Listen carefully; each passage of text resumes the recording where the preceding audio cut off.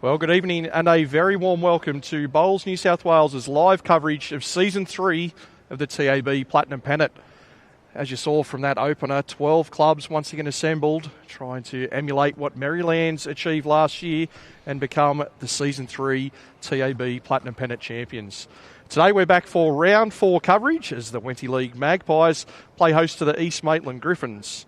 My name is Lee Stinson, and by popular demand tonight, I'm rejoined in commentary by Season 2 superstar Jason Pinnock. And first of all, Jace, welcome back to the coverage.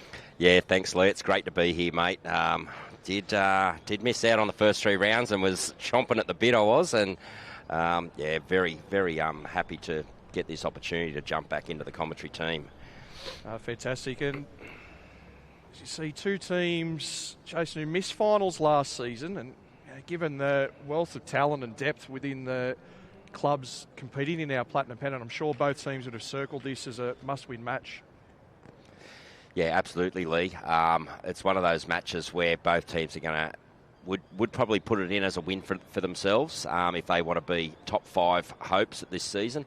East Maitland themselves just narrowly missed out on that top 5 last year. Went right down to their last round. It did. Wenty Leagues have kicked off well this season. They have, which is good to see. The ladder on screen. Wenty Leagues well entrenched in the top 5 at the moment.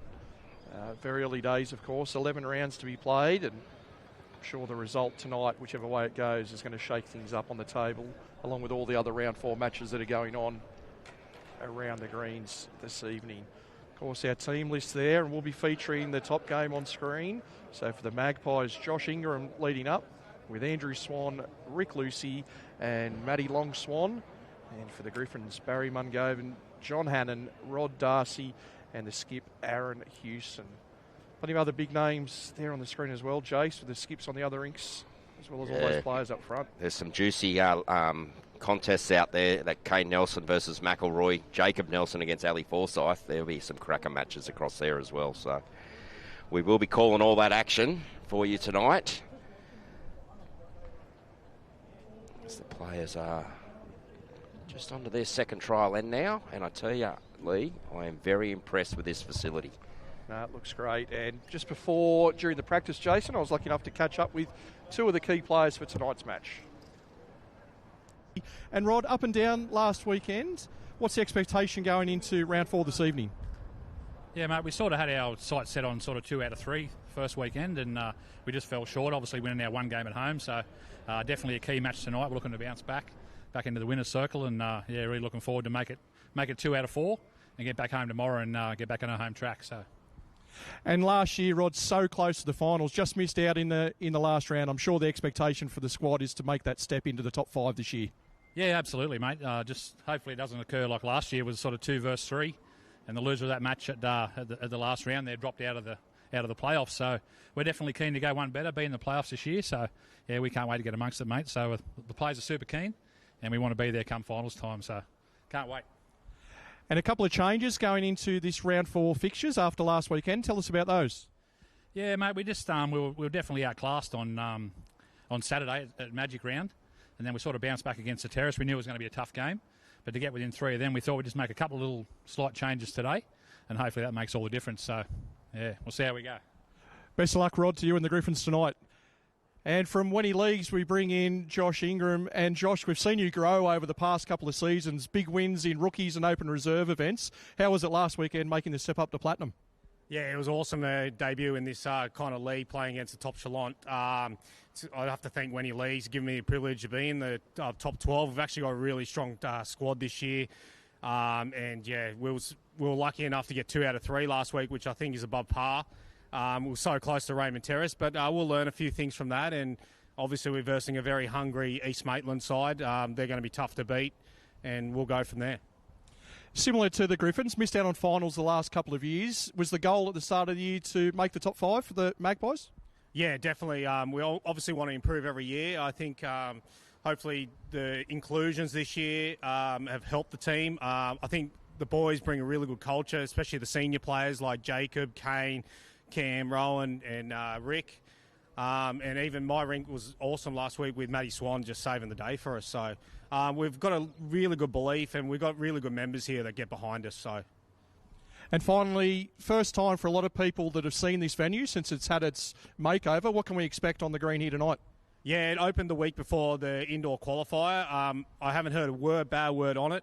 It runs 16 seconds. It's a magnificent surface, and the bowls will show itself. There you are, ladies and gentlemen. We've heard now from key members from both sides, and we'll be back with action from N1 shortly.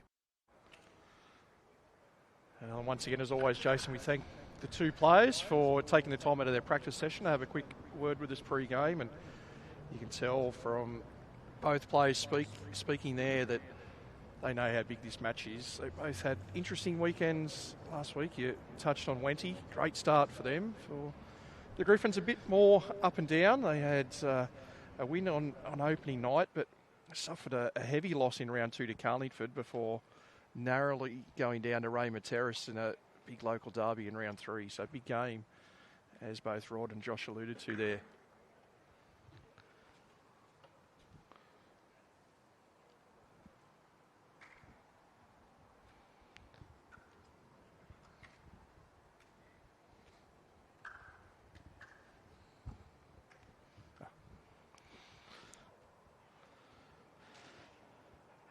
Yeah, as I mentioned just before those play interviews, this facility, Lee, absolutely brilliant. They've done a fair bit of work on this facility where they had some of the dirt and that had dropped out and stuff like that. They've spent a fair bit of money and time in building that all back up, I believe. Had a quick chat with Cameron Curtis I did before the game, and some of the work that's gone into this, he said they started filling in some areas and then they found an issue with other areas. So the project took an extra 3 months to do, but he said it's been done right. And just looking in their roll-ups, it's running at a pretty good pace too.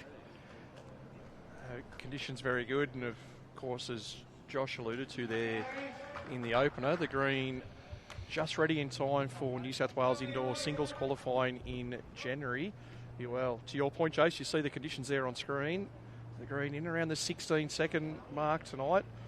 Really nice temperatures, going to cool down into a very pleasant evening, 28 degrees at the moment, and a light breeze there, 13 kilometres an hour currently. So pretty good conditions. We're sitting outside, Jason. We can't feel the breeze too much. No, it's not a lot here, but it is good conditions for us to be sitting and commentating. So I think the player comfort level is going to be quite high as well. You see the last time they met graphic there on screen. Let's hope we get another close one like that tonight. East Maitland just getting the win. And what a start. We're into it in bowl 1. Bowl number 1, Little Trail of the Jack. That's a sign of things to come. We're up for a cracker tonight, ladies and gentlemen.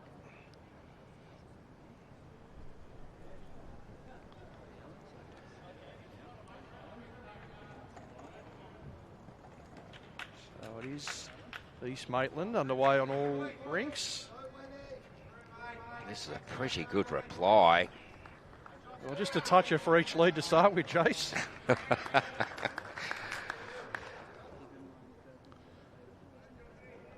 No pressure for the other 6 players to follow. Barry Mungovan there on the mat for the Griffins. Stalwart of the club. And top grade lead for quite a few years at East Maitland now. Just trying hard too. Well, that's a very good set. Good.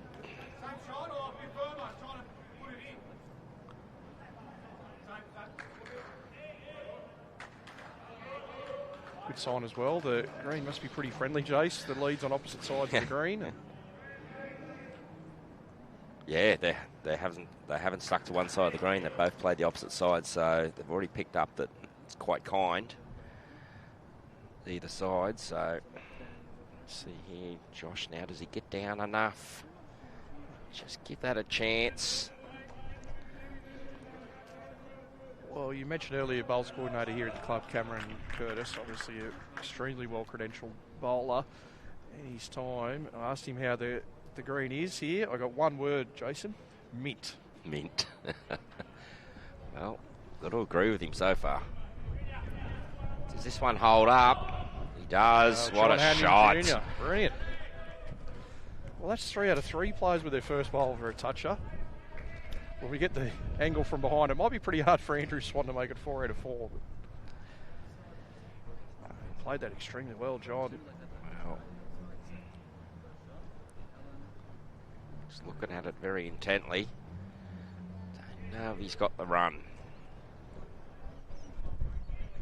Well, we can feel that breeze now, Lee. It's a bit more than a breeze. Yeah, Andrew just got caught a bit there with some extra breeze. Just blew up almost immediately after his delivery, didn't it?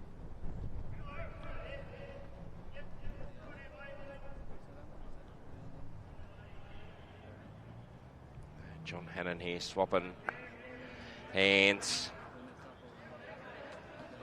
Gets right down to this. Well, he's just floating through. I think we might see a bit of that yet to come. John Hannon, originally from the Central Coast, from the entrance. He played at previous season.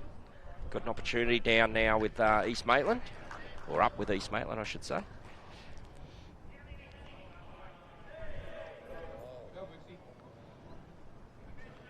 Pretty good 3 there for the Griffins at the moment. I'm sure they're just trying to draw in there at the moment. It's all up to the Magpies to try and play it away, and we've tested our camera operators on end number 1. The long end and the jack on the tee, and then getting moved back on the very first bowl. Put the team to the test, opening end. I've got to say, the pitches are brilliant quality pitcher as well. Rod now.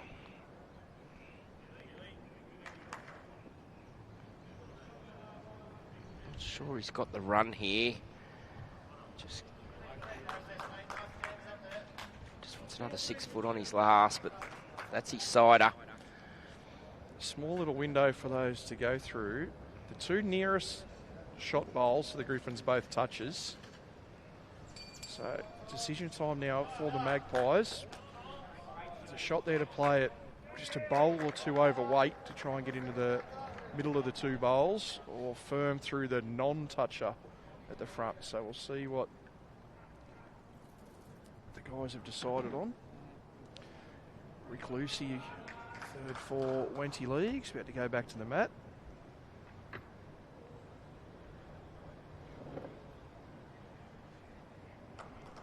He's going big.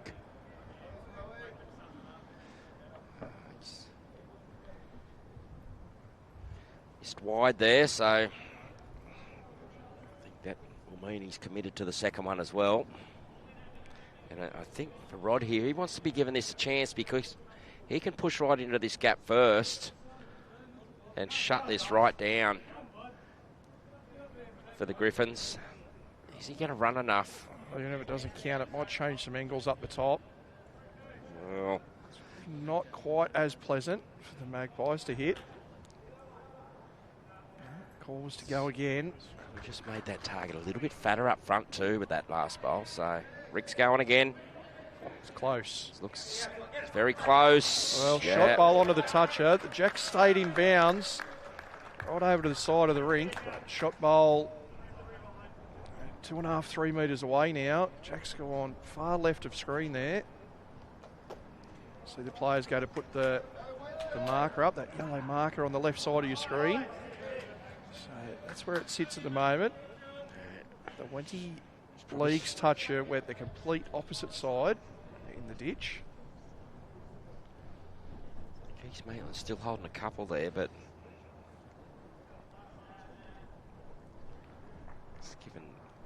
Rick's given his skipper a bit of a chance to cut this count down and even draw the shot. So good bowl.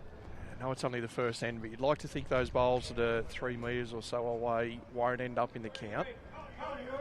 Aaron Hewson, first up for East Maitland. As you can see, that's gone past the tee line for weight. Just over a metre, Jace, from the ditch. Yeah, well, yeah, just on that metre.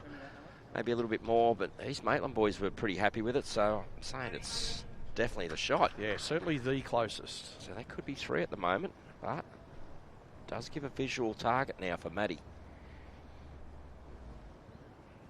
Just drift past the tee with your first. That long swan. Well, Boys if this just pulls urging it up, to stop. just over has the to top. stop. Good effort. So any improvement here for Aaron's going to pile the pressure on. We know they're going to hold a big score with one bowl to go for Long Swan. Aaron's wanting this to get out further. He thinks he's a bit tight, but has he got the run? Yeah, that'll be in. So 5 at the moment. There we go. That was called 5. I think Jason maybe half a metre to a metre. Well, he probably went in last time. So. Yeah, that's all. He can afford to drop 6 foot and still get the shot here. So he's trotting after it. Just needs to go a little quicker. Well, all it's got now, they're asking for. They're asking for more. They're asking for more. Has it been into bounds? Tell you what, that is a massive effort. Well, if it's been into bounds, the guys are just checking that out first. Well, I think it has on the live view here. Yeah, they're looking for shot now. Darcy for East Maitland thought they just retained one. The guys are going to go to the measure. Well, what a first end we've had. Touches galore, a drive, draw into the ditch. Had it all. And it is 1-2. 1-2 East Maitland. The Griffins, they get things underway. And there you go, viewers. What an end to kick things off. As Chase mentioned, both leads touches first bowl. Jack on the move, draw shots, drives, everything happening there. Good evening, Sam Curtis, watching on, sharing on the Magpies. Good evening, Sam. Hope you're doing well. Sam's just recuperating. She is at the moment. Had to have a little bit of a hospital procedure, but she's going well. Had a bit of a text with her today, so yeah, good to see you on here, Sam. Obviously cheering on Big Brother. And both North and Rivers. Well, Jason's probably tuned in just for your coverage. I'm not sure she's worried about how Cameron's going. Similar length in the opposite direction. The mat about 2.5 steps from the tee, and the Jack all the way back. Of course, Josh moved across from Austral. Had the chance, along with Jordan Maloney, to make the trip across here to Wenty to give themselves a chance of making this side. It's a great bowl. That's a great lead bowl. It's been one of our up-and-coming stars over the past couple of seasons, as Josh. New South Wales reserve singles and pairs current champion, still reigning champion from the state championships held a little under 12 months ago at Ballina, and the rookies singles winner the season before that. Wow. Great reply by Barry there. Probably snuck the shot there, but still positioned to Josh at the moment. Yeah, I had a quick chat with Josh before when I first got here, and he's really pumped he is to have this opportunity here at Wenty's, and he's been on the green 24/7 too, getting ready for this match tonight. So keen in the sport, former professional golfer, so he's got that runs touch and feel. That is sensational lead bowling. 3 out of 4 surrounded again, Jason. The other one in a good receiving position at the back. Well, Lee, we're going to see these leads do this all night. We're going to see a lot of driving as well, I think. So we're up for some excitement, I think, on this rink tonight.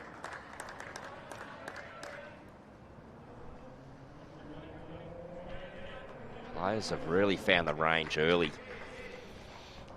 on this green. Just goes to show the quality of it. For a new surface, it is absolutely sensational. Sometimes these new surfaces take a little while to settle down, but this seems to have settled straight away.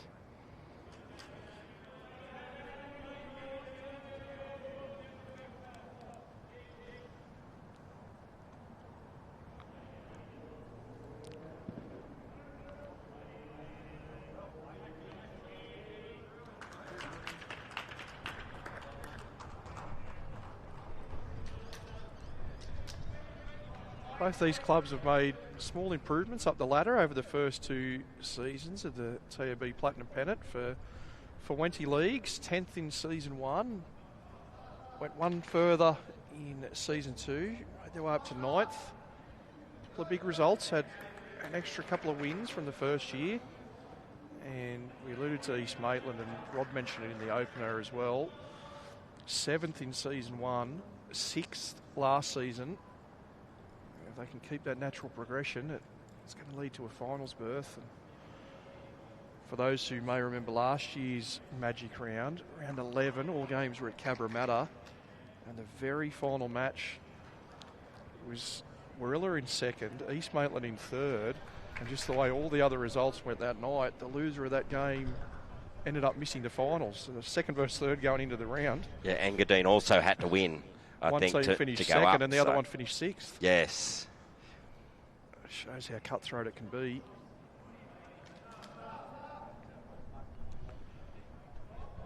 So still one for the Griffins. Rick trying to turn that away. So he's just gone underneath.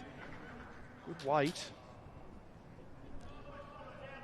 Yeah, still think it's advantage Wenty on this head at the moment though, Lee. Lots happening there if they just push into that head.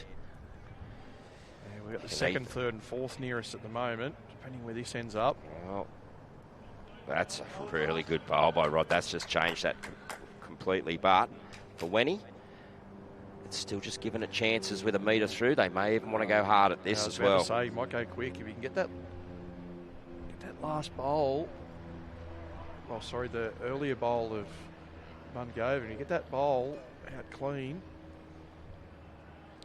Peel the other one. 2-for-1 option here. So Rick just going to dry the hands. He's getting a little bit steamy underneath. It's been a warm day here in Sydney today, mate. 34 degrees I saw once I'm in the car today. Well, Rick's going hard. Just going to find the gap, just a bowl wide. Get that angle there from behind. You see that there perfectly on screen. So connection with that bowl just left of centre line. It's going to get that one, go by the left of the jack. The other one will spear out to the right. And plenty in there for Wenty if they can achieve that. I like the intent with going at that target harder rather than trying to roll the bowl and push the jack that foot to get 2 shots. You see that happen so often. And playing that sort of weight can sometimes be a bit difficult for that result. Might be understanding your players too, isn't it? Yep. That might be Rick maybe slightly more confident doing that than playing that couple of metres on. And especially as well, Jason, with that jack near the tee, if you play 2 metres away and you miss, you're in the ditch anyway. Yep, that's exactly right, Lee. That's the next thing I was going to say. Now, he's playing 2 metres and missing, you might as well just go hard and straight and be more confident. He's trying to block that up. Just cut across the head a little bit. So all players are wiping their hands. It is quite steamy out here tonight. That will get better as the night goes on, though. So Long Swan Matty chooses backhand. He's looking at it intently. There it is. Yeah, he's got them both. What a shot, Matthew Swan. So 2 Magpies. He's pretty happy too with himself. Just saw the camera on him. He right grin, and I would too. Aaron Hewson, 0.5 metre more than your first. Pretty good line. This is close, Jace. He is close, Lee. Ladies and gentlemen, Aaron Hewson. What a shot. So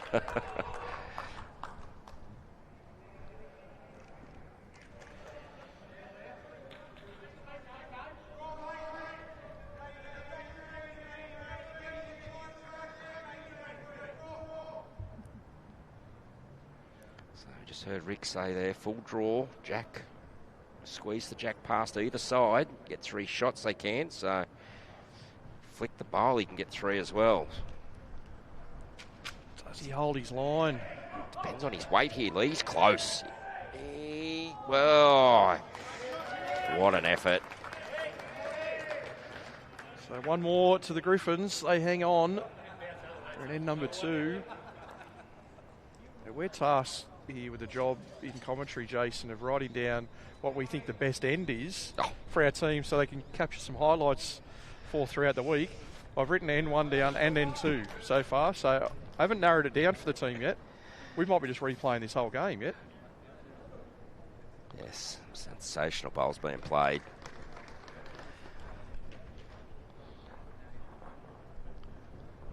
General Ingram joining on. She must be a relation of Josh, so good evening, Daniel, another Wenty supporter.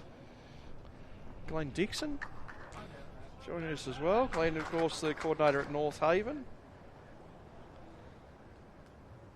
Lisa Boykowski, no doubt cheering on Hayden and the Griffins. Thanks everyone for tuning in. If you have just joined us, round 4 of the TAB Platinum Pennant. Lee Stinson and Jason Pittock joining you in commentary this evening.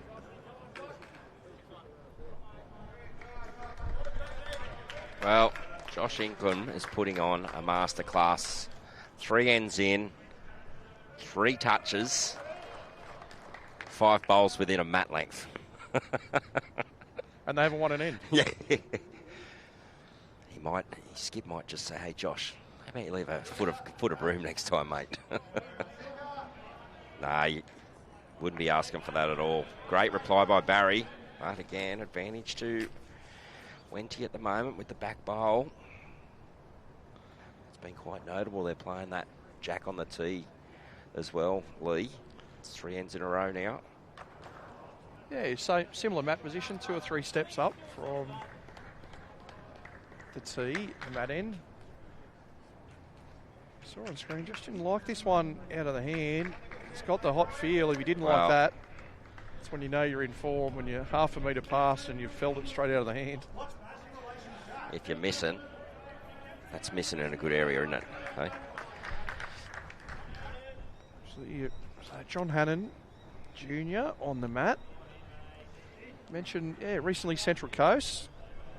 The entrance, earlier on this season, he was at the entrance.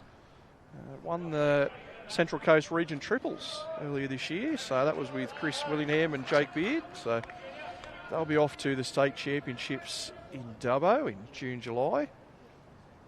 Just went down in the region singles as well the year prior to Darren Morrison. So obviously well entrenched in the Central Coast, both for Edelong and the entrance.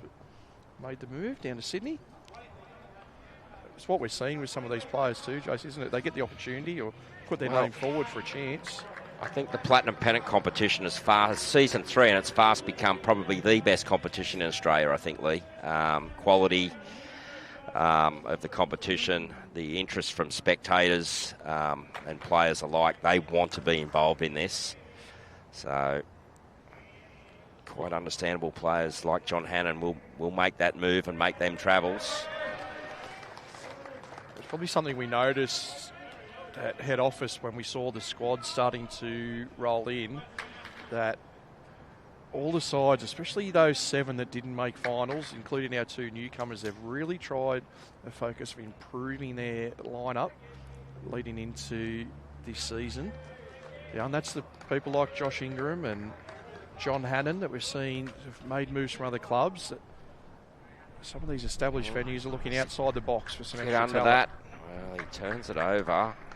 A couple of good ones there from Andrew. Probably fair to say he hasn't had the greatest opening in these first couple of ends, so at least he'll now feel part of the action.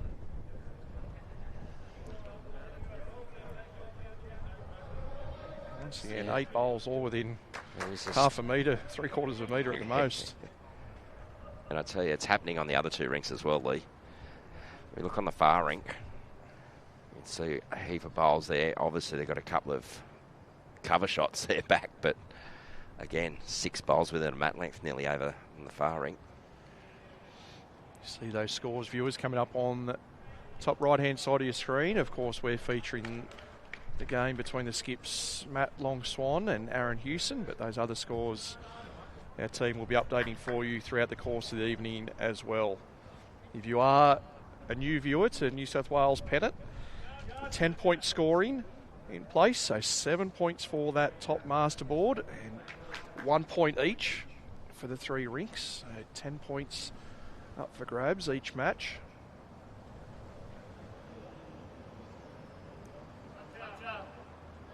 see Rick probably similar to Andrew's last there. Jace got his own bowl to work up. Yeah, that short green and white bowl. It's right in the line, so a metre through that probably, Lee. Turn that up and in. Again, Wenty have got the back.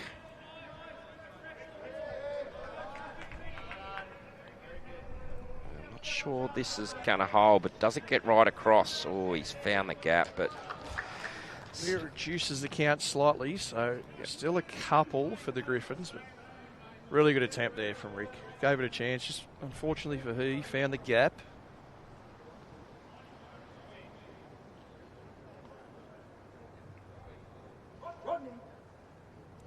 Rod Darcy now. Just wanting to get down under that purple there. Sit into that hole there. Well, he's finished well. Aaron Houston's happy. That's the best back now for East Maitland, so...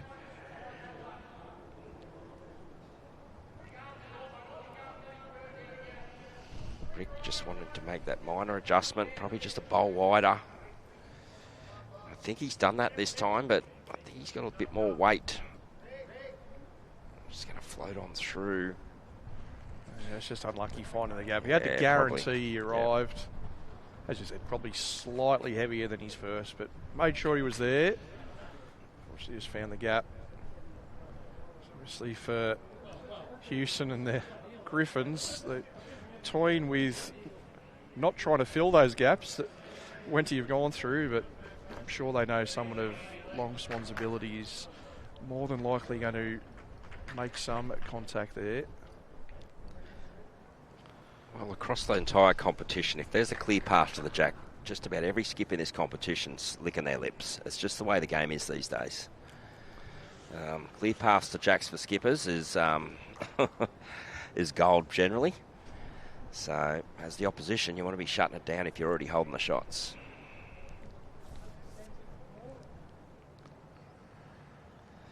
Aaron Houston, one of the marquees for the Griffins. So, currently a full-time member at Pine Rivers in Brisbane. Super coach, of course. Yeah, he did have a couple of appearances in the BPL for the Moreton Bay Pirates and now stepped into the role of coach. Also the current Australian Fours champion. So won that title at Davenport back in November. Chris Rosannes, Brendan Wilson and Ryan Burnett. So three of those guys featuring for different clubs throughout Platinum.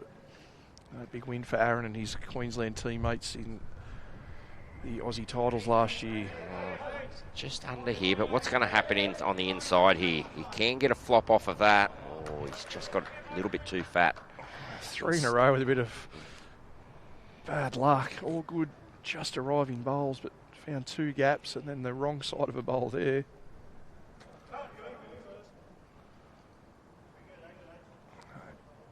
Aaron just looking for correction. Anything except the front bowl works for him. Right inside of that. Oh, he probably just wanted another 2 foot of weight, really. 2 to East Maitland at the moment. Back of the rink pretty well split up amongst the sides. You can see that bowl just near Josh's left foot there. They could lift that one a full roll, that'd be shot. You know, a couple of bowls inside, you can sit on the one to the left of the jack. A couple of bowls outside, you've got the one on the right. So if you find the gap bad luck, just make sure you just arrive, overdraw weight, give yourself a chance. I think he's a little bit underlined again here, but what's going to happen off the inside here? He just got him a little bit too fat. So 2 there to East Maitland, I think. Well, they did say 2 mid-end. Then the players are now going to measure. I thought I saw Rick Lucy indicate that he believed it was only 1.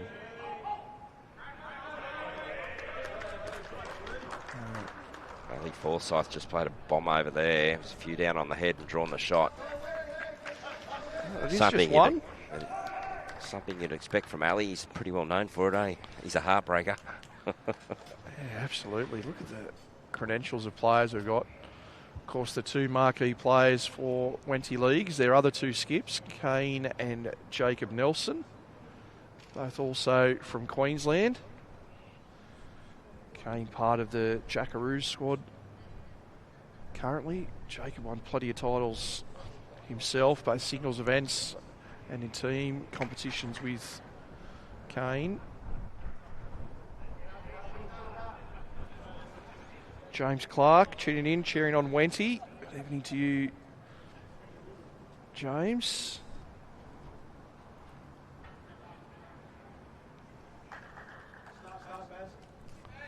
Yeah, good start there, Barry. As you mentioned earlier, the stalwart of East Maitland, been there for a long time. Very successful, solid bowler Barry is. Features heavily in that region, senior titles. Was a runner-up in a New South Wales state title last season as well, Jace, in the champion of club champion pairs. He led for Michael Abel and made their way all the way down to the final. Unfortunately beaten on the day by Corey Wedlock at 𝗟𝗓𝗡𝗏 from Morilla, but super effort, of course, to win your club title and then plenty of games over a 5-day competition at state level to get down to the last two. Pretty well down again here, Barry. Up and over that. That's great bowling. Well done.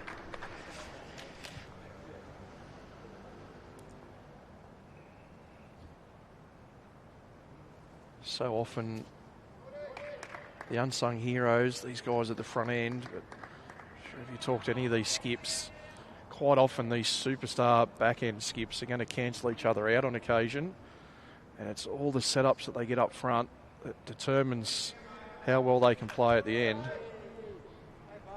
Yeah, very good shot there. Well, saying the lead battles are level pegging at the moment.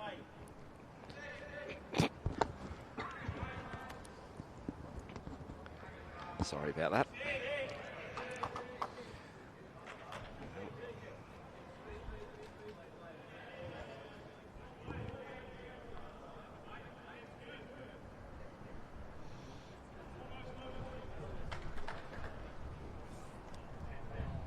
Plenty of other games going on around the competition tonight. We'll keep you up to date with some scores as they progress a little further. A big game between the 𝗟𝗓𝗡𝗏 Bull Ants taking on Maryland's Magic. Belrose Bulls are at home to Soldiers Point. Charlestown take on St John's Park. It's the Engadine Cougars playing at Carlingford Koalas, and Raymond Terrace host to Warilla. So we'll get you some scores from all of those games throughout the course of the evening. Early stages in those matches so far.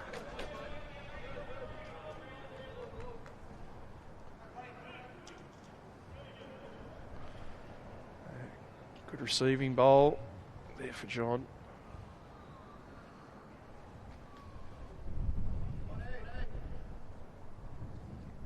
I think he's underdone his line here. But that wind's come up pretty strong. That's held it pretty straight down there till the last bit. Well, good bowl in the end. Yeah, Andrew Swan, he knew that gust was coming. Local knowledge. Very true. Yeah, it come up as soon as it left his hand, and I thought, wow, this looks tight, but good bowl. Got that touch off the front one, too, of Ingram's, just to fall right on top of it. To make it even more difficult.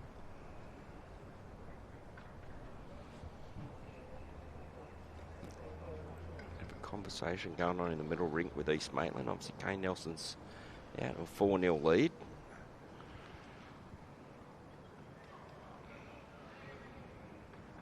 Darcy chasing the back end. Do have some bowls to work with on this side of the green, just short of Jack.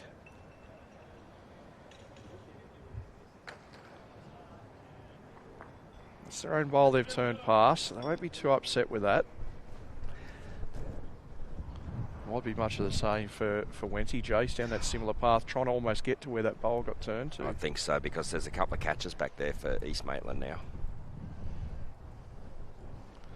There's a bowl directly in line with the jack, just over a metre past, belonging to Ingram. But outside of that, the back of the rink well and truly in favour of the Griffins.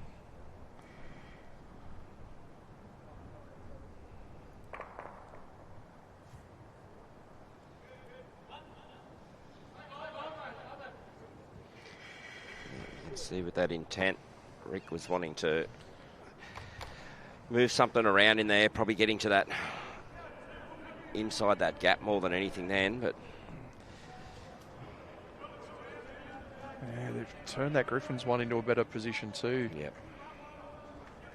If the call was to play with a bit more positive down the other hand now, clear some things out at the front or get contact with the shot bowl, open things up. Chase with this weight, this is going to be close. Will it bend? Oh. Just gets past. Well, it does clear the only Wenty bowl from the back of the green. Not shot bowl, but does give that greater advantage to East at the back. Lucy, own bowl coming forward. It's taken that one away from the angles they were trying to play. So I think Houston's got a chance here. Both bowls can go clean if he wants to go quick at it on the backhand now. That bowl's been lifted across. If he gets the shot bowl onto the jack, there you can see it. If he plays soft weight, he can catch the jack on his own bowls. I think if he plays big weight, it's likely to hit those bowls and could bounce anywhere. Could bounce anywhere, that's right.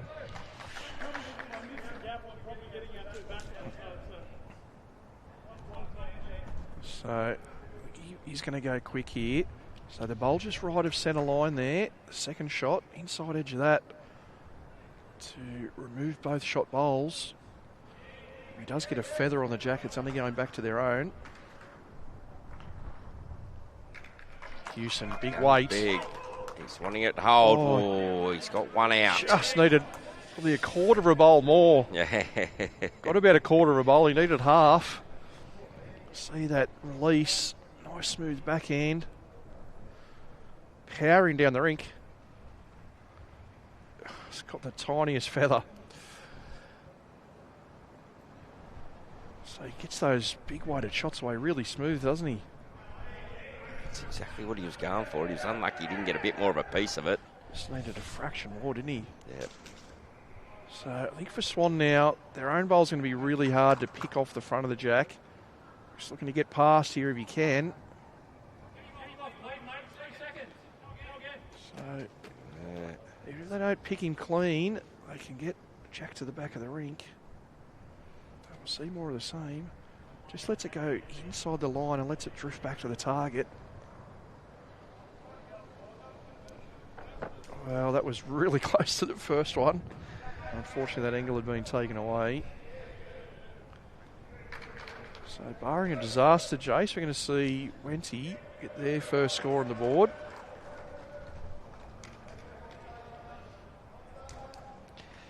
Yeah, Matt, playing that nice wide draw there. If he gets back, he gets back. Got a chance to use the inside of them bowls and get back, but yeah, good smart bowl. So that bowl of Andrew Swans remains on the jack. So 1-2 Wenty Leagues. They register their first score here on our feature rink. 4 ends played, 4 singles. And we see a slight adjustment with the mat. It's gone almost to the back of the line from Ingram. And the jack's going to get cast down a fair way here, Jace. The attempt is to go quite long.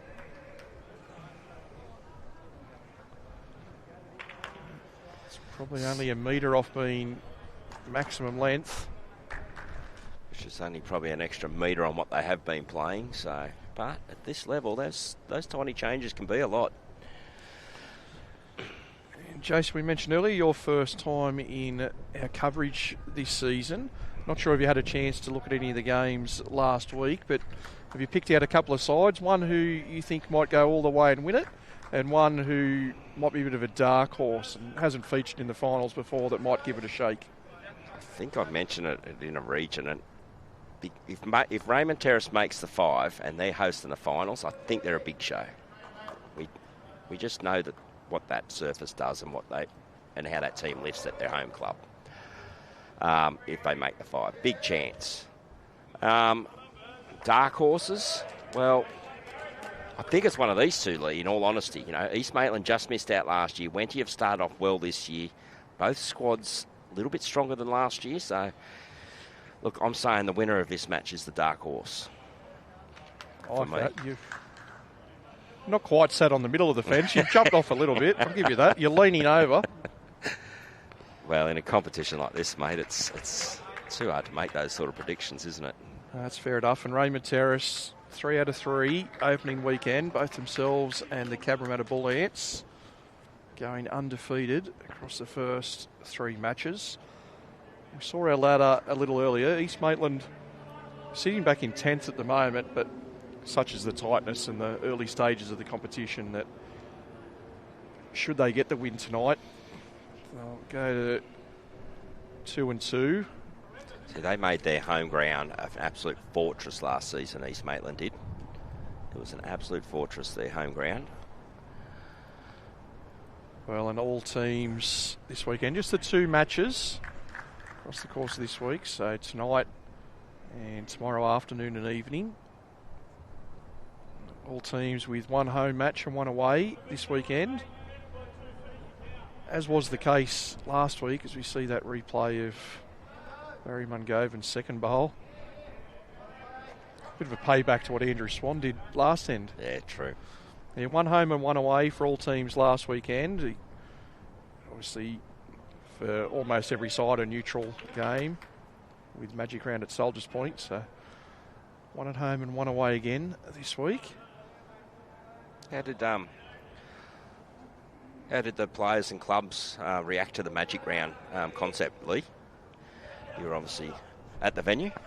Yeah, to be fair, I haven't probably debriefed with all the clubs. We'll do that at the post-season review.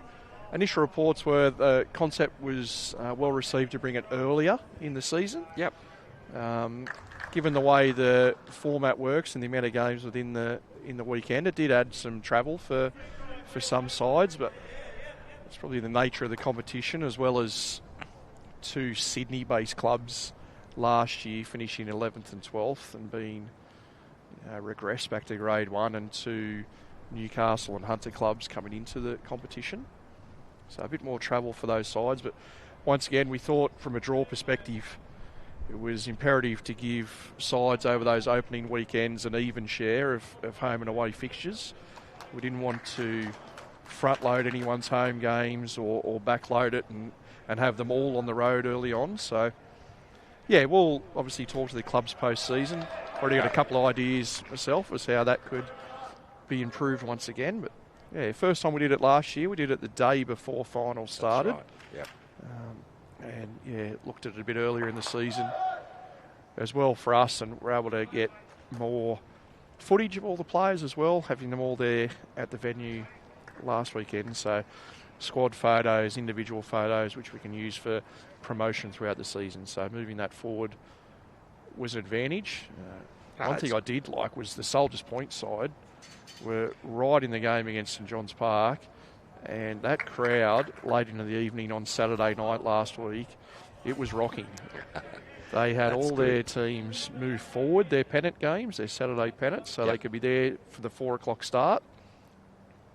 And no word of a lie, there was somewhere between 200 and 300 people around the rinks, long into the evening, watching that local side trying to get the job done. So well, they certainly enjoyed hosting. So Platinum Pennant's been well received by Soldiers Point. That's great. And the fact that the other pennant teams have made rearrangements to play their games and support their Platinum, that's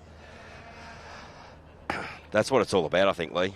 Well, and vice versa too, Jace, to be fair to the Soldiers Point Platinum side as well, they also got in nice and early to the venue, had lunch there, and they were supporting their other grades that were playing the earlier games. Brilliant. And then that was reciprocated by those players coming to watch the Platinum side. So. Oh, brilliant. Get back to things here, and it's still that second bowl for East Maitland. 𝗟𝗓𝗡𝗡𝗏 sitting on the jack, and Wenty with second nearest. Rick Lucy's trying to make contact here and spring the jack down the line.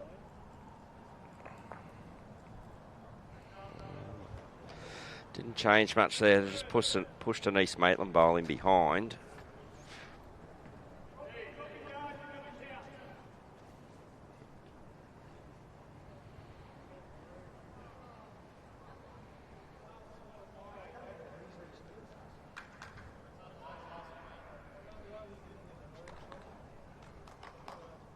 Does he get around the front there? No, it's just ducking across now. Get right down to that Wenty bowl. Well, it's hung on for a second. I think so. Unfortunately for the Griffins, it's certainly broadened the target, so there's certainly no less weight here for Long Swan. He's got a better angle now to get access to the shot bowl.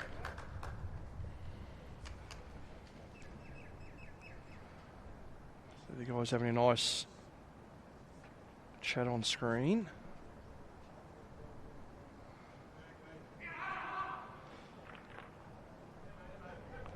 Crowd starting to build up behind us. Plenty of local support.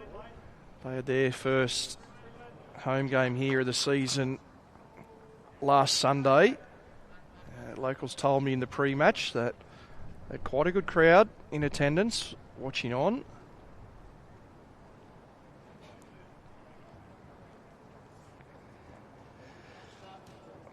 I think Jason might have just found one of the comments. We might leave that till after this ends finished, Jace. I was going to bring that to your attention. Okay. So Long Swan, contact here on the bowls.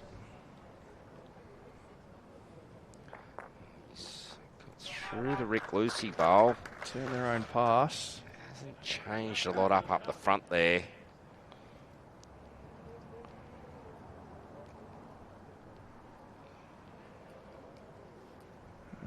Here's some of the decision make. Holding 2. He also has last bowl this end. I wonder if he gets that deep coverage here with his first. Jace, we'll see whether he wants to draw another counter or get to the back of the rink. Oh, there's 2 options in my opinion.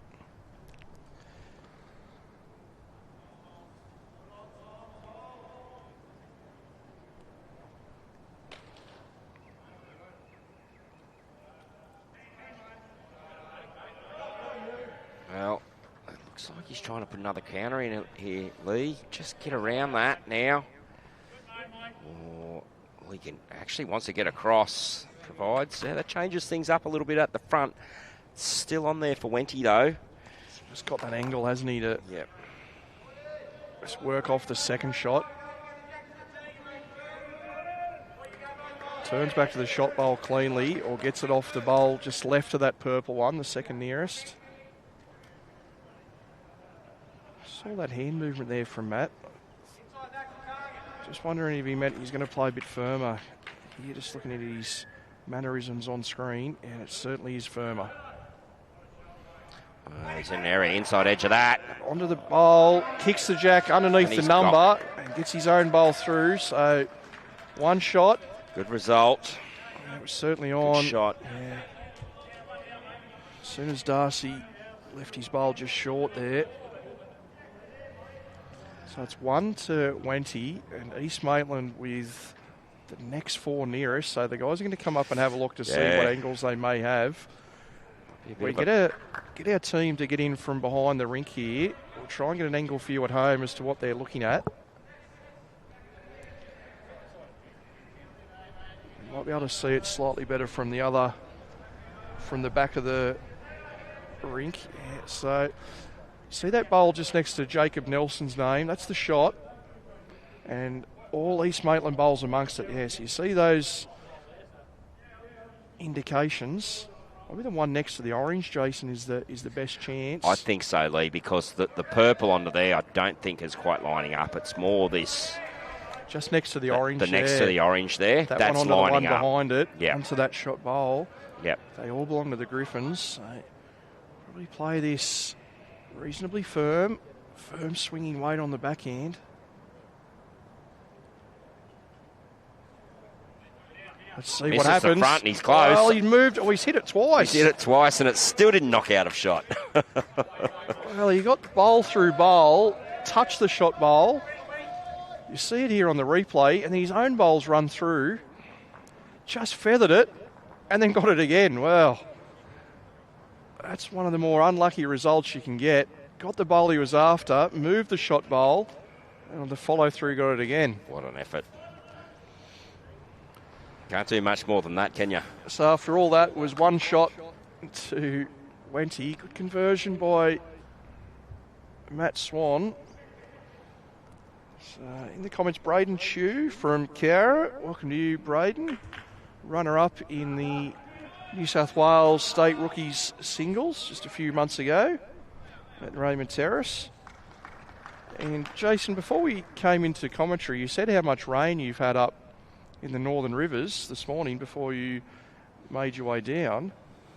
But Julie Stewart commenting that the real reason that you were down here playing and called Social Bowls off was because of your appearance here. Nothing to do with the rain. That would be Greg Stewart hiding behind his wife's account, Julie. Thanks, Redman. Great start there by Josh Ingram. Leading up well. What a pickup that's been for Wenty. He's one of his best mates on the green from Austral, Jordan Mullaney, featuring on the third rink here this evening with Jacob Nelson. Both those guys, as we said, still current Open Reserve State Pairs champions, so goes to show they've come from 5 grade or below within 2 seasons to be playing in the highest level of pennant competition that we have here in New South Wales. Shows what can be done. Well, Maddie's happy with this one too.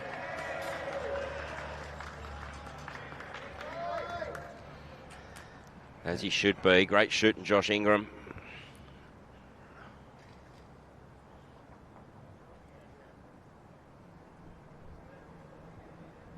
I tell you what, there's a few boys out here that might be somewhat tied to Lee. Platinum Pennant last weekend, into the Cabra Classic all week this week, and bang into Platinum Pennant tonight. It's been a big campaign. I know Kane Nelson in particular, in between Platinum Pennant and the Cabra Classic, flew home for the Taylor State Bowls Challenge as well, so I believe. I was talking to Corey Daly, actually, when I walked in. Might have been dependent on whether they made the finals in the Sydney Masters for those teams that missed out on yesterday. Quick trip home for a game for his club. Some more viewers. Vince joining us from Leppington here in Sydney, and Pam from Maitland. So no doubt Pam probably cheering on the Griffins. John Hannon's down well here. Oh, good bowl. He should know this green all right. It's a little bit similar to what he come off there at the entrance.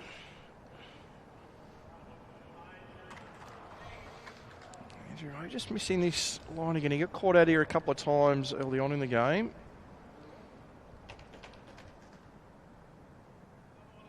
The father of skipper, Matt, is Andrew, so good family connection. We had that on our live stream during Magic Round last week with Mick and Steve Rawlings from Belrose. There's another Swan, isn't there? Is there another son? Oh, there's plenty, yeah. Daughter as well. Daughter as well playing, yeah, okay. Yeah, very strong bowling family. 4 of them won back-to-back titles at the Illawarra South Pacific Fours over the last couple of seasons. So quality players there. Yeah, Andrew, Peter, Nicholas and Matt. That's it.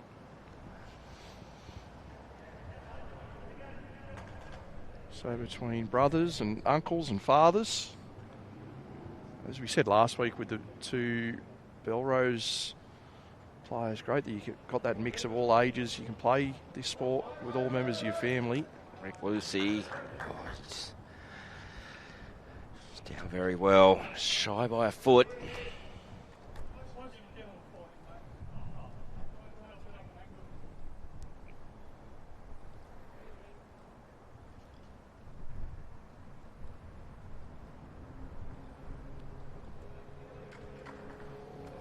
Opening rounds of this bout are just about done. They've sort of felt each other out a bit, they have now, so...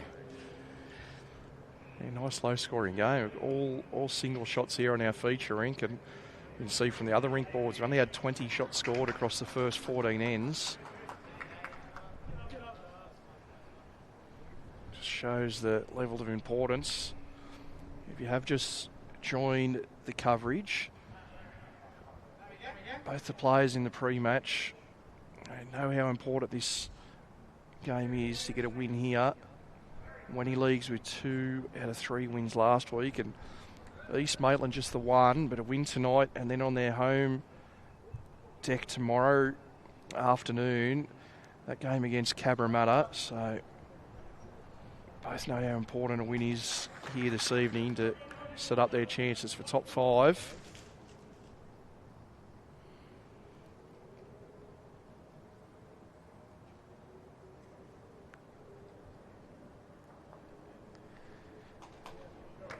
Rod just pinched his grass again there. Just dropped his weight as well a little, so still the one Josh Ingram bowl there. He's Maitland holding, well, it could be 2 actually to Wenty. Just looking at that front Rick Lucy bowl they were, so. One of John Hannon Jr.'s just snuck in behind the shot bowl, so in the mix.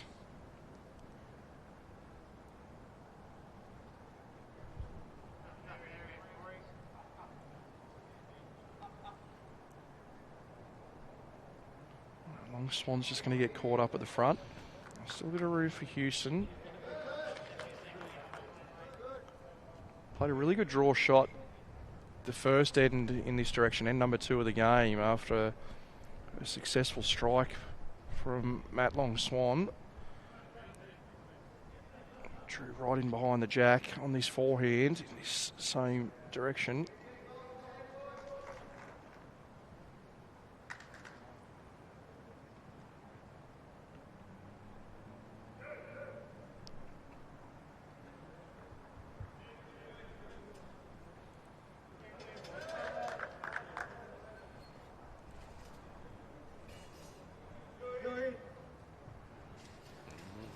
Big call there for Huey, so they must like his track.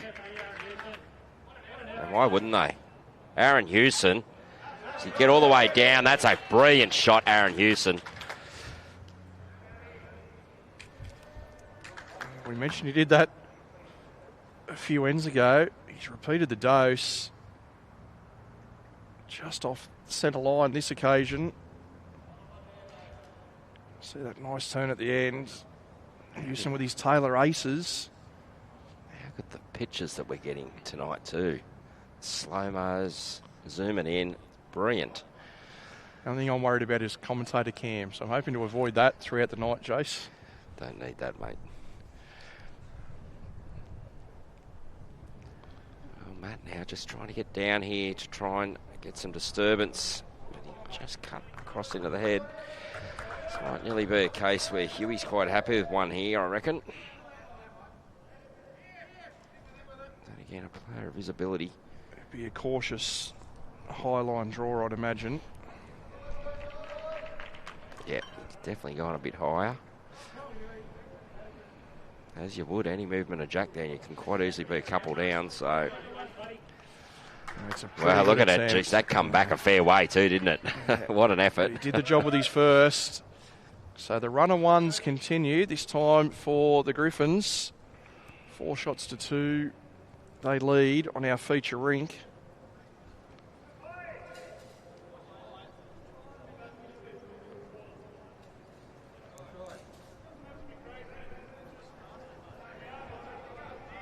Many people tuning in. Hi to Phil from Penshurst.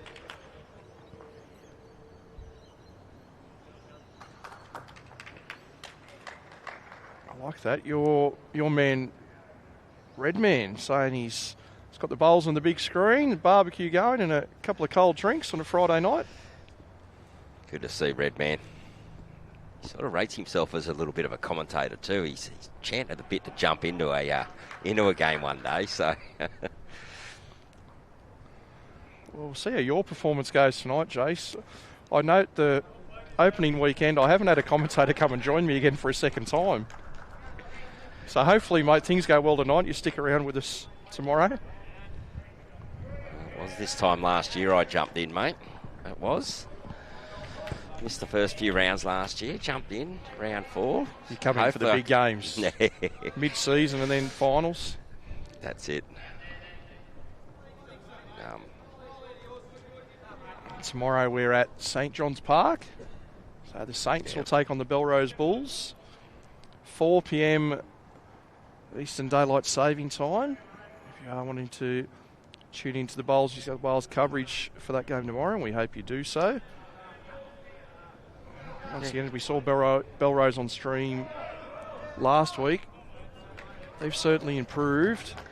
Had a nice win there against Engadine in round 2. And I saw in the results they narrowly went down to Season 2 champions Marylands in round 3. So they're up for the task. And St John's Park, of course, well renowned as one of the powerhouse bowls clubs in New South Wales. And they have been disappointed not making finals last year, so I'm sure they're keen to bounce back. So should be in for a good game again tomorrow. Yeah, well, they're up for a big year. You look at their additions for St John's Park this year. You know that they've taken this season a lot more seriously. And that's not saying anything bad about their previous players. It's they're obviously looking for something for the players with more form, and you put... Really got Nathan Black and Taylor Mail as marquees. Yeah, 2 young fellas that are... on the up. On the up. And Bo probably... Prideaux come across from 𝗟𝗓𝗪𝗓 into one of their front-end positions as well. Yeah. And probably Nathan Black's probably one of the form bowlers at the moment, you could probably say, across the country. Featured heavily the last 12 months, 2 BPLs especially. And many others. Belrose there added additions to their squad as well with Josh Walker-Davis and Ollie Morrison, Luke O'Grady, another Central Coast player, all coming in as local players. Yeah, and of course, Dale McWhinney Shillington as one of their marquees. So they'll be up for the challenge as well there tomorrow afternoon. And of course, Matty Lucas, who we featured last week, who had a big win in round 2. Andrews want this one to get back now. He's giving it more of a chance. Just hung out on him a little. This is the most wayward end we've seen from the guys up front. So good for the thirds. They'll know what the jack looks like. They can finally see it. Yeah. Let's see how the dead draw form is of the thirds now to the jack. See how they lead up.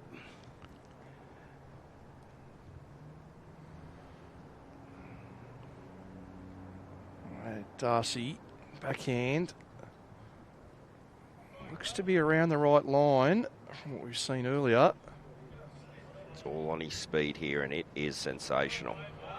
That's the shot. 3 there to East Maitland at the moment. Still some room.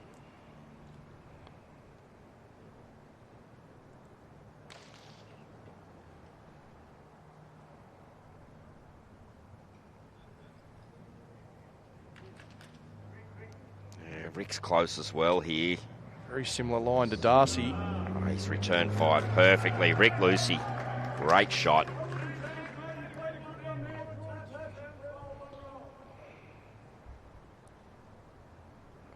We said it was the first time they've had a look at some draw shots at the jack. They've responded. Certainly inside his first line as he increased the weight.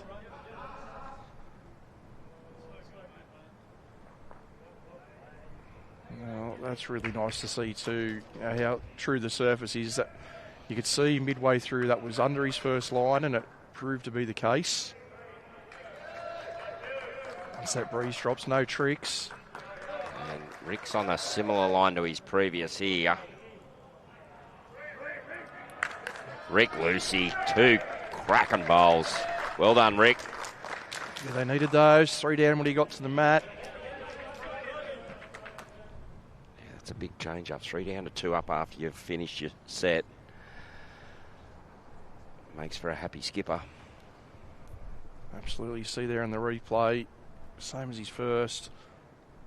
Touch on some of Rick's bowls achievements in a moment, Jace, but I was interested to see some research going into tonight that he was an Australian representative in indoor cricket.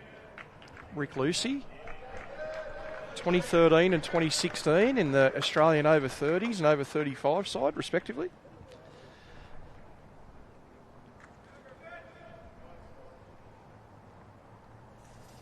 Yeah, well, just watch this one come down. Misses the front. Oh, just picked up the front.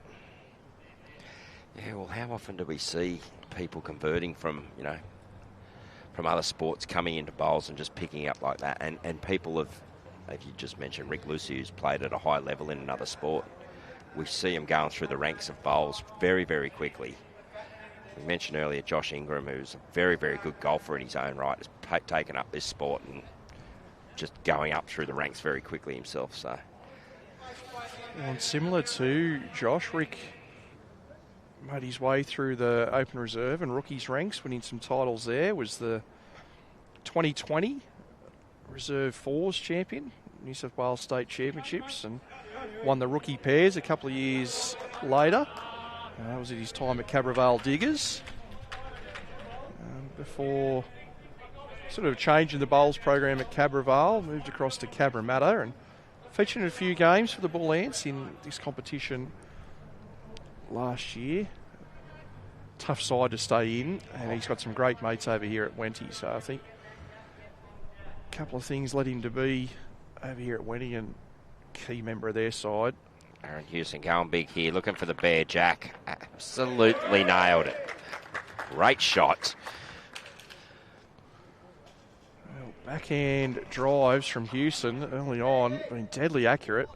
That jack fly in the air, one bounce. And put it right where the mark already was on the bank too.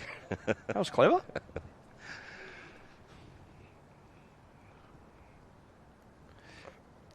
All right, Swan. Oh, he's missed his first. How's your speed? Matthew Long Swan trying to get all the way to the edge. He's trying very hard here. He hasn't got shot, but that's a... So one more. Very fine effort. Not easy to do. Griffins, Aaron Houston.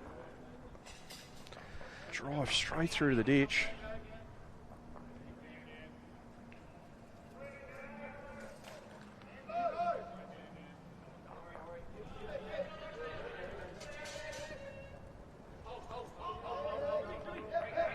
Oh, Corey Daly just got down through a gap, got the jack clean and put it in the pit himself on that next rink. We're about to kick off end number 8. See the scores awfully close here at the moment. Take the opportunity now to give you some scores from around the greens. Cabramatta Bull Ants at home lead 29 shots to 19 against the Marylands Magic. Soldiers Point 19, leading Belrose 16. St John's Park just the one shot in front, 18-17 against Charlestown. Close game in play there. Engadine hosting Carlingford tonight, but it is the away side. Carlingford in front at the moment. A third of the way through the game there, 22 shots to 16 in favour of the Koalas. And tight at the hangar, Raymond Terrace, as Jason mentioned, host of our finals for Season 3 of the TAB Platinum Pennant. They lead the Wirrilla Gorillas 12 shots to 10. Early stages of that one there. So, of course, players using device scoring, so you can watch every bowl, every rink, every end, those scores coming through. So pick your favourite game, tune in and follow along on the BowlsLink results portal. results.bowlslink.com.au. Wow. Sorry, guys. This middle rink, it's all happening at the moment. As I said, Corey Daly put the jack in the pit, and his bowl was only about a foot away from the jack. Shannon McElroy drew right to the lip of the ditch. Kane Nelson has then punched the bowl into the ditch. So, plenty of action happening out here tonight. You said a couple of ends ago, Jace, that the players are in that sort of feeling out period. A couple of little short jabs in boxing terms. Some of the big ones starting to come out. Nearly a third of the way through. Both teams trying to get the upper hand. Might be the first team who can get a mini break here. If someone can extend this masterboard out into double-figure lead. It's a bit of a tug-of-war at the moment, isn't it? Someone gets a couple of shots, but then another Rinks getting a couple of shots for the opposition. So, yeah, tight all round. Well, as we had a look earlier in our piece, when we started last year's result, there was only 3 shots difference in the masterboard last year between these two sides. It was East Maitland taking the victory. That was on the grass green here at Wenty. As we said earlier on in the coverage, this new undercover facility opened up only in mid-January. So they did have an undercover surface, had some problems with the base underneath, Jace, so they got the contractors to come back in and redo things, and fair to say all the locals are over the moon with how it plays. Oh, the speed and trueness of the surface already is what I'm impressed with, Lee. It's just helps in producing the bowls that we're seeing tonight when you jump on a surface like this with players of this calibre. You wouldn't expect anything less.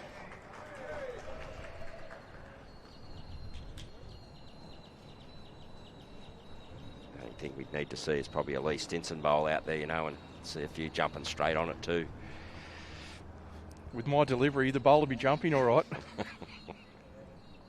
A couple of bounces, repair the divots. They mightn't like me here playing chase. This one, Rod Darcy, get right down. Very good shot. Dropping in behind there. 1 to East Maitland now. Pace of the green, for those asking, about 16 and a half seconds. I think it's a bit quicker than 16, hey Lee? Yeah. Sort of in favouring it higher 16s, really, the way this is going. Rick just fading underneath.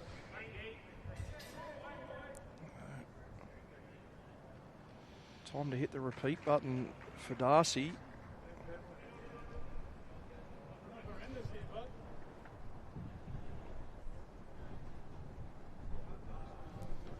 Similar line. Just hope not to leave a target now if you can. Oh, that's just one of those ones, Jace. A little bit unfortunate. Yeah. Funny game sometimes. He's now got a second bowl within a matter of centimetres, but probably would have been happier to see that one 6 foot up the green. Well, I think Rick's under here. So he's got away with it, so... 2 down already. I thought he might have gone firm at that. Gives Aaron Houston the chance now just to tip that last bowl of Darcy's over or draw a little touch himself. Yeah, definitely needs changing up, either or. You don't want to be gets half a metre under. He still gets in the count. No more targets. I think just try and change it. It'll be hard to beat those orange bowls to the back of the rink anyway.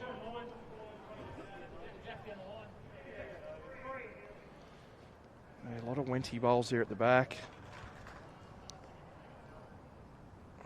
Aqua and White.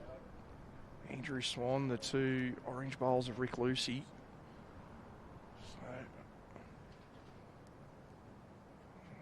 You see a lot of people going to the back for cover. Houston just doesn't want to leave that target for long Swan at all.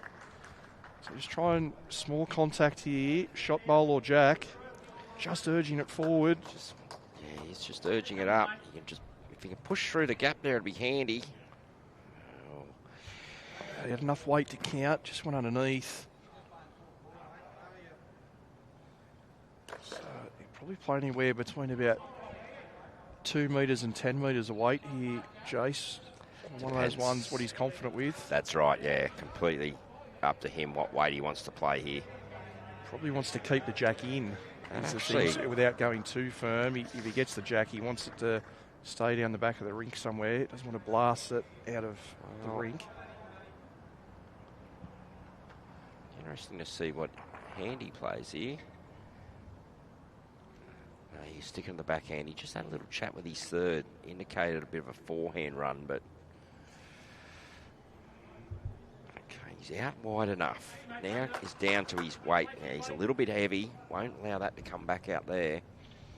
It's probably more the draw line that was. That's his sider out there now. So Houston had good enough weight. Won't be minding adding half a metre or so to this. Well, he has, but even if he stays on the deck on that side of the line, it'd help if the jack gets slid between the bowls. That helps slightly. That's helping, yeah, for sure. Matt Swan, chance for a big number here. Just wants to get almost right in between the bowl and the jack. Get the jack to the bottom left. How's he looking? What a shot. It's probably the second result that he wanted, but it's still a great result, isn't it? First result, he wanted that jack back, but what a great result. The run of ones continues. Look like we're going to get broken there, one way or the other. I was getting ready for a big cheer myself, actually, and didn't quite eventuate, but overall, brilliant bowl by Matty.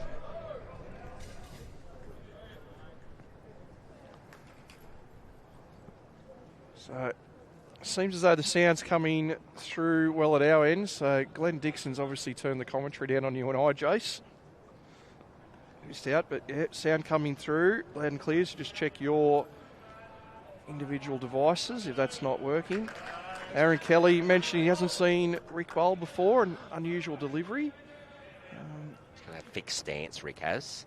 Yeah, I see him with a big knee brace on, so I wonder if that's a old cricket injury or something else that has led to that. But he's always had, in the time that I remember over the few years of watching him play,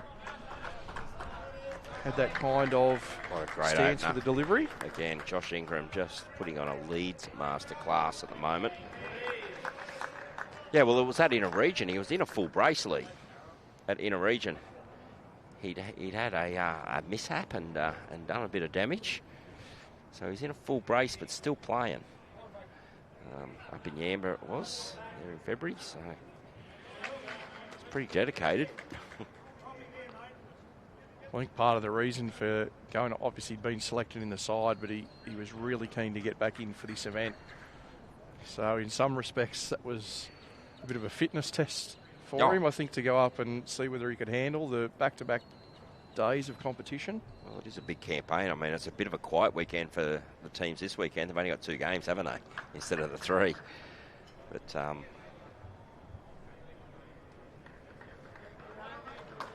that's a good home there by Josh as well. Just done for a couple of reasons, that, just to let everyone know, in case anyone is asking why not a third match this year. And part of the revisions to the conditions of play were that once an individual has played in 6 Platinum Pennant matches, they're not entitled to go back to any lower grade at all for their own clubs, grade 1 through 7. So we're giving clubs with 5 matches over the first 2 weekends 2 weeks to assess their squad, and if they do want to bring someone up or down, if they've got a grade 1 or 2 side underneath and they're not quite sure if one of the people in their Platinum 12, they may want to make a change. So hence the reason to get those 5 games in across the 2 weekends, just to give clubs that second opportunity to see everyone and then make a call. Well, they'll be locked in as soon as they play their 6th match in Platinum. Well, I guess it also gives those players in the grade 1 or 2 side of these Platinum teams a chance to go, you know what, I'm going to perform and I'm going to push into that squad. So it works both ways. Yeah, absolutely. Yeah, if you're 13th or 14th player for your club and didn't quite make the cut, you've got a few weeks of your own pennant to try and get your way in. Andrew Swan just going under the line. Gave himself a little chance for the toucher back to Ingram's.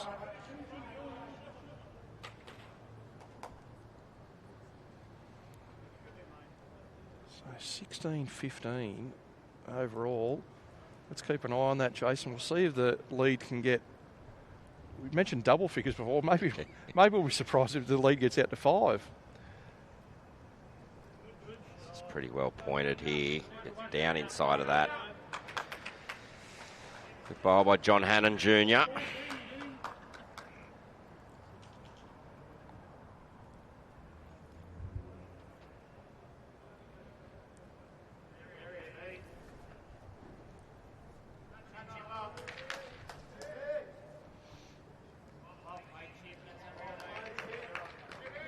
Nice opportunity here for 𝗟𝗡𝗩𝗘. He's going to play side of the green, the commentary side. Yeah, there still hasn't been a preference to a side of the green yet, has there, Lee? They're quite happy playing both sides. Well, trying to sit that last bowl. We did. Yep. Third shot. It's giving them back that little collection of bowls that all belong to the Magpies. Bottom left of Jack when we get that view from in behind. Yeah, there it is there. The 2 bowls nearest the orange also belonging to Wenty Leagues. Might come into play later on.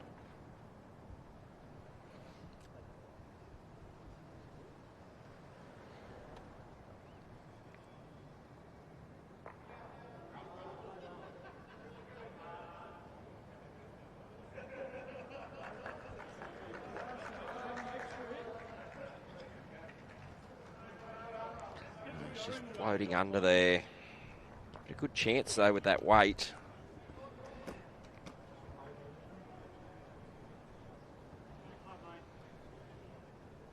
So without contact, Rick's first bowl will be going a metre or maybe just over that past the Jack. So just look to play a similar line, correct on that weight. Just wanting it to pull up again. It's just gone through a little. Can use that. Gets a little run in to be in the mix. Did he get second out of it? Aaron thinks it's still only 1. Yeah, just a confident draw. A few different options there. You're a bit wide, you sit shot bowl. Can turn down to your own. Or even draw right on top of the Jack as well. So it gets to the bowl on the line. That belongs to East Maitland. Well, just flicked it and went away. Certainly turned the Lucy bowl out of consideration for counting. So only 1 to 20.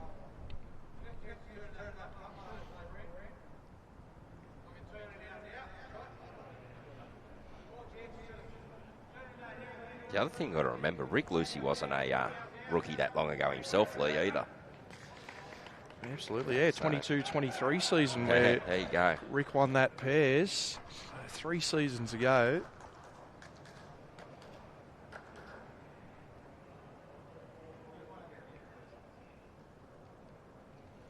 Won that, of course, with Brad Clark, as we said before, from 𝗟𝗡𝗩𝗘. I think he just wants this one to run. Yeah, he's left that one a bit short. Didn't give him much chances there. Surprises me because there was, especially down on that hand, there was a lot of chances there for that weight just through the head. You know, could have come in off the orange, get to the back East Maitland bowl. I think you'll see Aaron here drawing the shot, or just wide of it to sit the shot bowl. A couple of rolls out of that will make 2 or 3 for the Griffins. So small step for Aaron, but just also start with that left foot well forward of the right. Is this going to hold on? If he gets the orange away, they'll lie 2nd, 3rd and 4th. Yeah. Oh, it flopped back.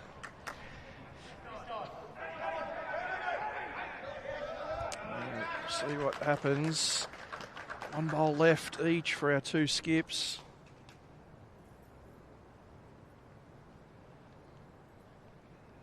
Matty just got to adjust his weight here. Can use the inside edge of that blue bowl.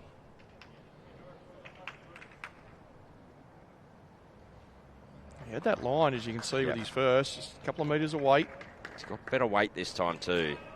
Just getting it to bend in now. That's all it's asking for. It's not quite. Good effort. I see a lot of the Wenty players with nicknames on the back. Just saw as that bowl was coming in, Andrew Swan. So you might have to borrow a shirt from the coordinator here. I saw the big camo on the back of his shirt. So he's after the bowl here, Houston. Backhand runner. He's been really good at these. Oh, he's Picks got it out. Clean. So at least 2, if not 3. And we've got our first multiple of the game. 2 shots to the Griffins. And that backhand runner from Aaron Houston has been deadly tonight. That's 3 from 3, I think, Lee. Yeah, he found one gap earlier, but right on target. There it is. Picks the shot bowl out perfectly. Leaves his own for the double. Yeah, wow. David Neesham joining us from the UK. A little after 6 a.m. in most parts of the UK, so very good early Friday morning to you, David. Thanks for tuning in. Saw a well-known airline there as well in the comments cheering on 𝗟𝗟𝗡𝗨𝗠. Not sure if that's a sponsorship deal that the club's got. And Harry Mungovan's chance to get in first here. 10th end.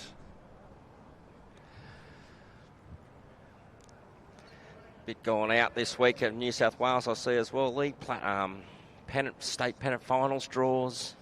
Champions draws been out for a little bit too. So yeah, plenty happening with the sport team at Bowls New South Wales HQ, as you alluded to. Champions singles draws, all available now on our website and of course on Bowls Link. The pairs entries remain open until April 22.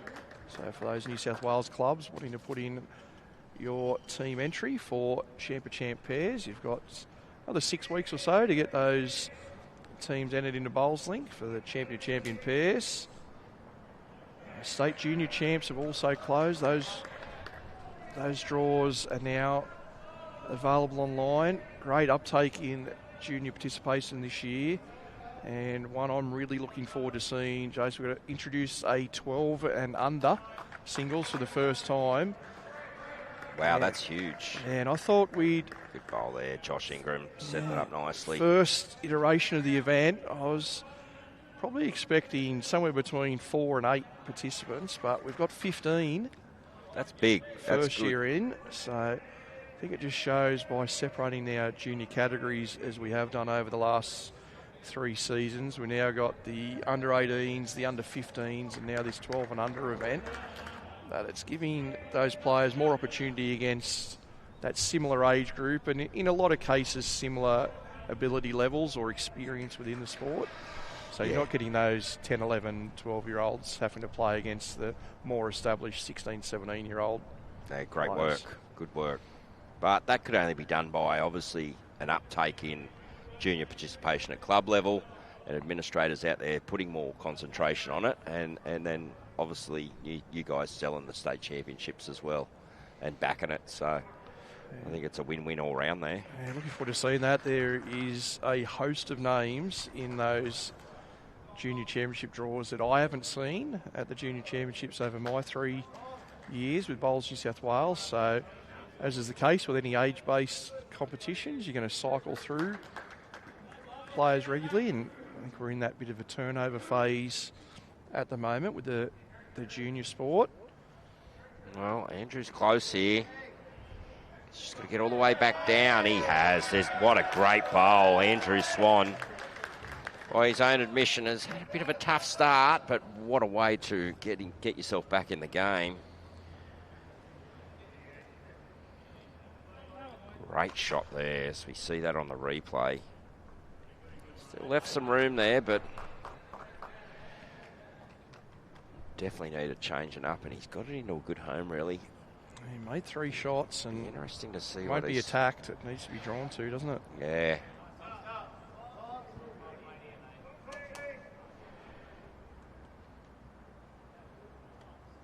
Well, he's pointed well here, Rod. How's his run? He's just got to get down past that now. Rodney Darcy, well, not quite. Certainly beat 2 of the 3 bowls, hasn't he? Yeah, definitely did a good job there. Yeah, you mentioned those men's and women's Pennant finals draws as well too, Jason, here in New South Wales. So those competitions to take place at various clubs around the state in early August. Only one not out at the moment and is the men's Division 1, and we're just waiting on confirmation from some region competitions that are still in play as to how many sides will qualify through in that men's Division 1, but all the other draws now available. Rick Lucy, it's all him coming in here. Push that up. Might have got the 2 now. I think he might have. He's certainly solidified shot bowl anyway. Rod, really just a rinse and repeat here.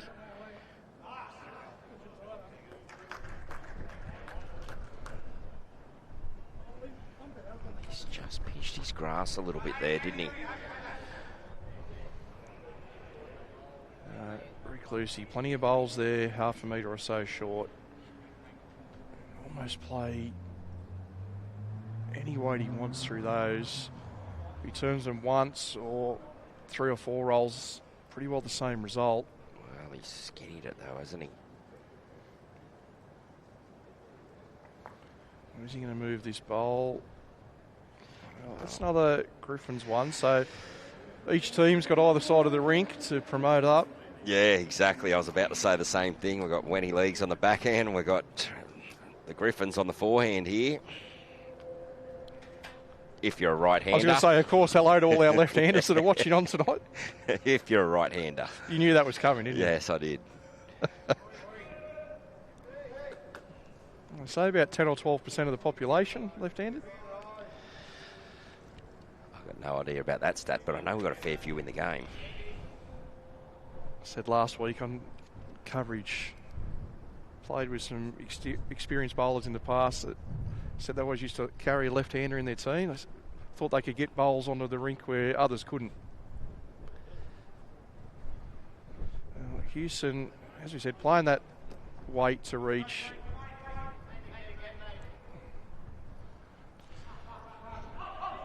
Same program, other hand for Long Swan. Bowls can just drift out there with this breeze. Yeah, He's got the weight though to come back. Yeah, well, angles are hard on screen, but I'm going to suggest 3 at the so moment. am I, Lee. I'm with you there. I'm suggesting the 3.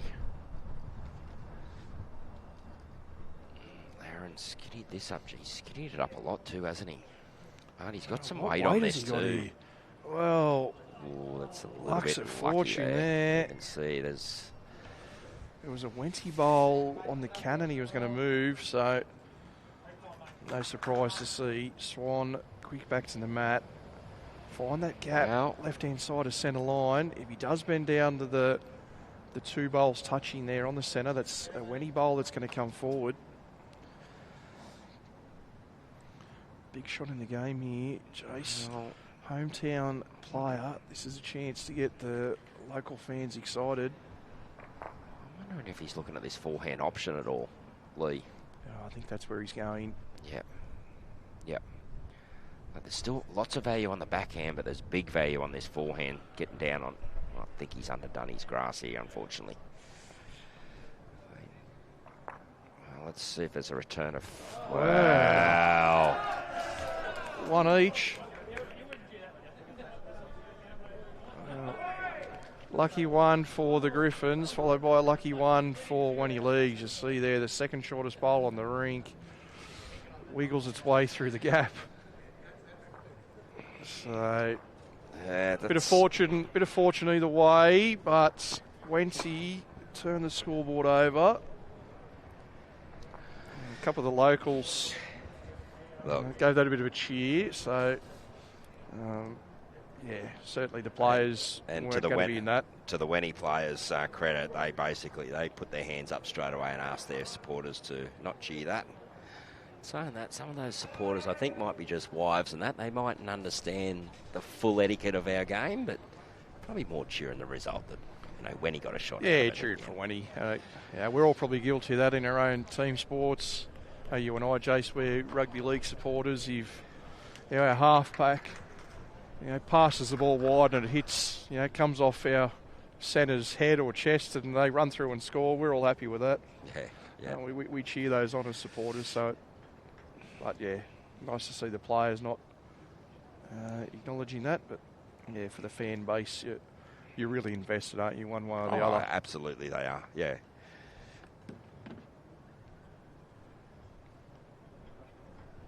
Red man saying they were a couple of his shots. Those lucky ones through the middle. They are a red man shot, I tell you what. Yeah, great start there, Josh Ingram. Red man, he gives every bowl a chance, I'm telling you right now. Just some days they're very, very wide or very, very narrow, but if he's in the area, he is a genius. Plays consistent weight, does he? But not consistent with the line. He gives things chances, I tell you. And tells you too. Mungovan, that's a good a place to be if he didn't get shot. See that Jack obviously going to angle back towards the ditch. Lisa Wojtkowski in the comments, hoping for the Shannon McElroy rink to erase their deficit at the moment. Still tight on that big board, 19-18. Just see, Kane Nelson's out to 5-shot lead, but Houston holding 3, Forsyth 1, so I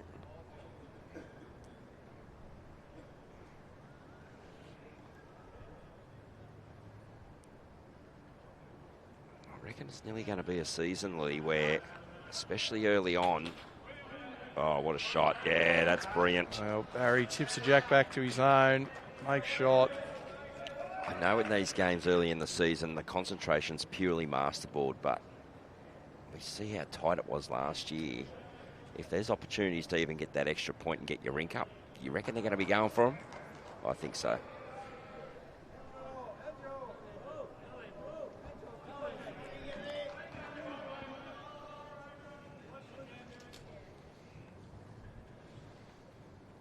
Yeah, we mentioned that last week, chasing in the games, that for 95% of the game at least, you are solely focused on the masterboard, and it's only once that is decided one way or the other that attention really focuses to your rink board, or late in the game when you're trying to just score or protect a number to get that extra point.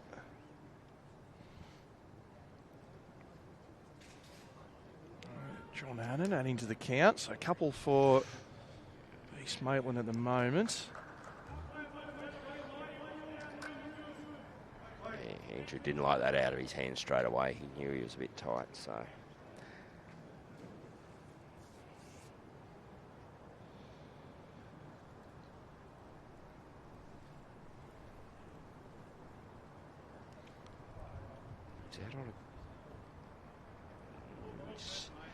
Out on a good line, I was going to say, but fortunately just not here.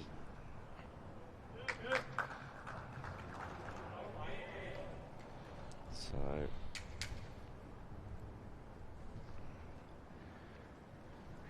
Rick now be wanting to give this a chance down here, down through that East Maitland bowl. He can find the port, get the little trail through of the Jack.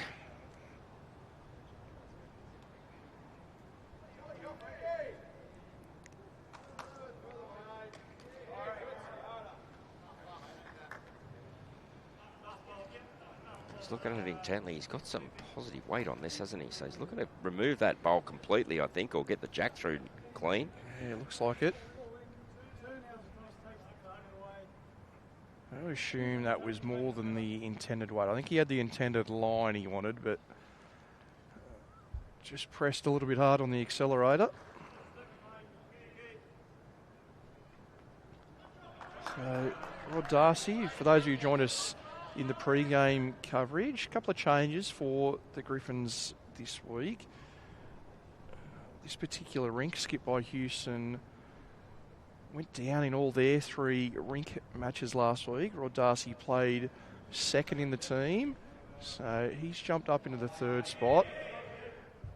Mick Abel's gone across onto the Ali Forsyth rink, and they've introduced John Hannon Jr. So a couple of changes, just trying to tweak things a little bit. But a heavy defeat on this rink at Magic Round to Carlingford. Other close losses, but took the opportunity to make some changes. Yeah, well, if it's not working, it's not working, is it? So. Yeah, the McElroy rink had done the damage for East Maitland across the opening weekend. They were their only victors in their win against Belrose, so an 8-2 result there, and also scored a rink point against Raymond Terrace. Just a couple of switches within the other two rinks, as you say. Jace, what they say, that's the definition of insanity, isn't it? Doing the same thing over and over and expect a different result. That's exactly right. Yeah, you definitely got to change, especially at this level. Yeah, results don't come, you must change. And I tell you, it happens at club level too, because it's happened to me this season, Lee. And quite happy for it to happen too, so... Well, here we go. Matt gets down to that bowl. Oh, well, that was his bowl he knocked in, but he stayed up with his own. He's still got the backwood. The best back bowl. So still a couple for East Maitland. The players just having a quick chat about the options here. What they want to try and do. I think for Houston... I think he's playing the backhand cover, isn't he? I think that was potentially the chat. Yeah, either draw down to the ditch backhand or try and draw a really good one on the forehand. That front is looking all right, isn't it, as far as angles are concerned?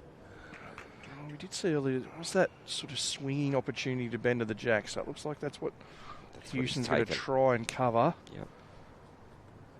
Ideally trail the jack himself or get the outside of that aqua and white one. We know his bowls will turn late. They are. Here they come. Here it comes. Not quite enough. So, fortunately, that bowl can also be used now, Lee, if he's playing some big weight here. If he happens to pull it a little bit wide, that can quite easily come into account to get a result now. You would hope it doesn't happen, but... Matt Long Swan, the guys are intently watching this. He's playing with a bit more control. He's just got to get around the front pack. Well... Again, no clapping. Yeah. Probably a third of a bowl to half a bowl off perfect. He was trying to get to the jack. Just caught the front bowls. Ran on. Trailed it back to his own for two. So Houston on the draw. Look quick out of the hand. Can he pull up? That's all he needs to do. They're calling it in. Wenty are calling this in. Oh. Well. He was asking for it to stop out of his hand. He's done enough for second. Great result, Huey. So the Magpies score one. A couple of fortunate results in a row there for Matt Long Swan. 5-7 now. In saying that, if he's 2 inches wider, he probably gets the jack neat. You know what I mean? Yeah, absolutely. But, yeah. 12 shots in 11 ends.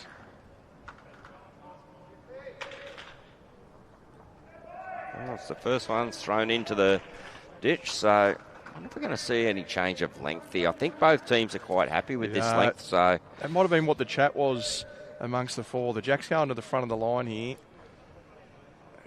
Matt, same or similar position. And the jack's going right up to the top of the line. Yeah, so Huey wants to... I was wondering if that's what that chat was before the Houston played his first bowl, was if we win this end, we're going to do something different. And I think it's to throw the lead off, because that's where Wenty have been getting really great starts. Yeah, absolutely. It's to try and throw Josh off off that length and off that consistent length that he's been playing, make him think, and hopefully make him trip up, despite winning the rink at the moment. Well, that's it. You've got to have your strengths, but you need to try and find any chink in the armour of the opposition as well. Like I said, though, interesting move. He found a chink in his armour. He's left a jack high, bowl wide, mate. Not on the line. Absolutely. But 2 ends ago, you think back, it was 7-3 Houston, and let's say for what it is, fortunate results for Matt Long Swan with his second bowl on the last 2 ends has scored it. So, yeah, interesting to see that they have made the change. Unfortunately, on the first bowl, it was the Griffins themselves that missed the mark. Ingram thinks he's just overplayed the weight here with this one. Puts his hands up to apologise, but I know you'd rather that bowl than where the purple one's finished. That's perfect, mate. Really. Oh, you know what we're like as bowlers, though, Jace. We've played a really good one. We want to get inside that. This is true, but at this level, if he's putting another one on there, it's getting hit at this level. So getting that backwood in early is absolutely sensational for his team. I'm sure if he was playing skip, he'd have clapped his own lead for putting the bowls where they did. So, but we're all perfectionists. We want front toucher and back toucher every end. Andrew Swan, that bowl just coming into view there. Also just past the jack. Yeah, that's a good bowl, and that's a great seconds bowl. You know, I wonder if he needs a new shirt. That's the talk to the team here at Wenty Leagues. Cameron Curtis might have given him his unlucky shirt. Bit of Swanee or something on the back. Things are getting a little bit louder out here too, Lee, on the green. So halfway into this game now. Let's see, calls are getting louder, claps are getting louder by the teams. So well and truly invested in this and the situation of this match at the moment. Andrew just needs to run this out now. He's pointed it brilliantly.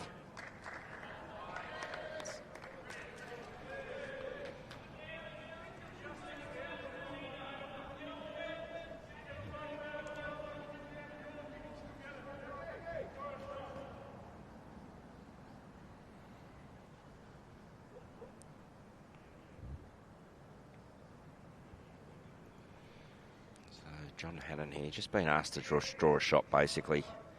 Down on his forehand.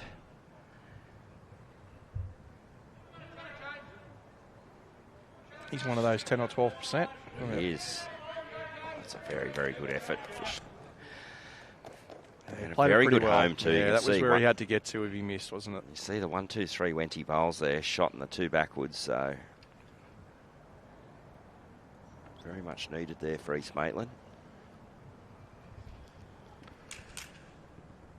So as well as some of those introductory events that we said Rick Lucy had won early in his career, Jace, also part of the Metro Southwest, winning inter-region side the season prior to this, when that was played at 𝗥𝗡𝗩𝗘, and Grade 1 Pennant winner with 𝗥𝗡𝗩𝗘 in the 23-24 season. Rick skipping a rink in that one when they defeated Maitland City in the Grade 1 Pennant final, played at Edlong that year.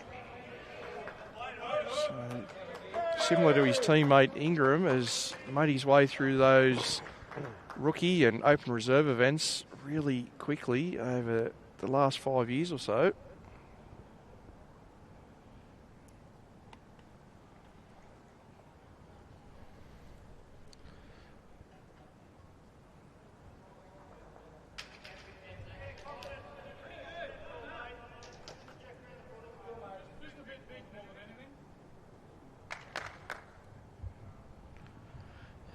Positional play there for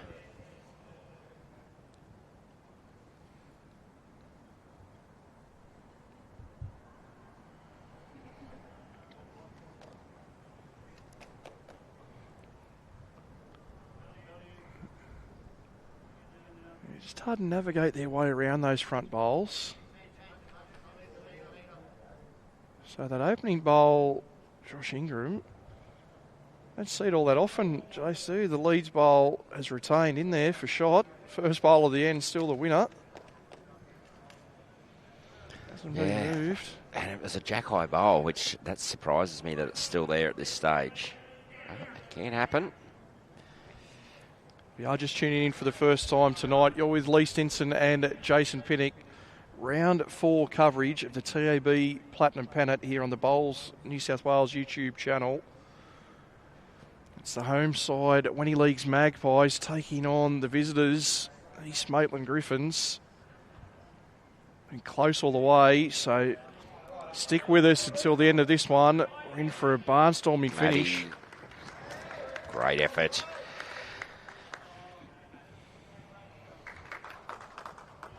Two shots there now.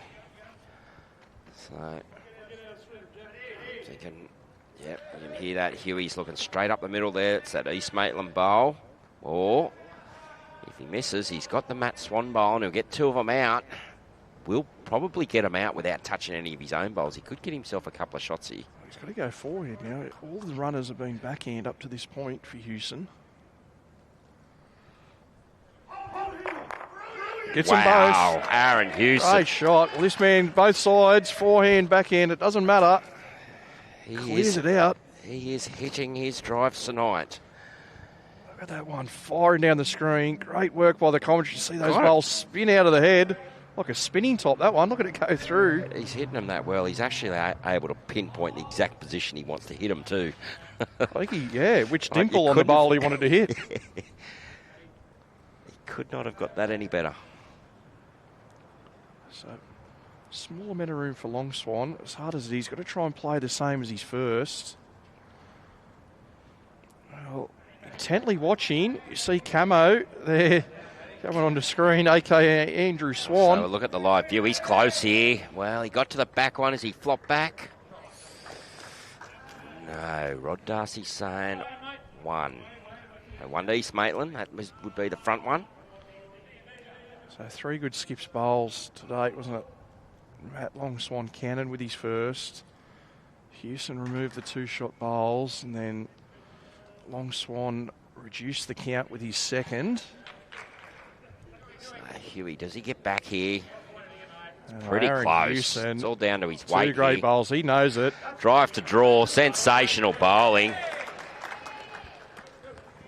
Played some key bowls as Aaron Houston to convert these heads. As Jason mentioned, perfect drive. And beats the nearest one on the draw with his second.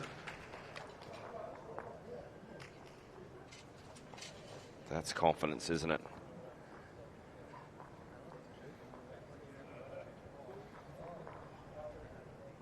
He's in the mood tonight, Houston.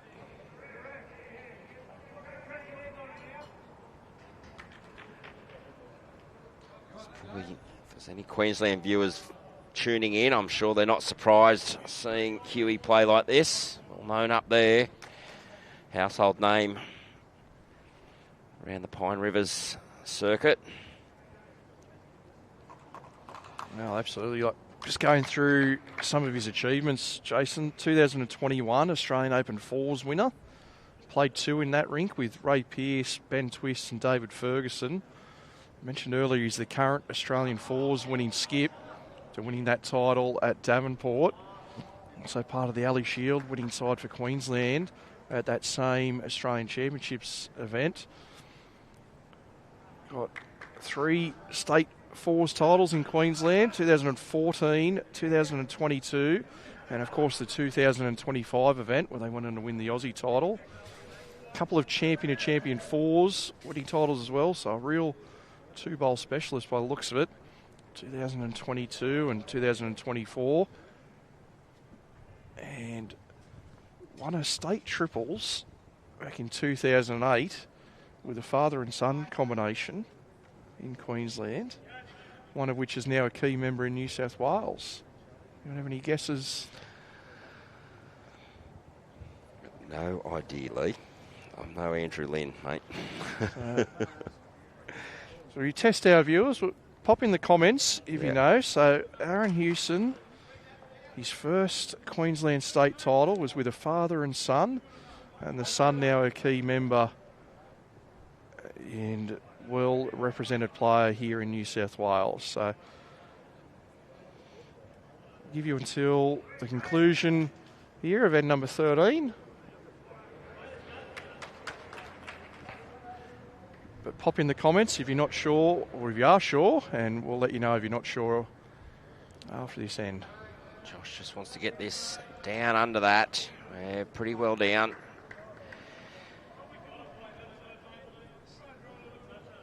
Still plenty of room for these seconds.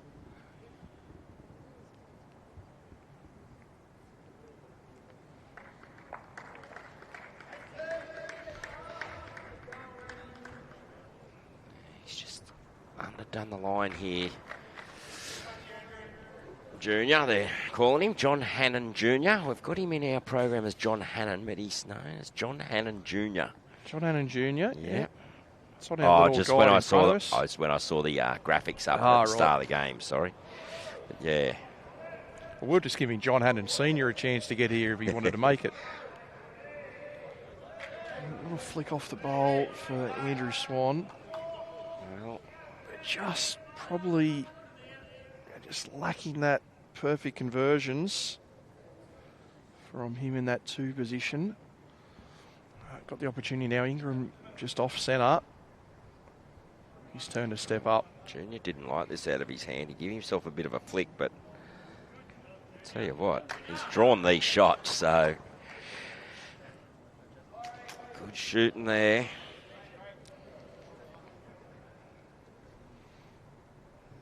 Must be some intense moments happening out there because things are a bit quiet again, Lee.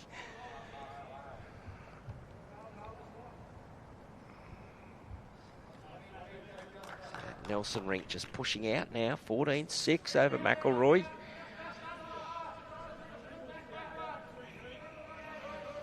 Well, that Kane, Nelson, Rink, I can let you know, Jason, last week they won 3 out of 3 on that particular rink. A 24-shot margin at the moment, so one of the better performed rinks in the whole opening weekend of Platinum was Kane Nelson's rink.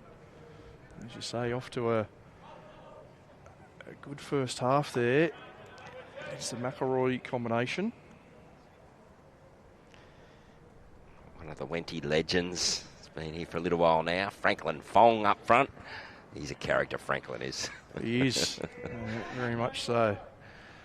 Unfortunate touch there for Darcy. Just caught the opposition up a fraction closer.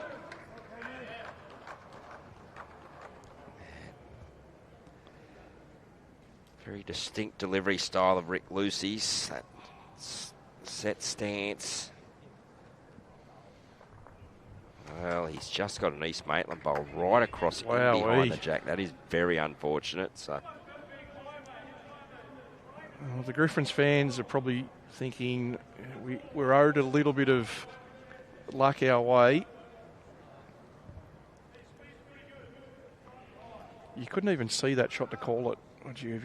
If you're an East Maitland skippy, I'm sure Hughes wouldn't have even looked to call that shot. No, not but at as all. it's turned out, the bowl's just come in at 90 degrees right behind the jack. And I think we're going to be firm weight here, Jace. He's got to be up and at this. He's 3 down on that head. Well, no, that is their own bowl just in front, so it might only be sorry. a couple. Yeah, there's two is players two here, sets both ahead. using those white and aqua bowls, keeping us on our toes in commentary. So Lucy, a few yards of weight, trying to keep the bowl on the green here if he misses. Swinging weight, so and the issue with the swinging weight, He's going to go all the way though. yeah, he'll lose that there. I'd much rather have seen some bigger weight there. Open something up, change some angles then for Swanee. I guess looking at that big gap there, you might be worried about just hitting that twice too though, wouldn't you, with the big weight? But is it the backhand with big weight? I'm thinking maybe 𝗟𝗓𝗡𝗏 would nail it. Yeah, the way he's been going, absolutely. I think if you're looking for probably a cover shot here for Aaron.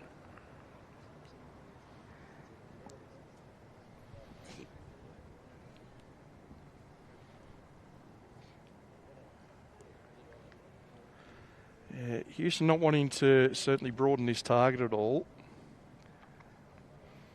I'll be happy to draw into that wider gap. Probably won't be too unhappy with that. Yeah. No, he hasn't counted. It was probably one of those ones he wanted to be right in front of the jack or nowhere at all. Didn't want to fill that hole in that you mentioned earlier. Yeah, that's a good hole, isn't it, for East Maitland at the moment? It's making Wenty think about the weight that they want to play in there.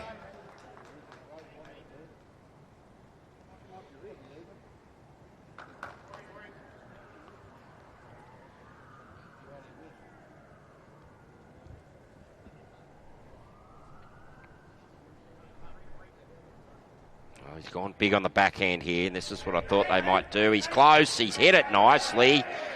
It's a dead end. Good shot there, Matt Swan. Much needed. Wasn't looking too good there for Wenty, but Matty's played a cracking bowl there. Yeah, terrific shot.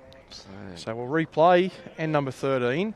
We did say we'd give the viewers until the end of end 13 to let us know on that Queensland Triples title, but a few people have already nailed it in the comments. So Aaron Houston, 2008 Queensland Triples with Jeff and Ben Twist. So that was Aaron's first state title, 2008, and still winning Australian titles as recently as 3 or 4 months ago. So been at the top of the sport for many, many years. And maybe a cheeky little message from Aaron's wife, Sarah, on the comments saying about time he's had a good game. We'll feed that to Aaron at the end of the game, eh? Oh, it doesn't sound like we have to. I think Sarah might be the first to let him know. He is playing well tonight. He's on song tonight. Well, like you said, he's one of the bowlers that played platinum last weekend, played in the Sydney Masters during the week. So if you're not in rhythm and form at the moment, you never will be with the amount of bowls these players have had over the past 7 or 8 days.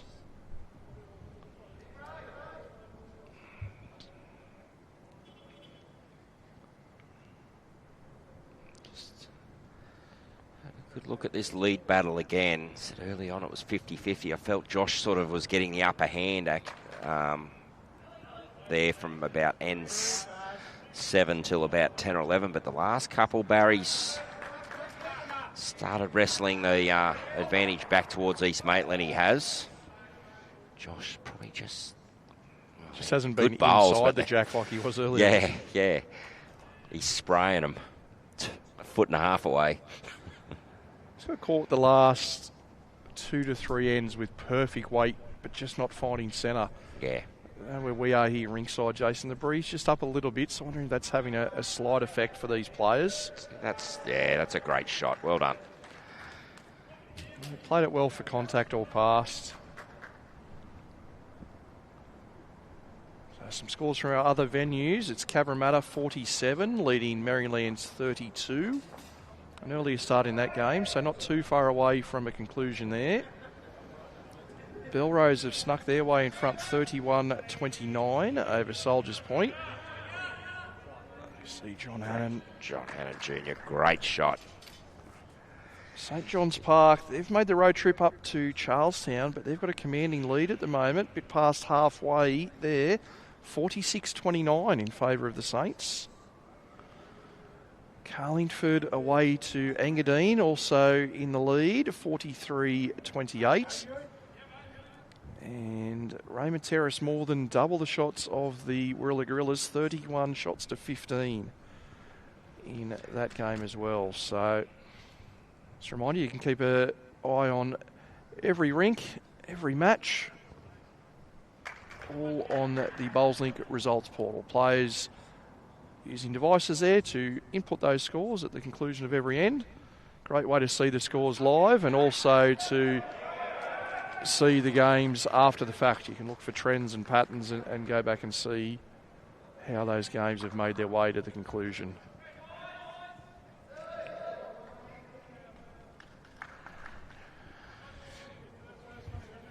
And Jace, did you go in the New South Wales tipping competition for Platinum this year? Tell you what, I loved me first 2 rounds. Didn't like round 3 too much. I was a perfect record after 2 rounds. I got 4 from 6 in round 3. Oh, well done. So just a reminder, of course, plenty of content this year on the TAB Platinum Pennant Hub. Check out the Bowls New South Wales website. You can find all the links there to the Platinum Pennant page. The tipping results, plenty of amazing hot shots, full replays of the matches if you want to go back. Competition draw, you can see what's coming up next.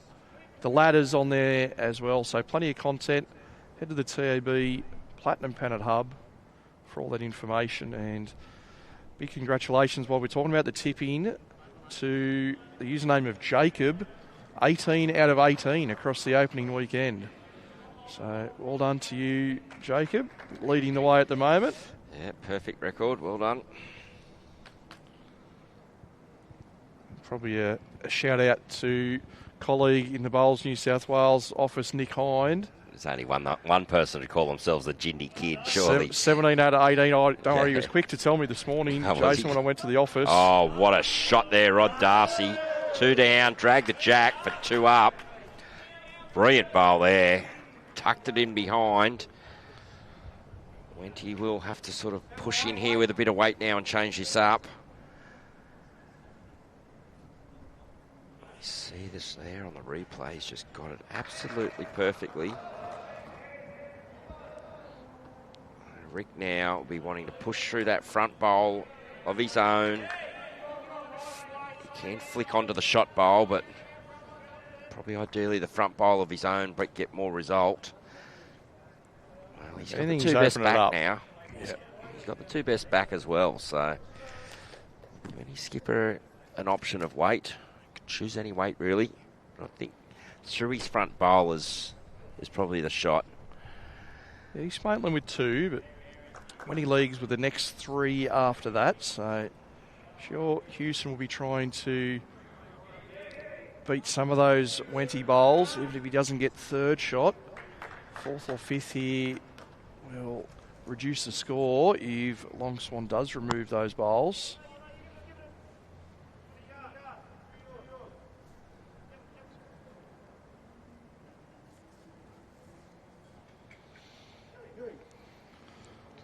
Oh, they're interested in this. Just needs clear path, Jace. Just a little tight, hey. Oh, he's made 4th shot, though. Yeah, handy.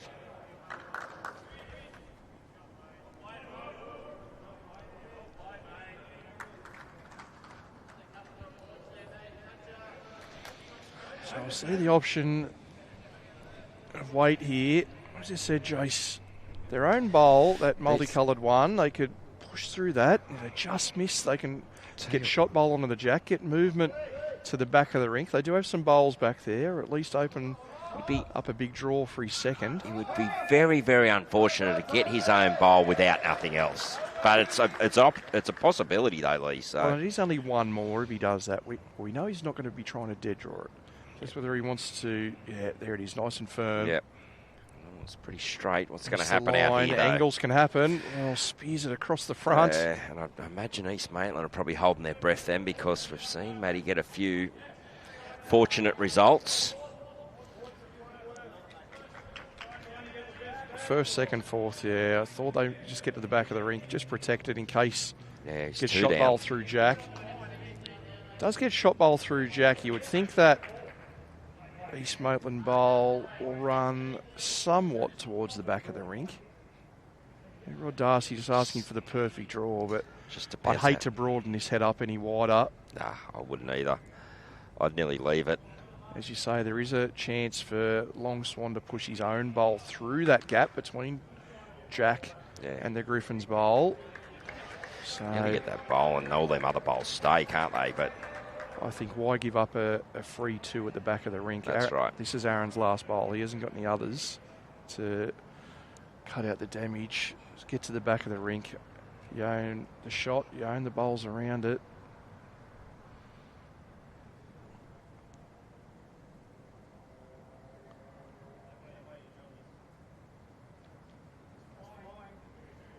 Doesn't Using like forehand. it.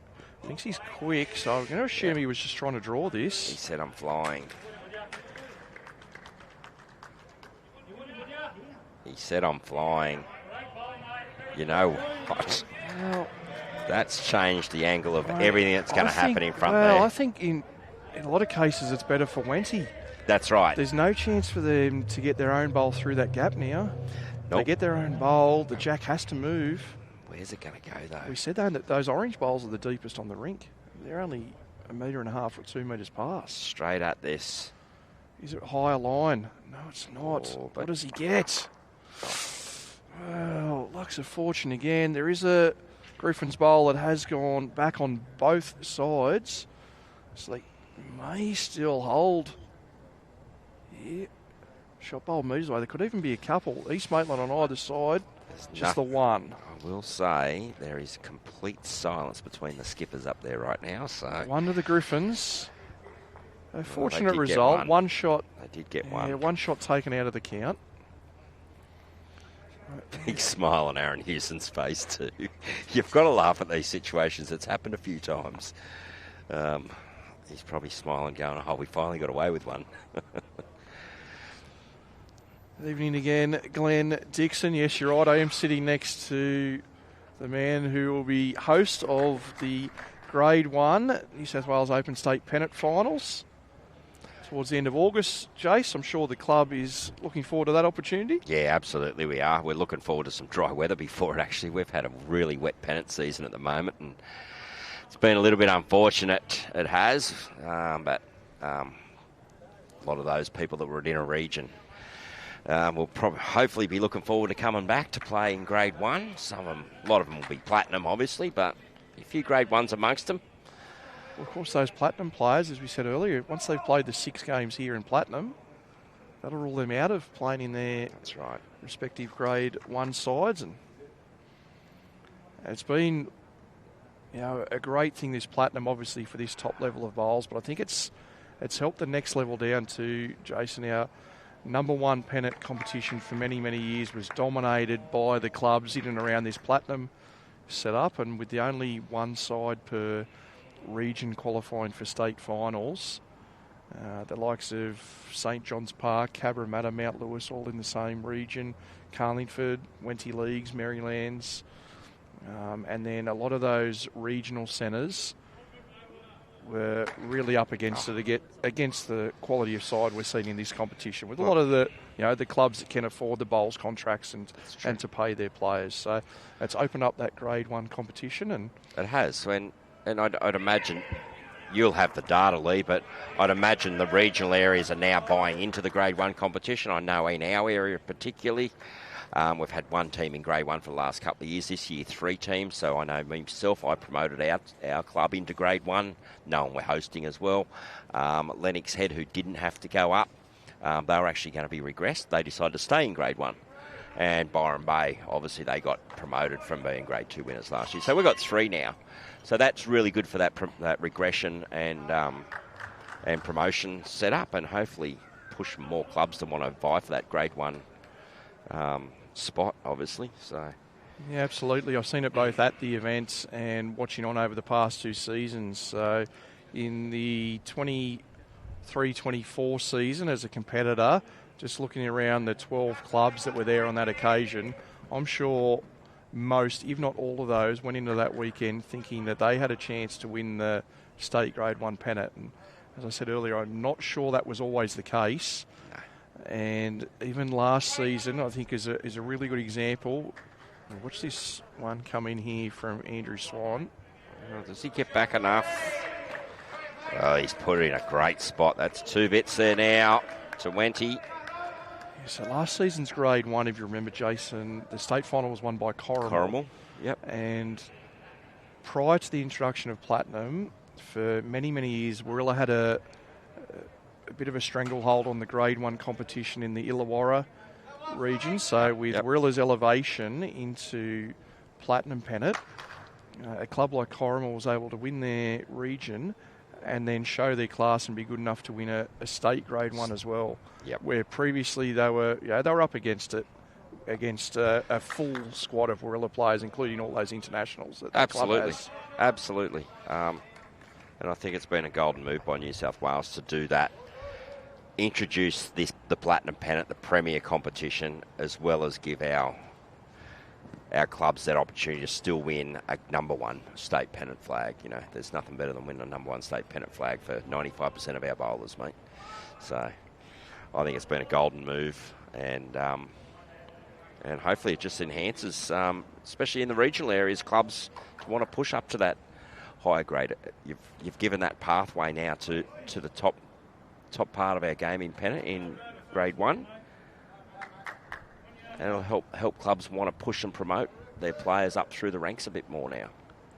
And it also has that flow-on effect down all the grades, all the way down to Grade 7, because those Grade 2 winners have been elevated into Grade 1, and all the way down the system that same elevation is taking place, that it will mean that those clubs down below aren't forced to play against that same team over and over again in Grade 2 without being elevated under the previous format. So, yeah, plenty of benefits there under the system, and yeah, one of the beauties of our sport. I love getting away to all the different pennant finals. I was at the Grade 4 finals in Wagga last year. It doesn't matter what grade, between 1 and 7. To win that state title at the competitive level that you are, no matter where you are in the sport, you have that opportunity to win a state title. I think it's great. And it gives a club and it gives players something to talk about for the rest of their lives. You win a state flag, it forms a bond, it's good for the club. I was talking to someone like James Reynolds last week. Jason, what's Rick trying to add to the count here? Good little count building up here for Wenty leagues. A little try wouldn't have hurt him either, just to tuck it away, but he's just pulled up short into there. the account, so Houston under a bit of pressure here. But yeah, sorry, just going back to that, talking to James last week, he said he won a Grade 2 pennant for Merimbula back in 2016, and their coordinator had been in contact with him. They're planning a bit of a 10-year reunion this year. How so like good's you said, that? you've got that bond and connection for life with those players. So. How good's that? And I think that's something more clubs should do. Big milestones on previous pennant winnings, where get all the old boys back together, or the young ladies, I should say, if it's a ladies' pennant, and celebrate that success from years gone by. Can really help boost your club morale. So Houston, big countdown. He's close here. He is close, Lee. Down 4. Wow. Draws the shots. Well, Aaron Houston on fire, isn't he? There's nothing this man can't do tonight. He's certainly been the difference maker. He is in the zone. He knew it too. He was getting high fives off the rink next door, halfway down the green. I think he high-fived himself halfway down, actually. It's just good when you know, isn't it? On this It is. nice undercover true surface. We've mentioned the breeze a couple of times, but it is as still as it's been all match at the moment. Chance here. Matthew Long Swan. Return the jack. Calling this to hold out, but if anything, he has been under the line for the majority of the night. Both of the draw shots and his running bowls. That's where he's got some results, though.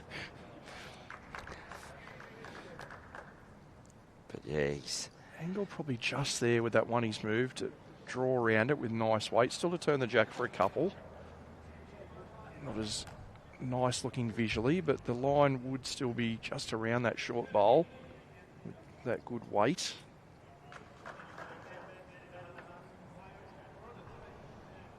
See, McElroy just picked up a 2. It's 14-8 over there now. Brings that masterboard back to level peg, and it will. Aaron Houston out on this good line again, Jace. It's the right weight. He's going to be close to drawing another. He's asking it to get up. But that's really good, isn't it? Changes the front up there a little bit. Matty was thinking about some big weight down through there. That's going to change that right up.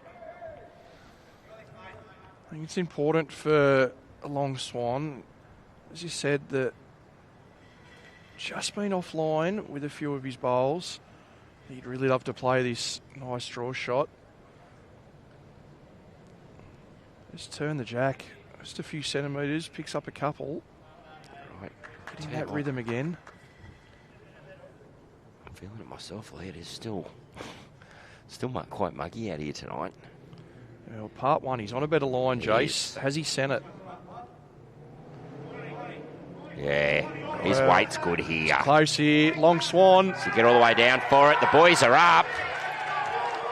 Great shot. Wenty boys go up. High fives all round. Franklin Fong jumping across two rinks. Watch on the replay. It's at least two. Players still just working that out at the moment. Well, three shots. Three. That's a big turnaround in the context of this match. Look at that bowl. We said with the right weight, he was well and truly around the front. Well, let's see a lift here from Matty after that one. Much needed. I think so. It's been hard. He's been getting some results. It's been hard to have a celebration. He's played a pure bowl, and you could see a fair bit of emotion come out amongst the whole side then, actually. They know they've been a little bit fortunate, but get a pick up an account like that on a pure bowl. Boys are up.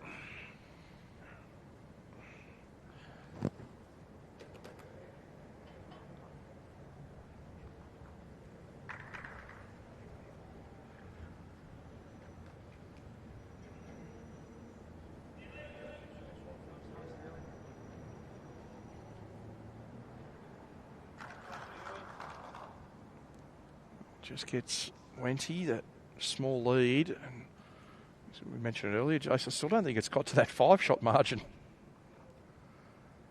Just hovering between close and a couple in it all the way. That's what we want to see. It's great for the spectators. It's great for us commentating too, I must say.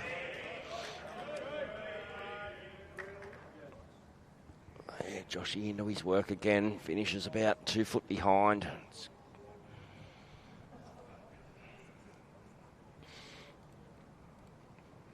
Barry just watching this one intently.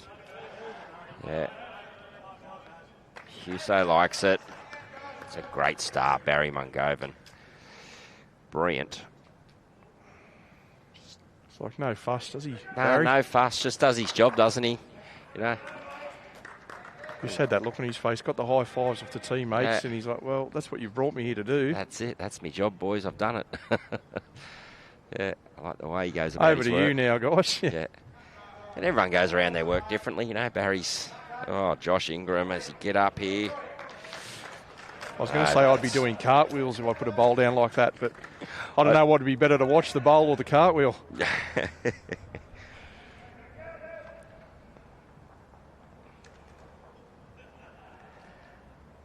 Yeah, Ingram, great reply, wasn't it? This looks a little skinnier than his previous, so he's just slid on under. He's probably took a bit of a deep breath then, going, thank God I missed that one. Andrew Swan, similar to his son's last bowl, just past raw weight. Turn to the jack or the shot bowl. Well, he's got the weight to hold to it. Not quite. That's really good speed for that. That is too. What he was wanting, wasn't it? Just a couple of bowls past Jack Eye. Ever so slightly missed the line.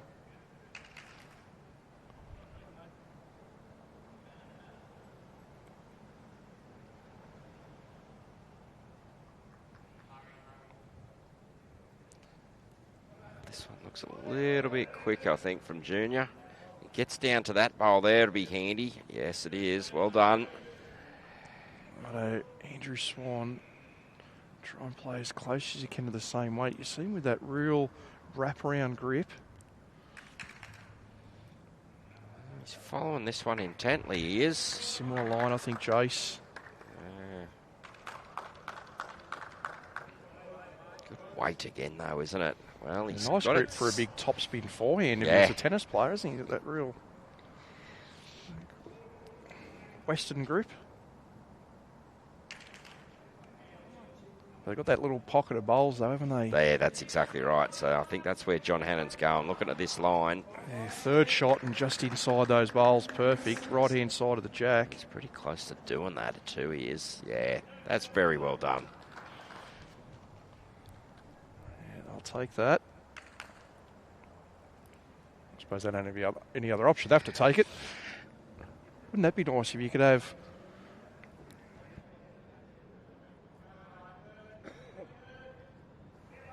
Just thinking, Jace, if you could have maybe 4 or 5 bowls throughout the course of the match where you got to replay them. You nominate which ones you want to play again. Oh, no, I don't like that. Let me have it again. And that'd be a new introduction. Mate, I'd need 20. 4 or 5 an end, you reckon? Yeah. Even a 2-bowl game.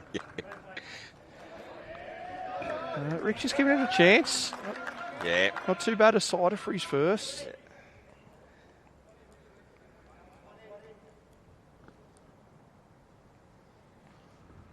So I think Darcy right-hand side of screen there as well. Jace trying to beat the last one of his teammates.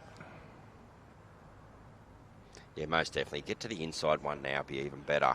And he'll have the best 2 catches then if Wenty come down and move Jack only. So that's where he's looking at coming. Speed's pretty good here too, Lee. Just wants to pull up now. Well, that's pretty well played, actually. Yeah, he's done it well. Third shot. Yeah. They've got that bowl of Hannons across there on the wing. Still available, though, for Lucy. Well under his first line. Yeah, it is. He needs to have a lot more weight to hold up. He's not going to, I don't think. It's going to fade across where Andrew so. Swan went. He's just pushed on through, so... 30 centimetres wider, yeah. Here we go. So Aaron just said to Rod, yeah, get a walk out of that inside bowl of Wenty's, the green and white. Well, it can happen to turn that bowl. All of a sudden, they'll hold all that position. He's close here. Does he get all the way down to it? Like he asked, turn it once. Well, I think he's done pretty well there. That's very, very good. And all of a sudden, that little pocket there just past the jack and to the right, the Griffins bowls. Yeah. There's 3 there for Wenty earlier, but they've been slightly moved back. This could change the weight completely where they just want to play a dead draw only. Movement of Jack out to there can be disastrous and turn into 3 or 4 down. And he turns into one of them ends where you nearly just have to take the medicine, so to speak.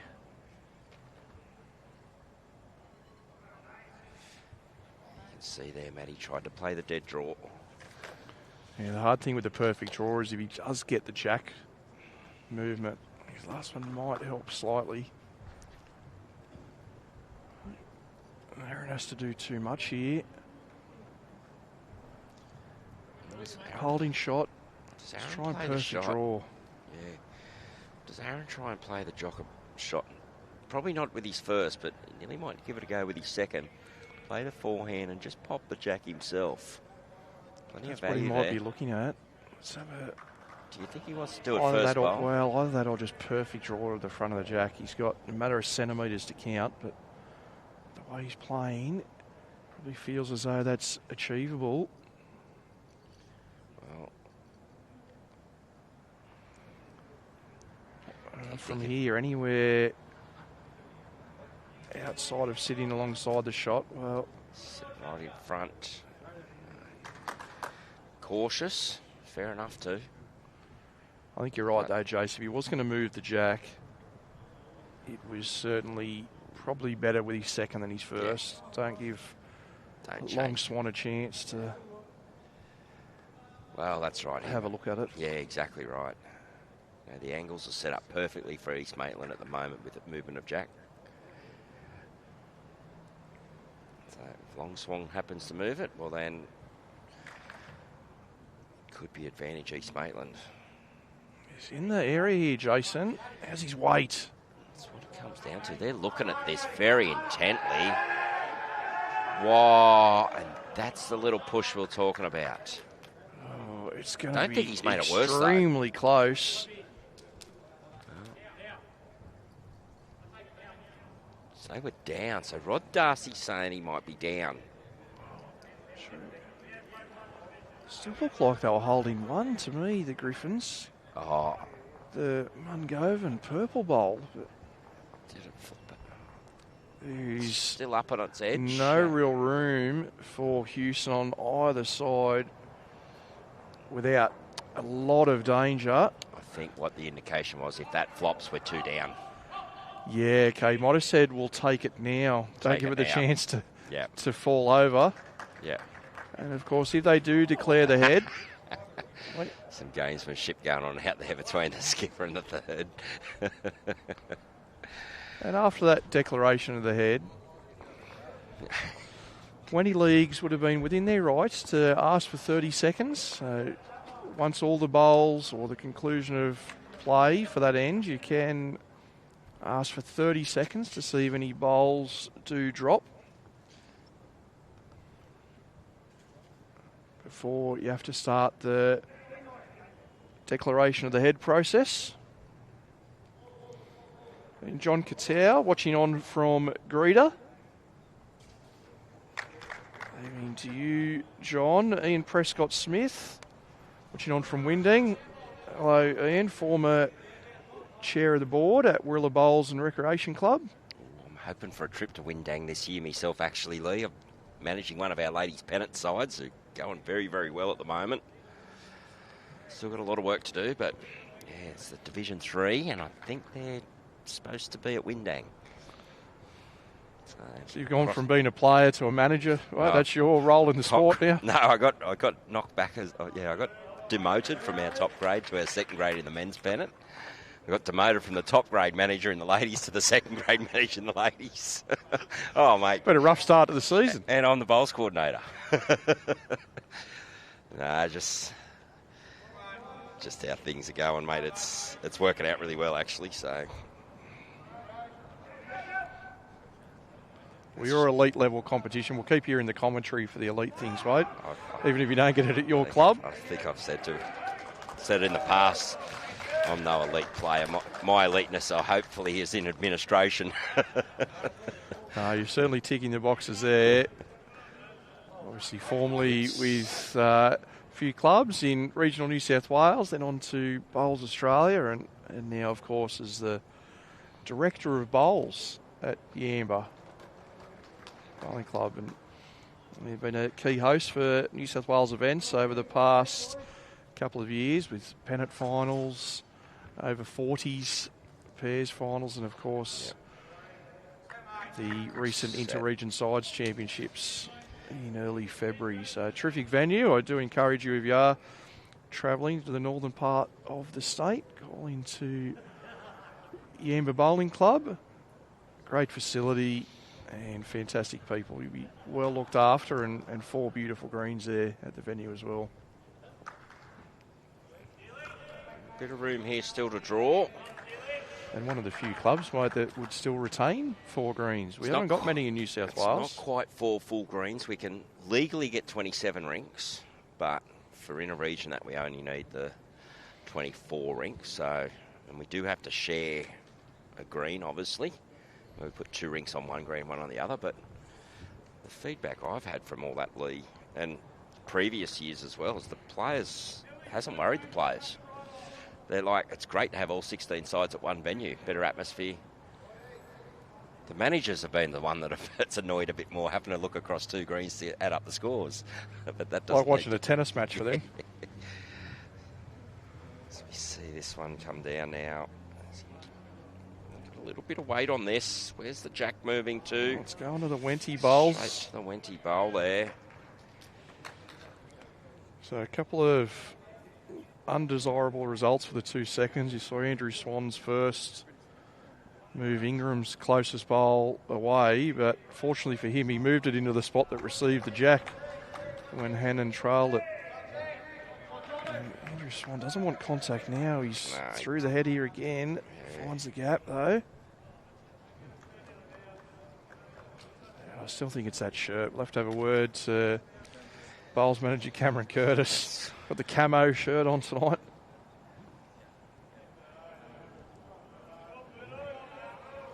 Well, still 2/3 of the way through now. 42 ends. 31-29. No one's broken away yet, and our lowest scores, isn't it? Less than a shot and a half per end average. It's Some good play, though, Lee. Some real skillful play, skillful shot making. So 𝗟𝗏𝗡 in opening night last week, they scored 69 shots and were defeated.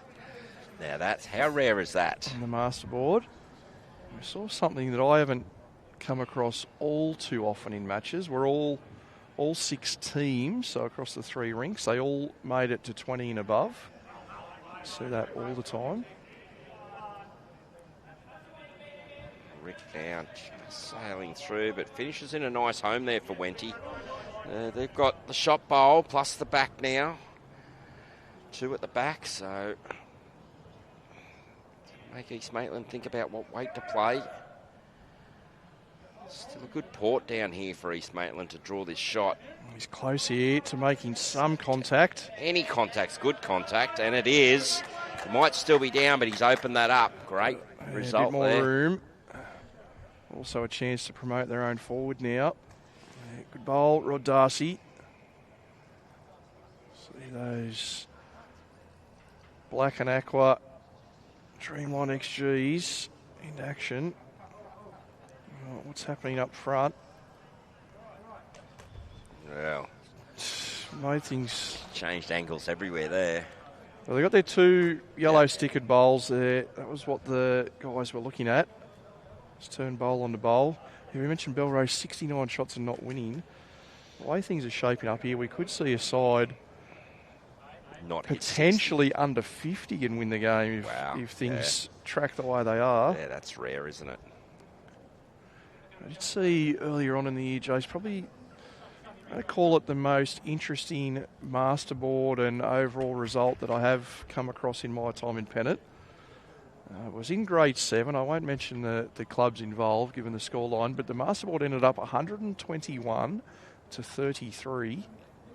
And the side that scored 33 actually won a rink. So it was 9-1 on the point score. So you feel a little bit aggrieved to win your rink, but still go down by 88 on the masterboard. Or on the opposition side, you're like, wow, we've won by 90, but we dropped a rink. Yeah, we probably deserve 10 points for that. Hewson, little wiggle off the front. Oh, just feathered the bowl and went through. Jeez, he played that well. Lots of options in there. Perfect weight to turn his own. Absolutely. Perfect weight to turn his own. Perfect weight, as you said, for that wiggle off the inside edge. That wouldn't have been lucky. That would have been just a good pure bowl. He played the great weight and just got fresh air.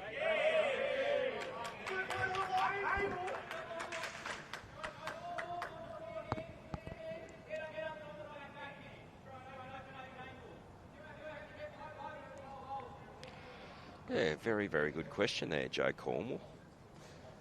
While they're discussing this head here, Wenty, yeah, Joe's just said, is the changing of players during the game only relevant to Platinum Pennant?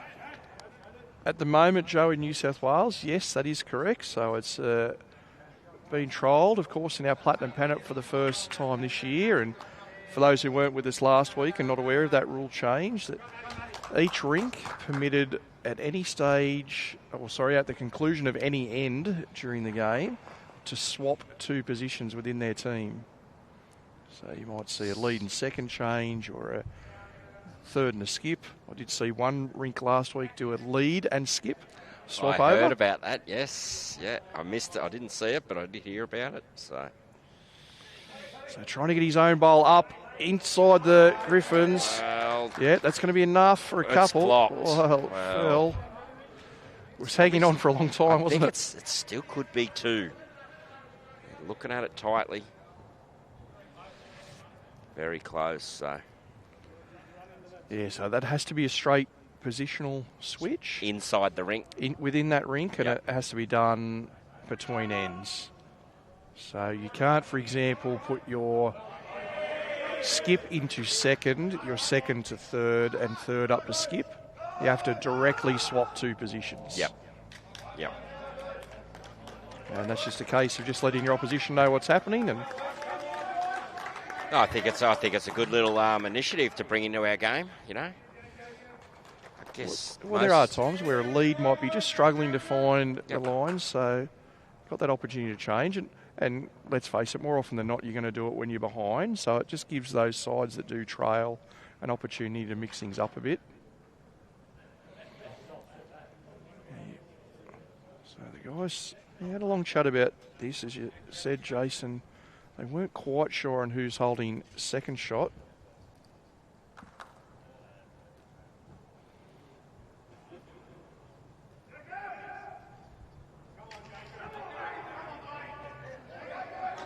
Big yelling out over there on the far rink. Jacob Nelson's drawn the shot. Looked like he was 3 down on the head as well, but Ali's still got a bowl to go as well. Well, he's got a couple to go, so. So Houston, similar weight to his first, just trying to make contact with his 2 bowls coming up. Hold, he's got down to the jack. Kicks the jack. And it's gone to the orange of Rick Lucy for Wenty. So they were 2 down. He has reduced the count and limited the angles for Wenty to make more. Yeah, Wenty, they've only got the backhand draw, in all honesty.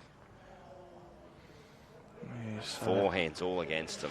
Yeah, well, slightly against on the backhand as well. One of those ones, yeah. Jason, you just got to play good weight here and hope you clear everything. Play a wide draw, you know. If you happen to get back jack high, it's going to be pretty hard around that short bowl. You see that bowl that's just half in picture, top right-hand corner of the screen. Probably actually need to get to the white line. Yeah, if you're underneath that bowl, you're going to run into the Griffins bowl, yeah. Let's see where Rinks just try and be jack high around the front bowls. If you're around that bowl, you cannot give shot away. And if you've got perfect weight around that bowl, you count for 2.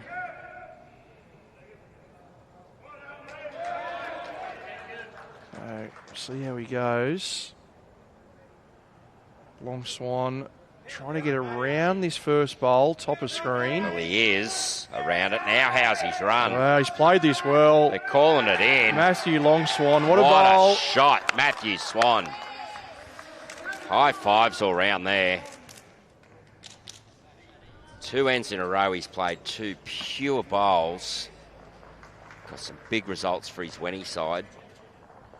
One of those ones too, Jace, where just visually it would have looked extremely difficult. So just pick a spot on the green where you know you're drawing to. Don't worry about everything else that's there. You know you've got the space to get to that spot on the green. So play that bowl. And that's what he did.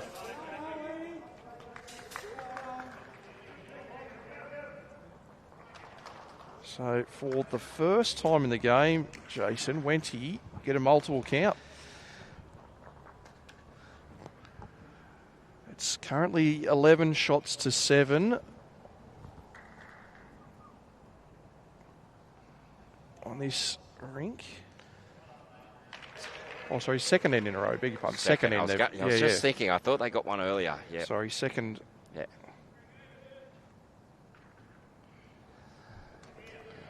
So there it is. Yeah, updated now. 10-11. Thanks to the team for in our scoreboard graphic. Back up and running. Josh Ingram, great opener again.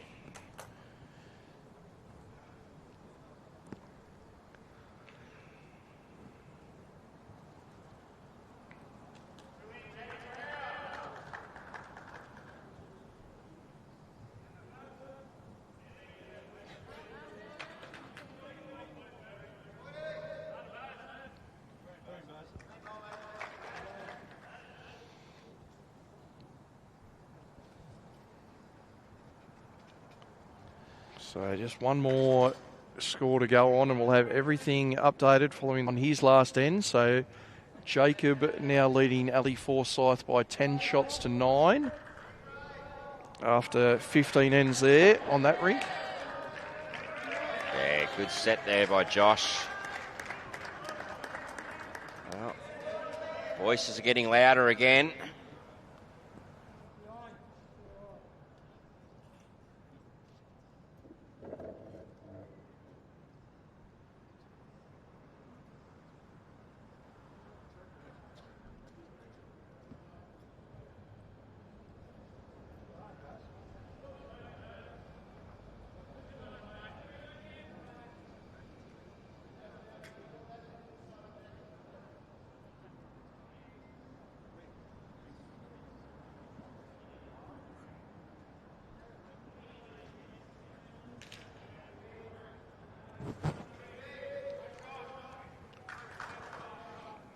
Good home there by Andrew. So Josh got those 2 on there, probably holding 1. Andrew getting that backward in early, so Junior now. Still room here to draw. He can use his jack high bowl. So he's just a little bit underdone his grass here. Speed's great. So big opportunity here for Wenty. They can drag this jack a little bit back, and this will make it very, very interesting. Make things hard for the East Maitland team here. Andrew wants to get inside of that. Oh, he did, but unfortunately it flopped in. That could now be shot to East Maitland if it wasn't before. Yeah, just saw Hewson give his teammate that confidence to play up to it again. Happy if he plays that same weight, just half a metre or so past, and make small contact, trail the jack even. He's just underdone his line again, and not sure there. Another one in and around though, so got the second bowl in the area.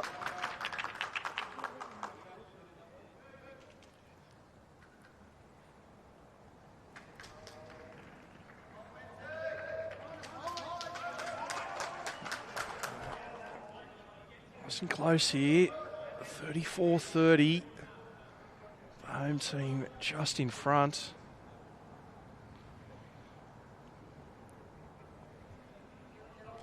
Now, I like this line. It's now weight dependent. We've seen them hang there if they've just got a little bit of weight on them. That's his own bowl coming in as well, Jace. If he gets good weight, he's going to get back nicely. Rick Lucy, come on down. Great shot. Give him a little bit of boost of confidence. He's probably been a little bit off in the last few ends, you would say, but he got that opportunity again with that open draw like he did a few ends ago. And I think we'll see weight played here from the Griffins. Try to swing the jack all the way through.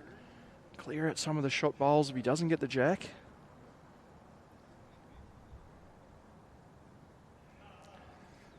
Yep. Big chance down here. Well, he's in an area. Let's see what happens. Jack through. Well, just gets the Wenty bowl clipped through as Wenty well. bowl clipped through as well, yes.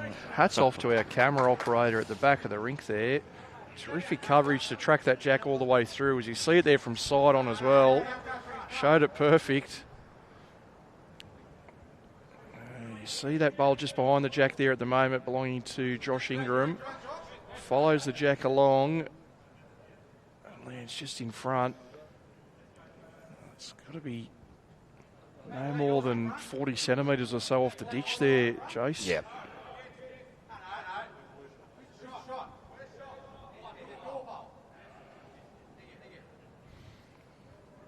A bit of confusion from the players at either end about which bowl was which, but it is one to Wenty.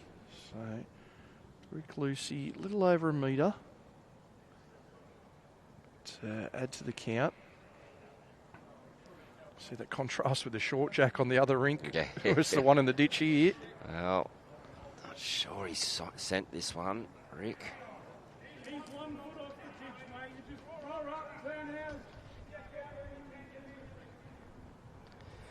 Yeah, good call, Aaron.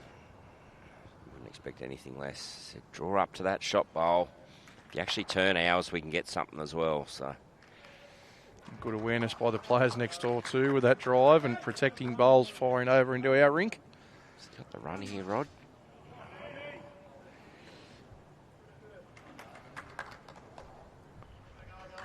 Nice guy, Rod. And a bit to deal with him over the last few years. Part of the bowls office and team there at East Maitland. Along with Bob and Hayden. Little crew they've got there in furthering the game, and they're getting stronger and stronger. Got a few representatives across different state sides, including our para lady state side as well. So great to see they're improving all aspects of the game from juniors right through men and women, and across into the para disciplines as well. Well, they're calling this one in. Well, there's a clap from 𝗟𝗓𝗡𝗏. He knew that was good. Matty Swan, brilliant. Jeez, he's turned on the last few ends, Lee, with some good pure draw bowling. He needed that conversion, didn't he, where he turned that jack for that first multiple of 3. Just missed the mark a little bit before that. But he's 3 or 4 ends ago. He seems to have the confidence that Aaron had in the first half of this game now. So a bit of a change of the tide there on this rink. Now in the prediction percentages, 𝗟𝗓𝗡𝗏, 28% chance of getting shot with one of these 2 bowls. 28%.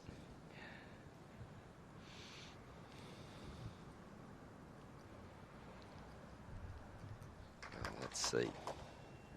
As you wait, 𝗟𝗓𝗡𝗏 just going over the top, is he? Yeah, wow. Oh, that's a pretty good first look. That appeared to be less than a metre. It's a tiny adjustment on this sort of green, though.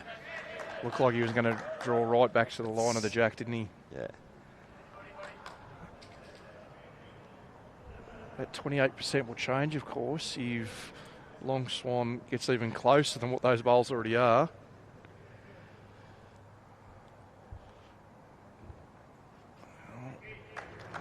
That indicating he's a bit wider. But if he's got the right weight... Does he hang in? Oh, that's a great attempt. So I think 1 metre less.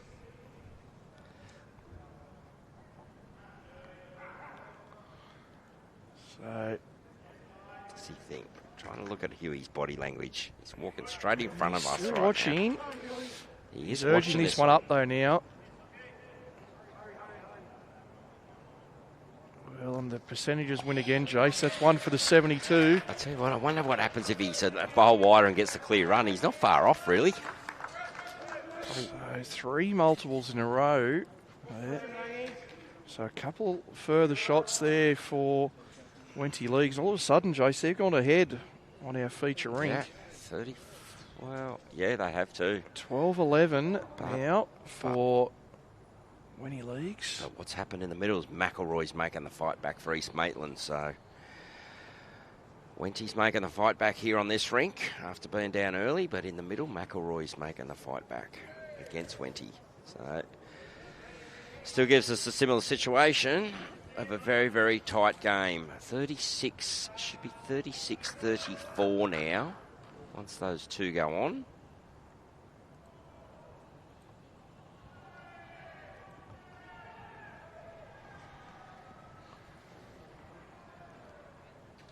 Tense. It has been all night, Jason, hasn't it? You've mentioned it a couple of times. Sorry, there's 2 to Ali Forsyth that needs to go on the board. Sorry, so yeah.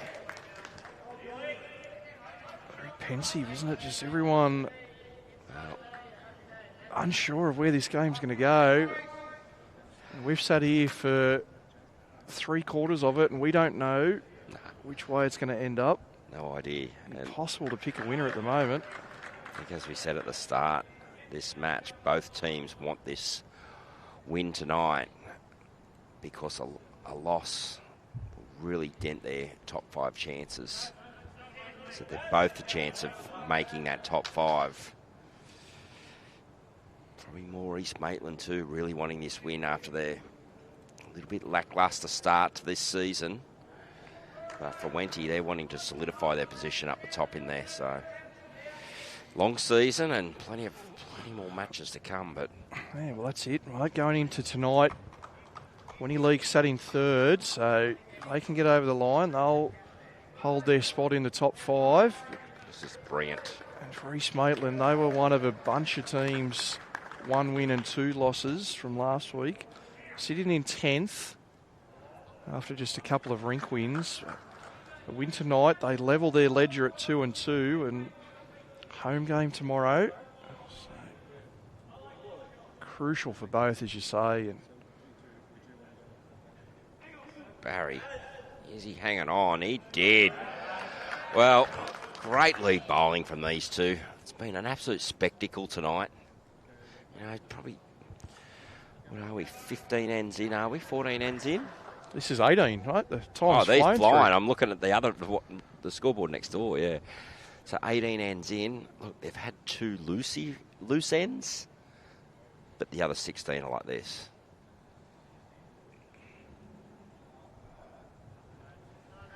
Here we go. Oh, got up and through that. Well, he didn't sink it. But that's a good seconds bowl. Good one there for Camo. Good seconds bowl when you're down on the head, just to give it a chance up through there, metre on. Got a result.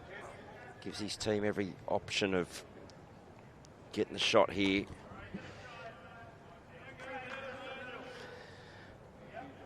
Trying hard here. Great John reply. Hannon. John Hannon, Well, Jr. perfect. Brilliant.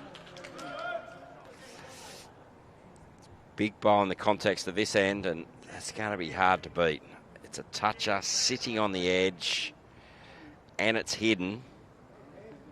Not doing much with that, Lee Stinson. I'm sure if you went to Wenty leagues at the moment and offered them one down and finished this end now, they'd probably take it.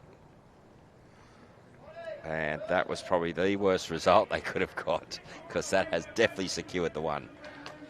The jack is at the back of the rink, back of the ditch, sorry, up against the... Yeah, the only thing you would say is they've got an extremely close second. So East Maitland are going to have to move that bowl. True. To gain any more shots themselves. It is available, but it does need to be moved.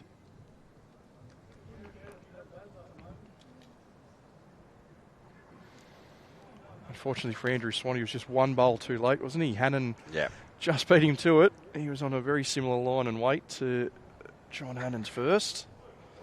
But he got in there before him. So I'm wondering if Rick's playing the same hand. Yeah, it looks like he is. He's trying to get another second wood down here.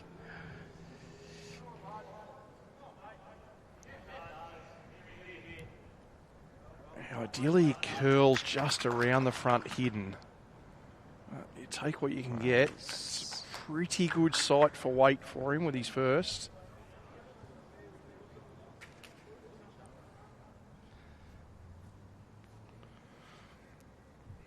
Tonight's the time of the night, Jason, where we talk nicely about how well the camera operators and production team are doing.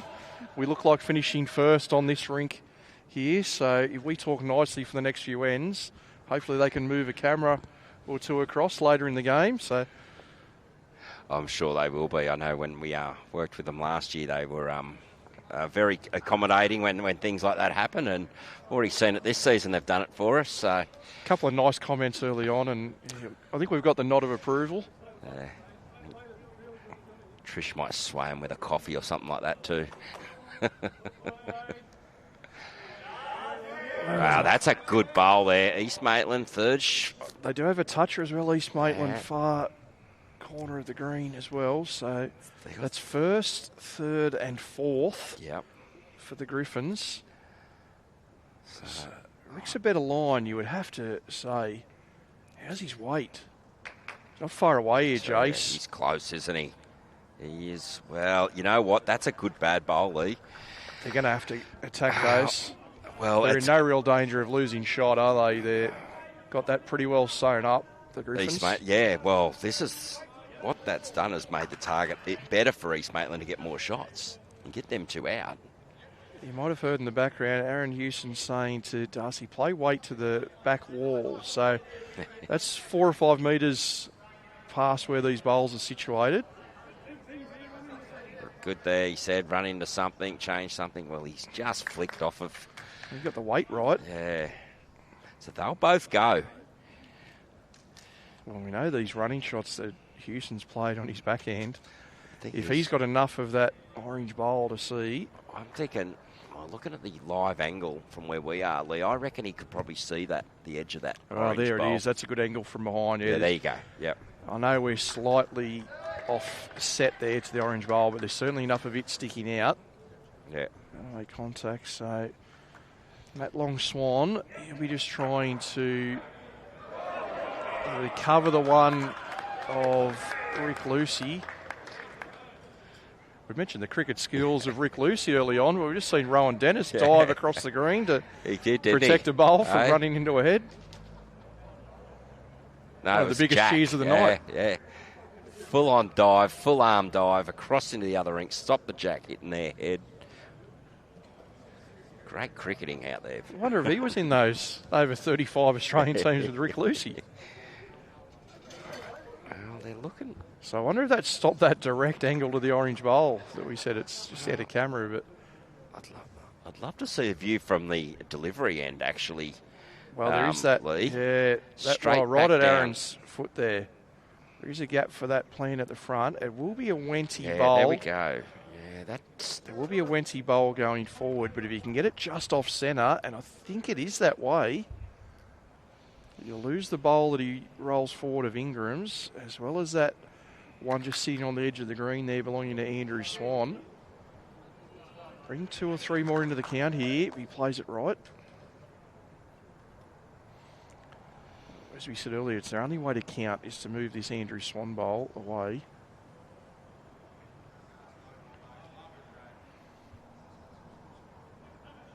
Oh, he ended up missing the line well and truly. Got their toucher. Actually hit the toucher on the wrong side to improve. Hit it out of bounds. So Wenty now back with 2nd, 4th and 5th closest. Yep. So it won't be a huge score, even if Houston does get the contact he wants.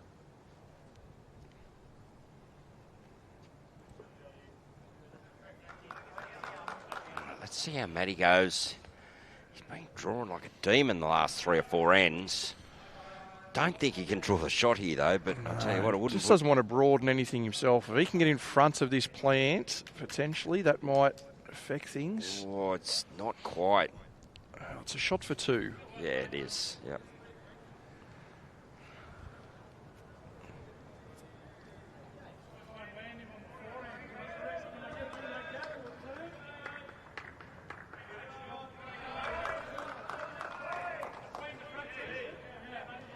Yeah. Swing on the forehand. Between the front 2, looking for that purple bowl. He must not like the look of those other angles after Long Swan's last bowl. Trying to get down. He wants to get down. Yeah, he's trying to get down through those 2. So it will be that great toucher from John Hannon Jr. that gets Houston's rink a further shot. So 12 apiece here. And by the look of that scoreboard on screen, Jason, I think we've got a new leader. 12 apiece. Yeah, with that one shot of Aaron Houston to go on. There it is. Look at that. 37-36 now. East Maitland edged in front. Looks like my Pennant score on the weekend, mate. 19 all, 21 all. I lost my rink 23-21. But anyway. Can you get any closer? As it stands, well, I mentioned that 88 shot gap being a 9-1 result. As it currently lies at the moment, this would be 9-1 to East Maitland. Just shows how cruel the game can be. That is, isn't it? Barry Mungovan still just doing his thing, isn't he? Up front.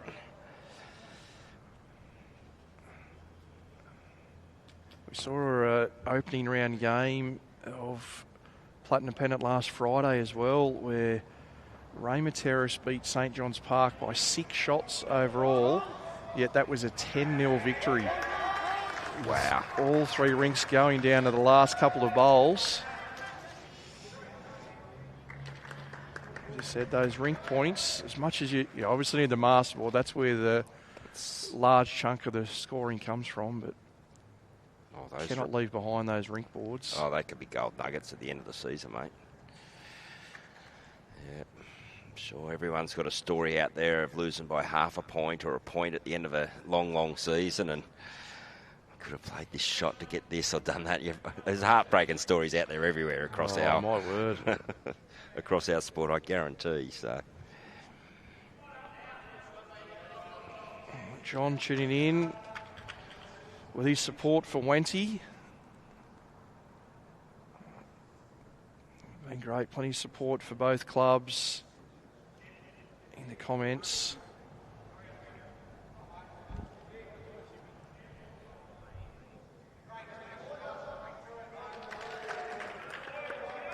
Josh Ingram goes to the opposite side of the green to where he's been all night. 𝗟𝗓𝗘𝗨𝗠.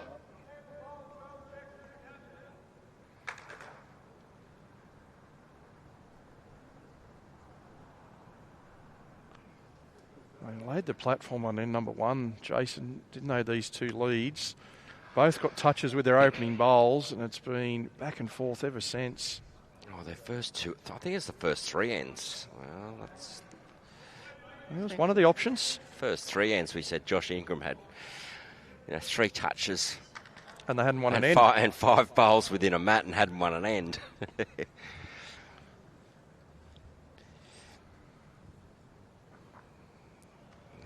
Andrew Swan now.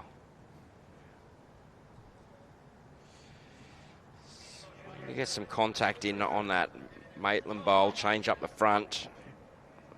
Is he going to hold on? Ooh. Yeah, last time they met, East Maitland won by 3. That was round 10 of last season. We hope for a close game, and we've certainly got it here, Jason. We're come down to the wire. Been waiting for that big score, a 4, 5, 6 on any one of these rinks, but it just hasn't happened yet. Yeah, it's kept me in my seat at the moment, Lee. Been waiting for that opportunity to jump up and cheer myself, but unfortunate good bowl there for Hannon. Has framed it up a little bit there if they want to play more weight at this. So Matthews asked his father to keep that couple of metres of weight on that he had with the first.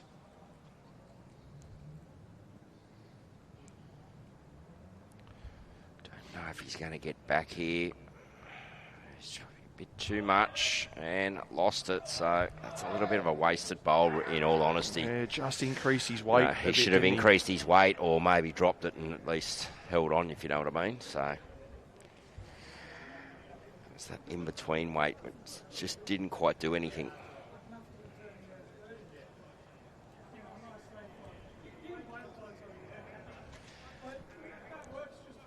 A quick opportunity to get you some scores from the other matches taking place in the early start. It's the undefeated 𝗟𝗓𝗡 Bull Ants, 54-45 in front of Marylands. Just 5 ends to play there. 4 ends to go between Soldiers Point and Belrose, and Soldiers Point have pulled ahead now, 5 in front, 48-43. There's 4 ends to go in that game. 3 ends left in the Carlingford-Engadine match. It's Carlingford 9 in front, 58 shots to 49. The Saints look like getting a big win on the road. They're 65-38 in front of Charlestown. 9 ends still to play there. Raymond Terrace started well, and they've maintained that advantage. 50-35 leaders over the Wirralur Gorillas after 50 ends in that fixture. So plenty of games here, and excitingly, Jason, we could be the last match to finish across all the venues tonight, so we'll be able to get you all the scores and the ladder positions all updated before we go off. Brilliant coverage tonight, hopefully, the way it's panning out. A few dead ends and lots of tactical discussions here, hasn't it? It's been tight heads all around and plenty to consider. Raymond Terrace home ground advantages maybe playing into their hands a bit there. I'm not sure. It'd be interesting to see how that match panned out, like watching the shot play and everything there, but 2 class sides though. Yeah, Rilla started off the year 2 wins, got a win over Charlestown at home, and then defeated Marylands in the grand final rematch on our coverage last week during Magic Round.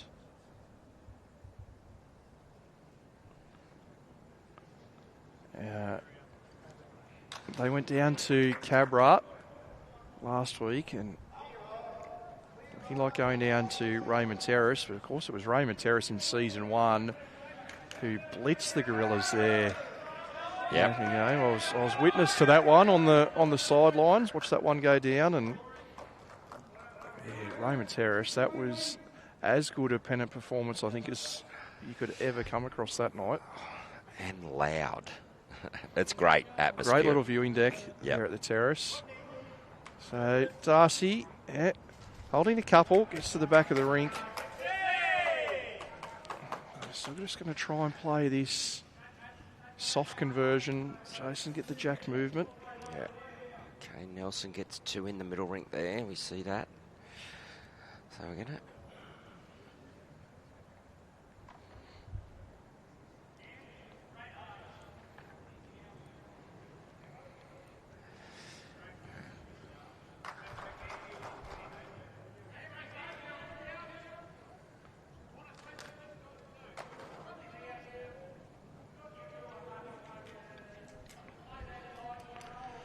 Rick Lucy missing the line with that one. Another bowl at the back, so... There's going to be a lot of conversations had this last half of this game, I think, being this this tight. tight. Think about, isn't it? You know, for East Maitland, do they try and just lift that shot bowl onto the jack and obscure it, put it out of view for Swan, or cover at the back of the rink? So we'll see what they've decided. I think they've got some cover at the back already, haven't they, Lee? But maybe more cover and make them change their weight, obviously. Yeah, well, the Rick Lucy bowl just out of screen there, bottom left. It might come into view in a moment. See where that's just landed. Whether they want to get down near that one. Yeah. Or they may even just go just behind a metre or so, metre and a half. And see where they decide to end up. There is some slight coverage on the backhand side. Metre or 2 past Jack, the intended target. Yeah, it's pretty good. Wanted to fall in front of the orange one, really. Cameron Curtis just wound back the clock there and got his team high-fiving him. Nice little trail of a metre to pick up 2 or 3 shots there. Playing second he is, Cam.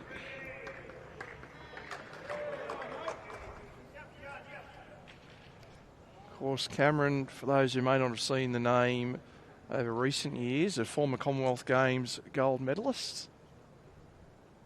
So, incredible talent. Won the very first 3 New South Wales State Junior Singles. 3 consecutive years. They've been a staple at clubs down here in metropolitan Sydney for 20 plus years. Yeah, the Hills. Remember him part of a Premier League. Was it the Hills? At the Hills. Yeah, absolutely it was. Yep. Matty Howe. Easy down into this port. He's close here, Lee. Matty Swan, Jack back to that orange bowl. Oh, he's got it absolutely perfectly. That's where we said it could go. Yep, that is a brilliant lawn bowl. Matty Swan, come on down. That was the spot. Perfect connection. So 2 shots to Wenty. 1 bowl left for both skips. You see on screen there with that replay, Houston 20 centimetres or so, still to draw shot.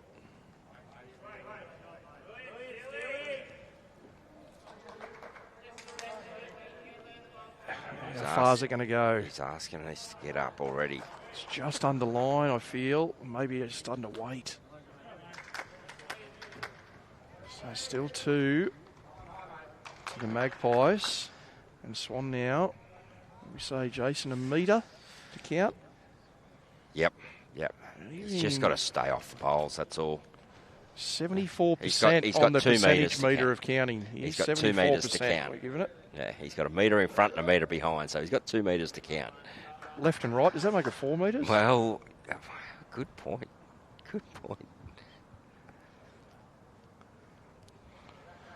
So does he tick the 74% mark over? Well, he's wide enough. That's the first bit. He's missed the first one. Cheers all round. There it is. That adds to the stats. 74%. He's drawn the shot. Should have been more like 82%, mate. We'll recalibrate our stats machine ahead of future games. Perfect bowls from Matthew Long Swan. His last 4 ends have been impeccable, and he's played some big bowls to get his team right back into this. especially on this rink. Wenty now out to a 4-shot lead. It's probably, is that the biggest lead we've seen so far? Or there was a 5-shot there at one stage, maybe. Oh, it's been, in and around this mark all night. So East Maitland get their nose in front half a dozen ends ago, as this jack might be being returned.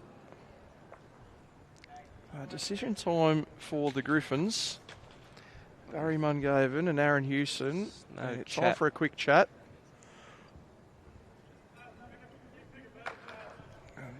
Okay. Barry's call. There you go. Barry's been very good up front, actually, tonight. I've been impressed with him. Both leads, as a matter of fact, Lee, have been sensational tonight.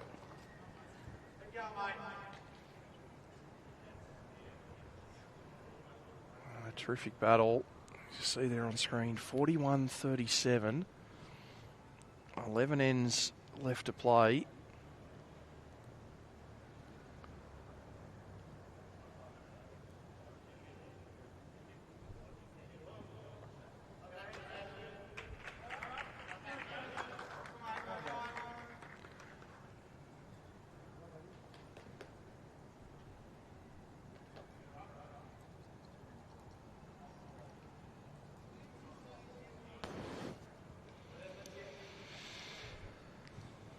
Ingram just going past with his first.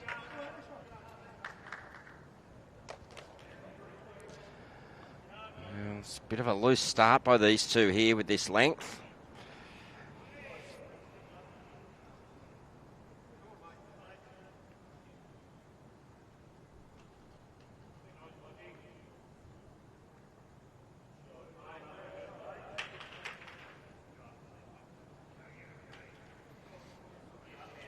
Paul Vards, you're right.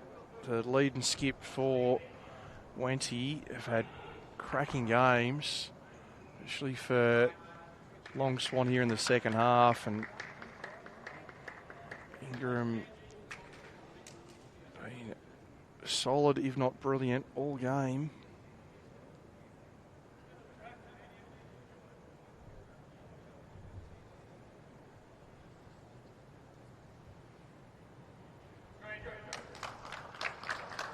Barry there, making sure he's up, especially after his first one being a bit short and tight. He just made sure he got that one up. So, no value having too short.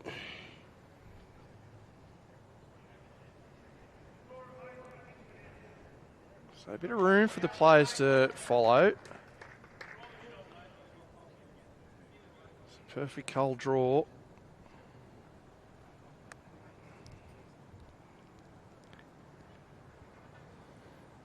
John Hannon Jr. just under the perfect line. He's got good weight though, he might collect something. There's the jack going. Well, he stayed with it. Just hangs on to it, well played. Yeah, good change up that is too. Changes the look of that whole head. Wrestles the shot for East Maitland as well. Andrew Swan's bowled now, only half a metre or so past, so much the same here for Camo.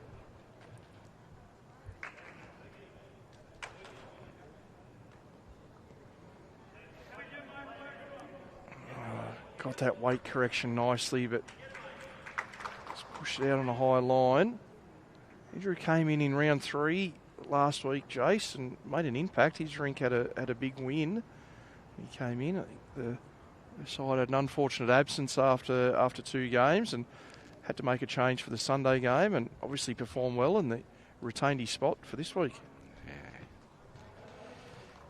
He wants to get under that. So cut it.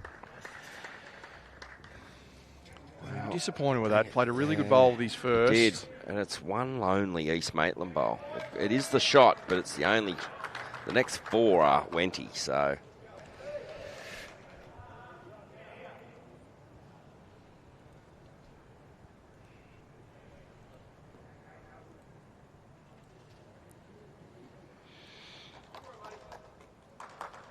All value here for Rick to reach. Well, he has, but he's just underdone the line. I think he's a little shy on weight too. He's probably about a foot short there. I thought he would have given that more of an opportunity.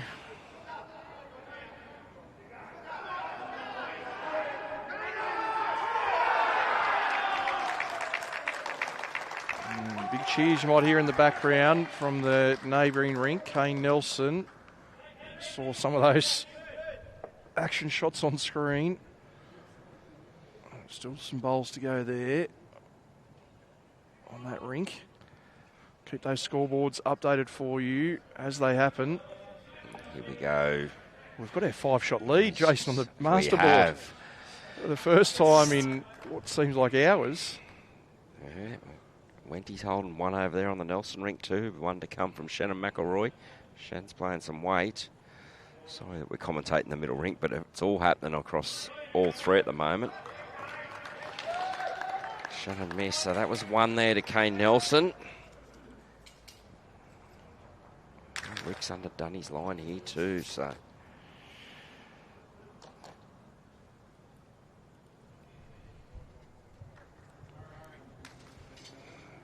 Right, chance here, get a second one in this head. Try and wrestle some momentum back for East Maitland. That margin's 5 or 6 once the 𝗟𝗓𝗡 score goes on there. And Rod Darcy's played a very good bowl. It's in the head. Unfortunate once again where it's sort of framed up bowl either side of the jack. It has. These are the skipper's dreams, these ones. They've got any weight they want now to play. You play big weight to get the 2 bowls out. Inside edge of that toucher of Hannon's onto that last bowl. See what he wants to do. He hasn't got the best back, so he'll be looking at that as well. Yeah, it's... Pick your mind up now. Is it a metre of weight or is it much firmer? What are you confident with? And those ones, there's probably no wrong weight to play. No, that's right. It's just what you're confident with. Yeah, the only wrong weight comes from indecisiveness here. 2 down now, all the way back. You're 1 down at worst, so... Well, that's if the other bowls don't get pushed through as well with big weight. Anything can happen there, so... He may be more confident with that swing and weight. So that's forehand. Forehand tells me big. More rather than less. Yeah, that's at least ditch weight. Bowl and then jack. Well, no, just picks one out. One out. Won the count at the moment to the Griffins. Bit of room there for Houston to put the pressure on for Long Swan's second bowl. Yeah, and I think Houston needs to put some pressure on here, get both of these bowls into this count. Master board out to 6. You mightn't think it's big, but in this game it actually is. While we wait, Chase, I can let you know our first game of the night has concluded, and it's Carlingford 60 defeating Engadine 51. It's turned out to be a 9.5 to a half victory there for the Koalas, so they balance their record now, 2 wins, 2 losses. Aaron's just asking this bowl to hang. He knew he was tight. Yeah, that's a missed opportunity, isn't it? You'll feel that. Tentative with weight too, wasn't he? So Matt can actually go and get this bowl clean. Aaron can be 4 or 5 down if he gets this out clean. Yeah, you'd back Houston to draw it with his second, well, but but put him under the pressure though. Just never know. Number pressure can do some funny things. So Swan, Going forehand big runner. again. Does he bend in time? Anything jack? No, he's just missed. So I'm just wondering, is there anything on here for Huey? Not a lot.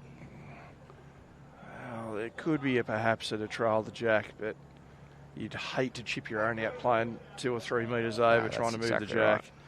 Add a metre or so, you're in the count. 1.5 metres to the jack. Just needs it to go underneath. He's counted. Yeah, 2 well-needed shots. Well needed too in the context. So 2 to East Maitland. That tightens that master board. It's back to 4 shots now. Well, even on this rink too, Jason, 15-14 in favour of Wenty Leagues. Yeah, it's tight, isn't it, all around? 11 all, 17-14, 15-14. A couple of those other scores still going on. It's still Raymond Terrace in front, 52-38 over Warilla. 8 ends left to play in that one.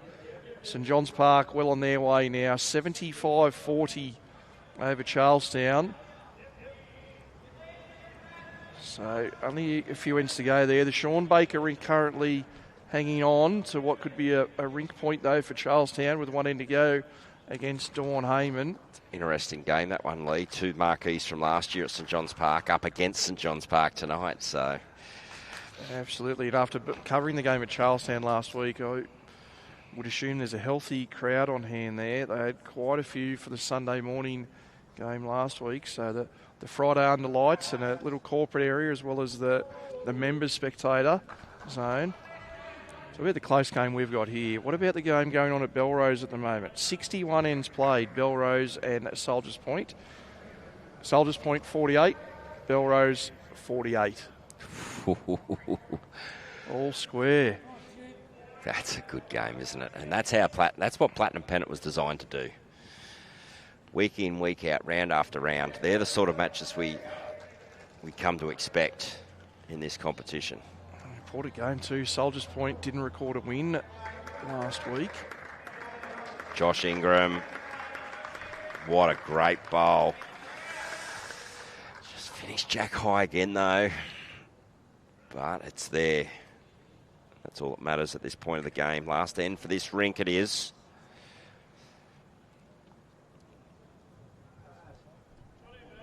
Barry, does he get all the way back? He does, down to the jack. How many times have we seen that exact play happen with these leads? Josh has drawn it, Barry's trailed it, or vice versa.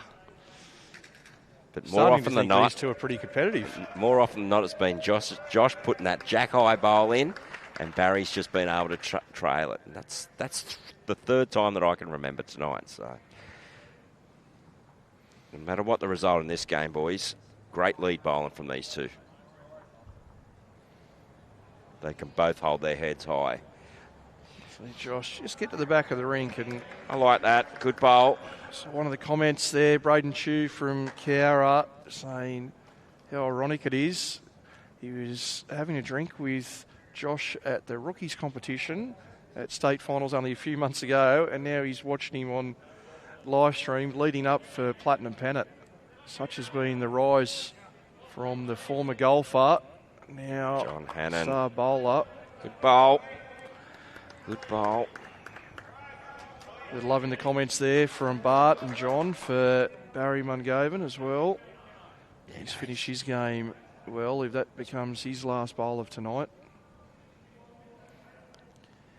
So just a reminder, 21st and final end on our feature rink, but the team will move some cameras around so we capture remaining ends on the other rinks. So do bear with us post the final bowl here on end number 21, as we'll cover all angles as best we can as the team realign themselves behind the rinks. 2 shots here to play. A little trail of the jack and cover it up, or just get right behind. And looking at that line, he's looking for the jack. Does he get the little trail? Oh, he got the back cut, unfortunately. Maybe even give probably one. It could be one down too, so a little bit unfortunate there. Camo on the charge here.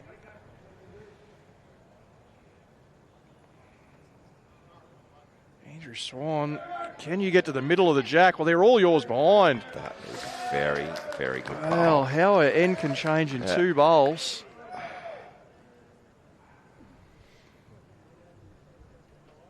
An unfortunate result for Hannon, and the collection of the jack for Andrew Swan. And he raised his arms. He knows he's not had the night he wanted to, but what a crucial bowl this last one of his could be in the outcome of tonight's game. What a way to finish your night off, eh? Yeah, he hasn't had the best game, we know that, but he has played some big bowls. He's played 2 or 3 significant ones tonight, Andrew. Well, plenty of selectors I know say you're only as good as your last bowl. Absolutely. So he's finished with a small trail of the jack, picked it up for 3. I was going to get to that, and what a way to finish. Rod Darcy now, giving this a chance. Yeah, trying to swing down to the jack. I don't know if it'll swing with that weight. Just a bowl or 2 outside the line. Interesting to see how that looks. They might only be able to see the shot bowl itself, but thought if they could have seen the edge of the inside bowl, that's a bit of a bang-bang sort of situation. But it's probably a little bit covered, eh? Yeah. Well, there we go. It's our first umpire's call for the evening. There's a jack measure over on the far rink. Jack in the ditch, 2 bowls up on the bank. Paul Scares, he's been manfully attending to the master board for the night, keeping himself warmed up and ready to go. Yeah, see Rick's intention there is just trying to get him behind, but if he could just tuck the jack a little bit, but that sort of weight, it was... And hard angles here for the Griffins to get the jack clean. It is. This needs to be good weight to bend that far. This is where Rod needs to set this up. A jack eye bowl there from East Maitland would have been brilliant. Yeah, the bender's there, but you need the right weight. That backhand away. See umpire there, Paul. Setting up for his measure on the neighbouring rinks.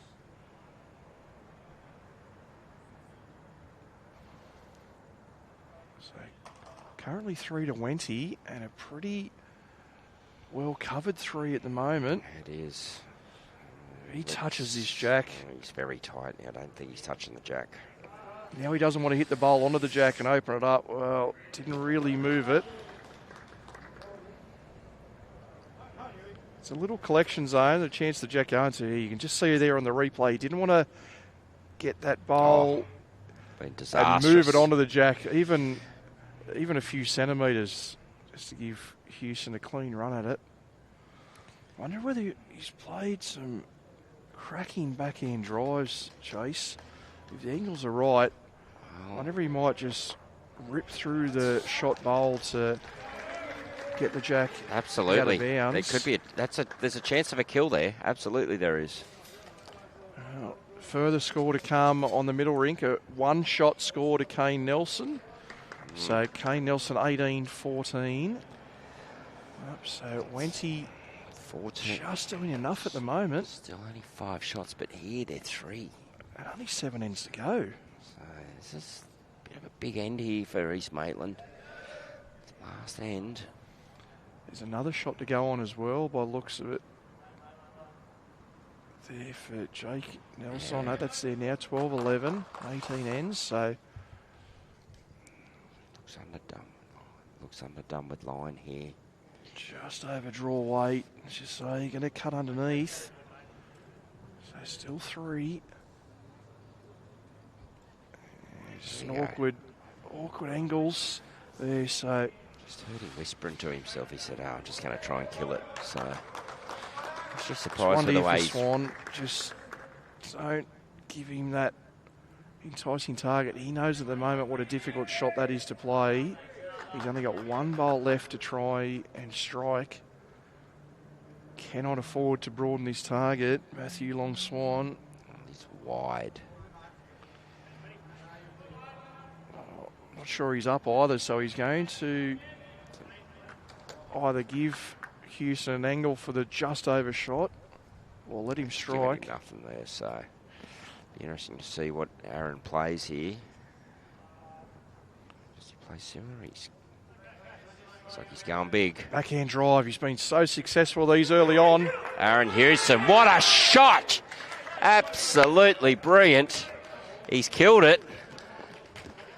And what a massive shot in the context of this match. Aaron Houston, 3 down on that head, has come up with an absolute superb bowl. Look at that on the replay. Perfect. The jack flies in the air, out of shot and out of the rink. Players just stopping it before it ended up in the clubhouse. Massive bowl in the context of this match and could be the season too, Lee, in all honesty. Well, yeah, you said there, 6 behind, 6 ends to go, as you see on our scoreboard. And it was Wenty holding 3 with another bowl to go. A miss there was almost certainly getting us out to a 10-shot margin for Wenty, so still alive. Another score update. Unconfirmed at the moment, still just waiting on players to finalise the scores at Belrose, but as it stands, a still to be confirmed score, but 63 and showing on the masterboard in front of me. Belrose 50 have defeated Soldiers Point 48. So what a low-scoring game. We mentioned in our game here we mightn't get a side into the 50s and win. Well, they've landed right on 50 and won. As we said, they scored 69 in round one and didn't win. Yeah, and now they've scored 50 shots and won a game, Belrose. So unconfirmed. Those scores, players might be just waiting and confirmation between the two teams. There we go again. The Wenty boys are up for 𝗟𝗓𝗃. So when the pointy end comes, the cream rises, as they say. And it looks like Cam's doing his bit over there. Early stages, front-end players for both our other two rinks, but it is Wenty holding, Cameron on one rink and Franklin Fong on the other. So as those ends develop, we'll keep you updated, but with that dead end here on end number 21, we've extended, we've got extra coverage here on our, Absolutely. On our feature rink. Great. That's a great set by Barry Mungovan. Well done, mate. Hats off again. He got the extra end in to prove himself he did, but he didn't need it really. Might get another one yet, the way Houston's striking. If they're down on the head later on.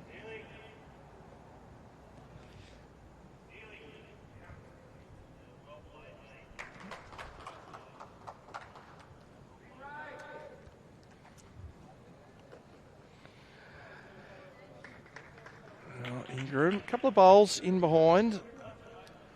Always potential there.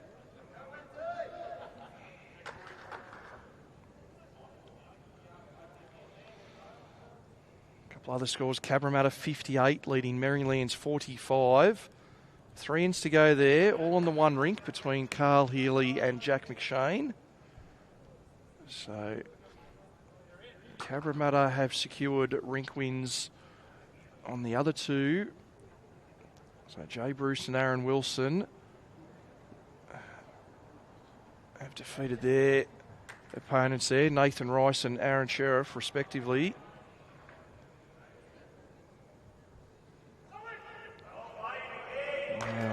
Wow.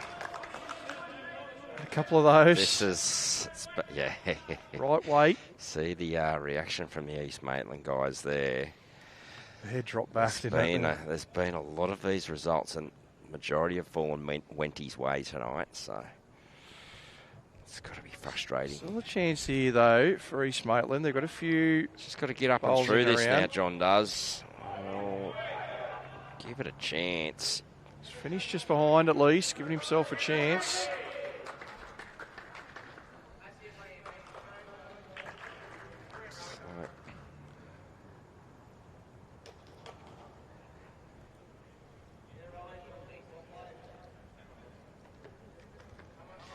Well, this is a fairway under.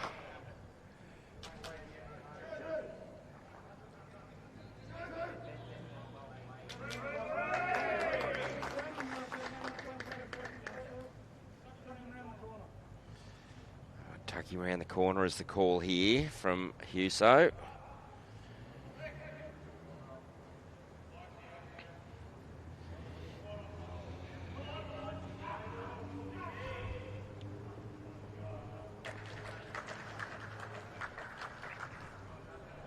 So your question, Paul Vards, just to let you know, yes, there is a ring shuffle completed. So the two teams input their players into Bowls Link early in the week, and the Bowls New South Wales staff then utilise the ring shuffle function to allocate who plays against who. Just need to give that one a bit more of a chance, Jason. That shot bowl can go through the gap. It can go through the gap. It can just back cut the jack down to his own two purples as well.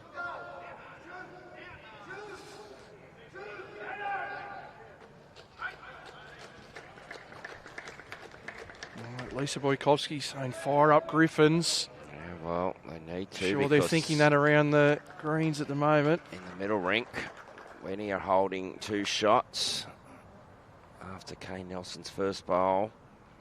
McElroy still with a couple to play there, so still a little bit away from that one finishing there. And see Rick just going around the back for a little bit of cover. Oh, no, Rod Darcy, you've got a chance here. Good metre or so past Jack High. Push this bowl through the gap or even onto the jack to the counters. Just dropped it out of the hand. I don't know whether he sent it. Oh, he hasn't either. Doesn't want to block this for his skip now. Oh, he's left it there. So Shannon McElroy. He's got the jack all the way through. Sorry about that, guys. Rick Lucy now. Bowl's going everywhere here. We're trying to keep an eye on all the rinks. Couple of positive results there for McElroy and Forsyth with their opening bowls.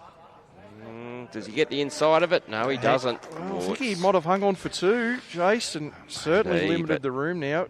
Up and over not that with that chance to push it through the gap. Yeah, as you say, just up and over that bowl, and it could be 3 shots here to East Maitland. It can be. So, yeah, Shannon McElroy in the middle was 2 down. He trailed the jack. He's definitely got 1 shot. Not sure if he's got any more than that.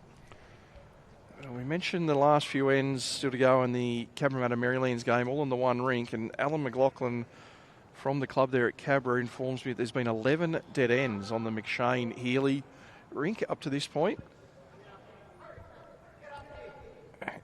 And Dawny watching from a gloomy England.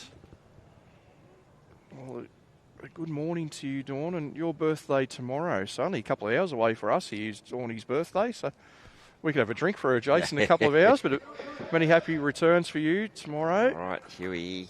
He's just underdone his line, so that's happening a bit down there. They're just pretty good weight too. Still swung, but he is using the wider bowl tonight, Huey, using the Taylor Aces. So we're going to get all 3 rinks finish at similar times here in terms of this current end that they're playing. So the way it's shaping up, we're going to get from 57 to 60 ends here relatively quickly. See McElroy and Forsyth on the neighbouring rinks, both playing the 16th and final bowls on those ends. And it was 1 shot there for McElroy to go on. Yep, so that puts him on 20 ends. And still to be confirmed, but I think it might have been 2 shots for Forsyth. We'll get that for you as the players are discussing here in the moment. Players just updating those results, of course, using device scoring here. So 13-12 now. Ali Forsyth leading. So all of a sudden, 4 ends to go. 3 shots the difference. 45-42. Yep, 18-15 and 15-14 here. Yeah, there's still game on. 4 ends to go. 3 shots in it. These are the finishes we want to see every single week. Championship ends. Who can play the big bowl? A little bit of cover. Just trying to get for a bit of cover there. Just in case he picks the jack cleanly, but I think it is more the other way. So Aaron Houston. 1 metre of weight. He can play a big bowl here. This is a huge one for the big board. 2 down. Wide, he said, straight away. His final bowl. He said he's wide. Although the boys are liking it. Yeah, I think he's right, just outside the line. Now, this will be...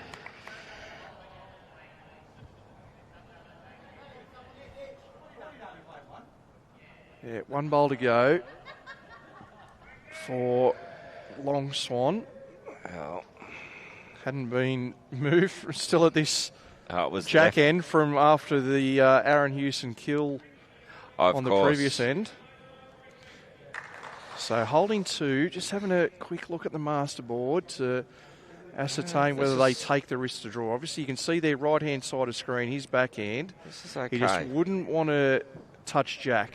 Yeah. No, and he's decided not to play it. Just quickly conferring with the rest of the teams, checking the master board. There's nothing wrong with that in this team's event. It's if they're stuffing around for 5 or 10 minutes waiting to play a shot when controlling body may step in, but I love this part of our side's games. 2 shots to Matthew Longswan's rink, so after a shaky start by the home side, they power back 11-5 behind, 2/3 of the way through. They scored 5 multiple counts over the concluding 8 ends to come away victors 17-14.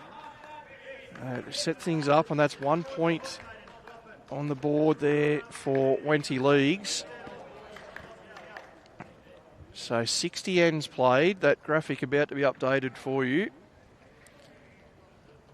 Other two rinks, our teams just getting into position to secure you the best angles for these remaining bowls. Next rink's on their last end. The furthest rink have still got 2 to play, so... Get you a bit of action here from side on at the moment until camera operators have that chance to move in behind. Of course, just being conscious that they're not moving in behind the players as well. We'll stay with you for all this action, though. You will get to see the final result. Coverage will stay here until we get that. And speaking of final results, Jason, that game has now been confirmed in Bowls Link. It is Belrose 50, defeating Soldiers Point 48. Wow, tight one. So Belrose, another team now that's going to be in that log jam, 2 wins and 2 losses. As teams got a better angle there. Ryan Steele on the mat there for the Griffins.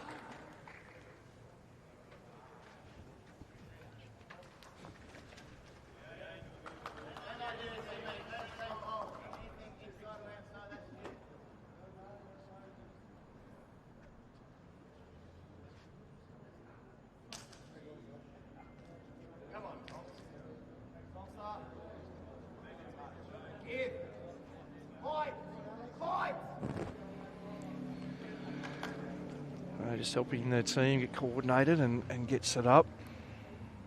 So both rinks here going in the same direction, just making it delicate for our people to move in and behind. See the yellow sticker there belonging to East Maitland, currently holding shot on this rink. The lead bowl there of Dan Hooker. The red one just in front of the jack as it looks on camera there, that belongs to Franklin Fong from Wenty League. So 1 shot to East Maitland on this rink as they play their 21st end. 18-15, so probably 2 for 1 in terms of scoreboard here, Jace. If they get enough to win their rink, they're going to help themselves out on the big board. Yeah, absolutely. Bodge. Oh, he's got that beautifully. Yeah, Hayden Boykovsky pushes that nearest Wenty Leagues bowl away. So they hold at least a couple there now.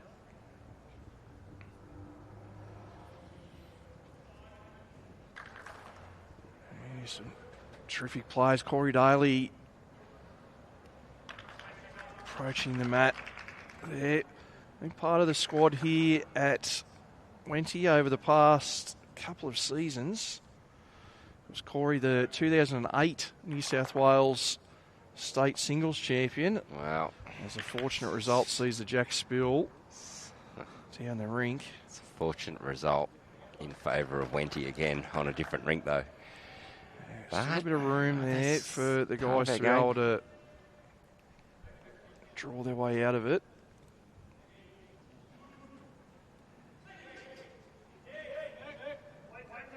Always a chance with those bowls just short of jack high, isn't it? That exactly if you are right. off target, you can have things turn in your favour. And of course, Corey Daly, we mentioned the state singles champion some 18 years ago now, and beat a pretty handy player in doing so in Aaron Sheriff. That's all. No mean feat. How's Bodge looking here with his weight? Just needs to steady in there now. now. But every chance. Might have nearly done enough to draw the shot. It's going to be close.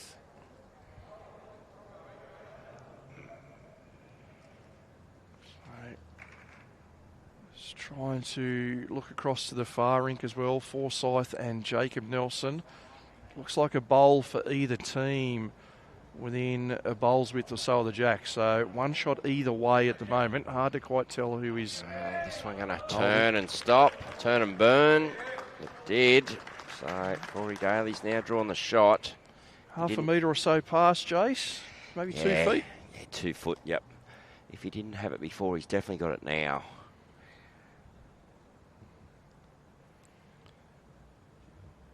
And Paul, yep, the team are onto that. They have set up camera there, you can see on screen. In behind the Forsyth 𝗣𝗟𝗓𝗡𝗨𝗠 Rinks. So you'll get prime coverage there for what appears to be end number 63, assuming there's no dead ends across these next few minutes. There's McElroy, needs to count here. Down on the head. Critical time of the game. Jack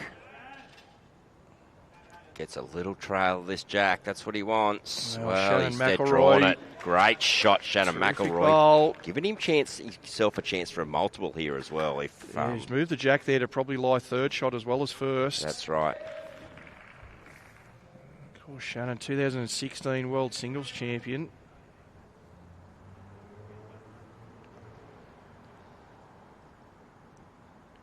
That man on screen, Jason, he is one of the absolute rising stars of this sport. Talented player, Kane Nelson. What's he done here? He's done it. He's drawn shot. That's an absolute massive bowl. When those two skips bowls, we've come across at the right time. See it on the replay. Not surprised he's done it either, that's the thing. It's a hard shot, but not surprised that he's done it. Oh, and you wouldn't be surprised if Shannon trails it off him. Exactly right. And that's Look all at Franklin Fong urging that bowl on. Oh, I think Franklin give it an extra 2 inches with the amount he was waving it up, but it was still going to end up shot anyway. Great assist there, Franklin. So Shannon just waiting. Ali Forsyth playing a bowl on the neighbouring rink. Just seeing if bowls move around there. So jumps onto the mat. Similar attempt to his first, as Jason alluded to. He does have some coverage at the back of the rink if he does move Jack. Boys aren't. Yeah, there was. Catches Franklin's. You know, if it's on a good line, because the boys weren't on their haunches, they sort of thought missed the line a bit. So that's so Kane Nelson will win his rink. Yep, he's got one shot. Know that now. I'm sure that. Kane, you see on the background, affectionately known as Sugar. His brother Jacob on the neighbouring rink. Might get in from the back angle on here nice and quickly. Ooh. As the jack spills around, we'll see what the outcome is. 2 shots to East Maitland, the initial call, and that's now confirmed. So Ali Forsyth scores a 2. Yeah, so that's 3 shots. Kane's holding a 1. And fair enough for Kane just to wait until that one bowl finished. So, I said Kane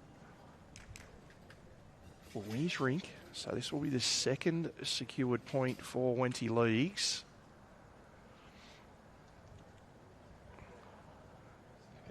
And they'll take a handy lead. He's looking at an up and over of some sort, is he? Well, I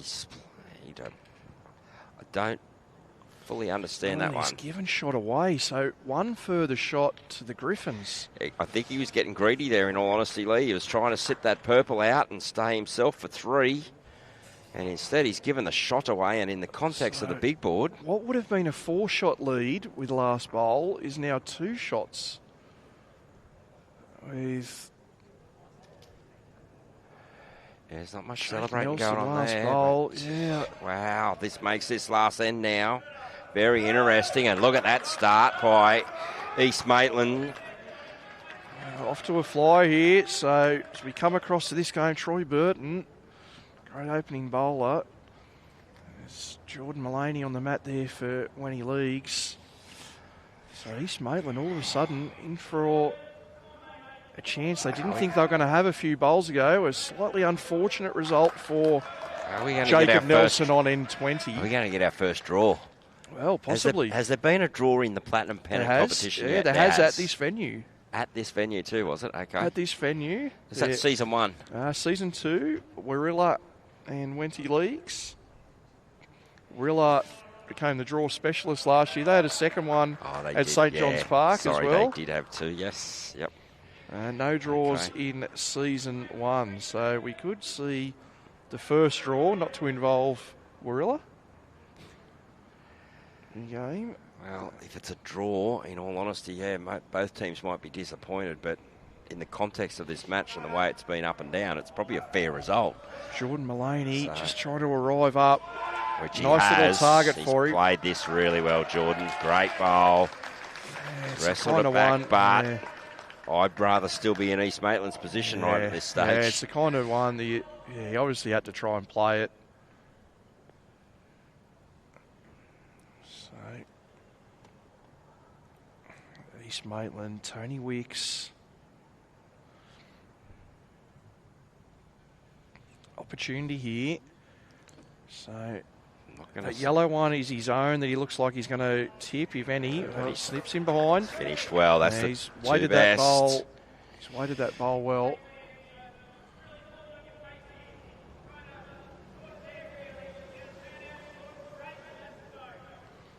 So,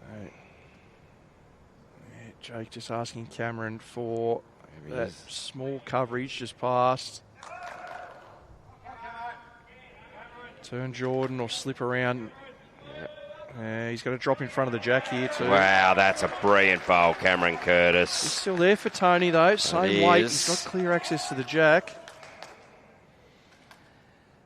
As tensions rise, and one of the best strikers in the game to play last bowls for East Maitland in Ali Forsyth if it comes down to needing to burn the end. Well, he's playing a bit more positive here. He's just underdone his line, but again, he's finished nicely. East Maitland's got everything at the back. Something when he need to be wary of. And Jacob wants him to get in early.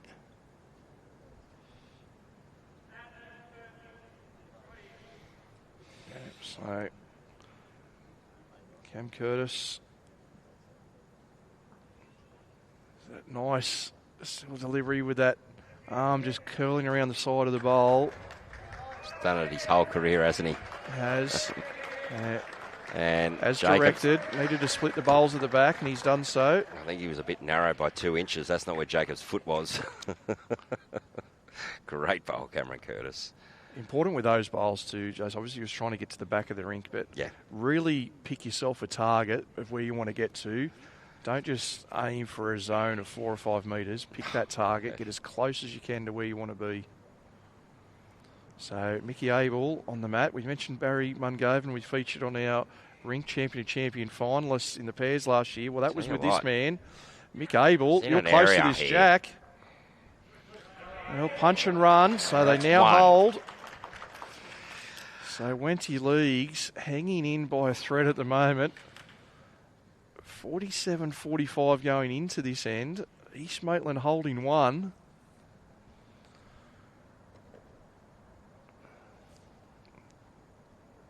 Still options for East Maitland to get 2s and 3s as well, Lee. So. Yeah, perfect draw. That's the shot. Just draw to the front of the jack or just outside. Get that good coverage. Rowan Dennis now.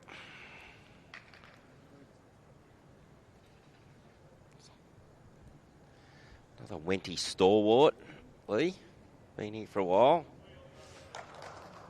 Yeah, had some time at some other metro clubs in Sydney as well, but enjoying his time, and best wishes to Rowan and his partner. I believe his wife is well overdue in terms of pregnancy, so he's been awaiting contact, and I'm sure he'll be rushing away from the venue soon after tonight.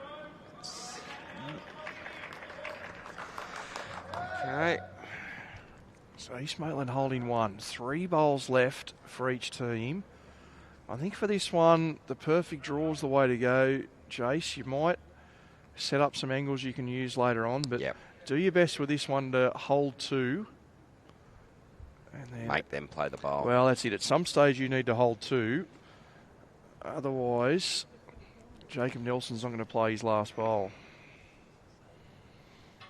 So the players from the neighbouring rinks starting to crowd around nervously awaiting the conclusion. Mickey Abel. This to get back now. Asking this to turn. You can hear Ali going, turn. Not quite going to count. It's just his weight more than anything. We've got all those bowls down the spine of the rink, but the jack's not going there at the minute. How's it getting there? That's right. So what are East Maitland happy with here? Are they going all out to try and hold 3 with these bowls of Ali's? Yes. Like if Ali misses with his first, is he happy enough to try and draw to lie 2?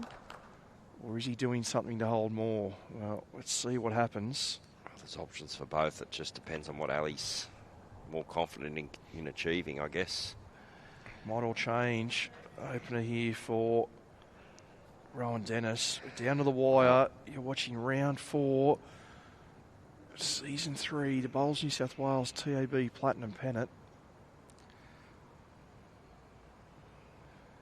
We promised you a close game. And I think, Jason, 6 shots, the largest gap we've seen on the masterboard for the entirety of the match. Yeah, the boys are happy.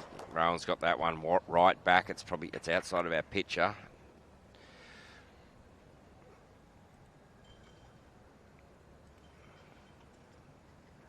Just played a bit of cover. That'll make Ali have to play more of a precise weight. So what does he do? Is he trying to just get that? I think he's trying to draw the shot and probably be just over Jason. He spills the jack. He might make something with his seconds. That's right. He's got options there. He can be one down after this shot, but still have better options to get 2 or 3. He can be. Well, so obviously we haven't seen the bowls these guys are using. Looking at that one, Ali's got a nice wide bias bowl. Jeez, he's got a pocket there now, hasn't he? There's 3 bowls there. The jack does end up there, though. You think it's a pretty juicy target, though. Jacob Nelson's, last bowl to play, but, you know. Like Ali with his tiger bowls there. As the guys await, we get you some final scores from around the greens. 𝗟𝗓𝗡𝗨𝗠 have secured victory over Marylands, the battle of the 2 opening season champions. 67-45 there for 𝗟𝗓𝗡𝗨𝗠, coming away with a 10-0 victory over Marylands. That's resounding, actually. Yep. Belrose 50-48 over Soldiers Point, 9-1 the score there. St John's Park 80 have defeated Charlestown 43. St John's Park burnt tonight by the sound of that. Yeah, 9.5 to a half. So we watched Jacob Nelson with his opener. He's just wanting to get into this pocket here. Well, he's a little bit wide. Well, he's in a fair area there. Pretty happy with it, but... So this is tough here for Ali. Like, he's got the draw, Jason, for 2. He could spill the jack that half a metre and lie 3, but it would be wide open. Or does he go, look, I don't like any of it, guys. I'm going to smack this and we're going again. Potentially. I don't know if you had last bowl, you'd definitely just try and edge that jack away half a metre or so. The other completed score, Carlingford 60 defeated Engadine 51. That game also 9.5 to a half in favour of the Koalas. And just one end to go. Raymond Terrace 62-40 over Warilla Gorillas. Right. That will be 9-1. Here we go. Ali Forsyth to make Jacob Nelson play his last. Well, he's playing a draw here, Lee. Well, I think he's just up here for what he's trying to do. Does he bend back all the way, Jace? These big Tigers. No, the guys are shaking hands, so it's just gone by and trying to tip that jack back. So we have a win to Wenty Leagues. Just the one shot scored by the Ali Forsyth Rinks. He secures the rink point. But more importantly for the Magpies, they record the overall win. 47 shots to 46. And Jace, that has been... That's a great game. Oh, amazing, hasn't it? All the way throughout. Just been nip and tuck the entire journey. And yeah, hard to say that one side deserved victory over the other there. Yeah, there was tension across all rinks. All rinks were tight. There was no one that had a blowout scoreline. So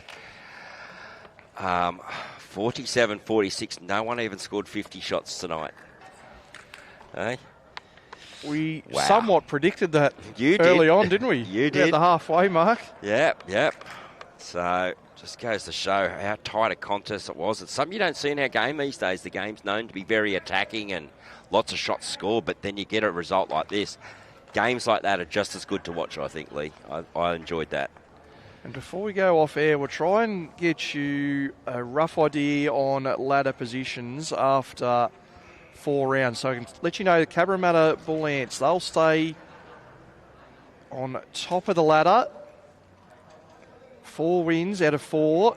Raymond Terrace sitting in second place. Once their game concludes, they'll also be on 4 wins. You see Wenty Leagues now with this 9-1 victory. They'll jump into third place or retain their third place on the ladder. For them, isn't it? St John's Park with a victory. They're going to move into the top 4. They'll sit in 4th place there. 3 wins and 1 loss. Then a logjam for the remaining spots. There will be overnight Belrose, who hold 5th position on the ladder with a superior margin to Maryland's. Both of those sides on 20.5 points. And Carlingford half a point further back. Also 2 wins and 2 losses, as are the Wirralur Gorillas 2 and 2. So all those scores, just a couple of ends to go around the greens.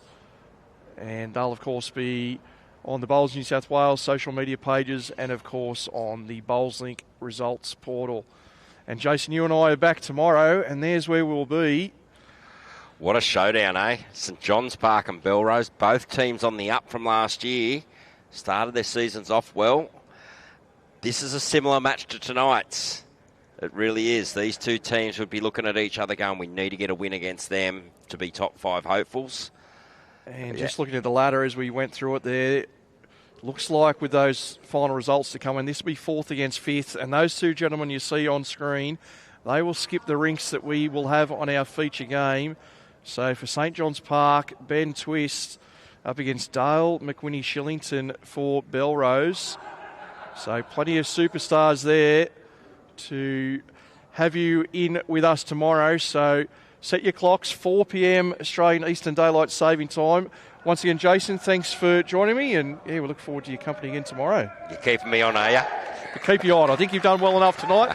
We'll give you a second go. So big thank you, viewers, for staying with us. Thanks to the team once again here at the venue for moving those cameras around to capture the last few ends. But it was the home side, the Wenty Leagues Magpies, 9-1 winners, recording a single-shot victory over East Maitland here tonight. So thanks again for tuning in, and we look forward to your company once again tomorrow.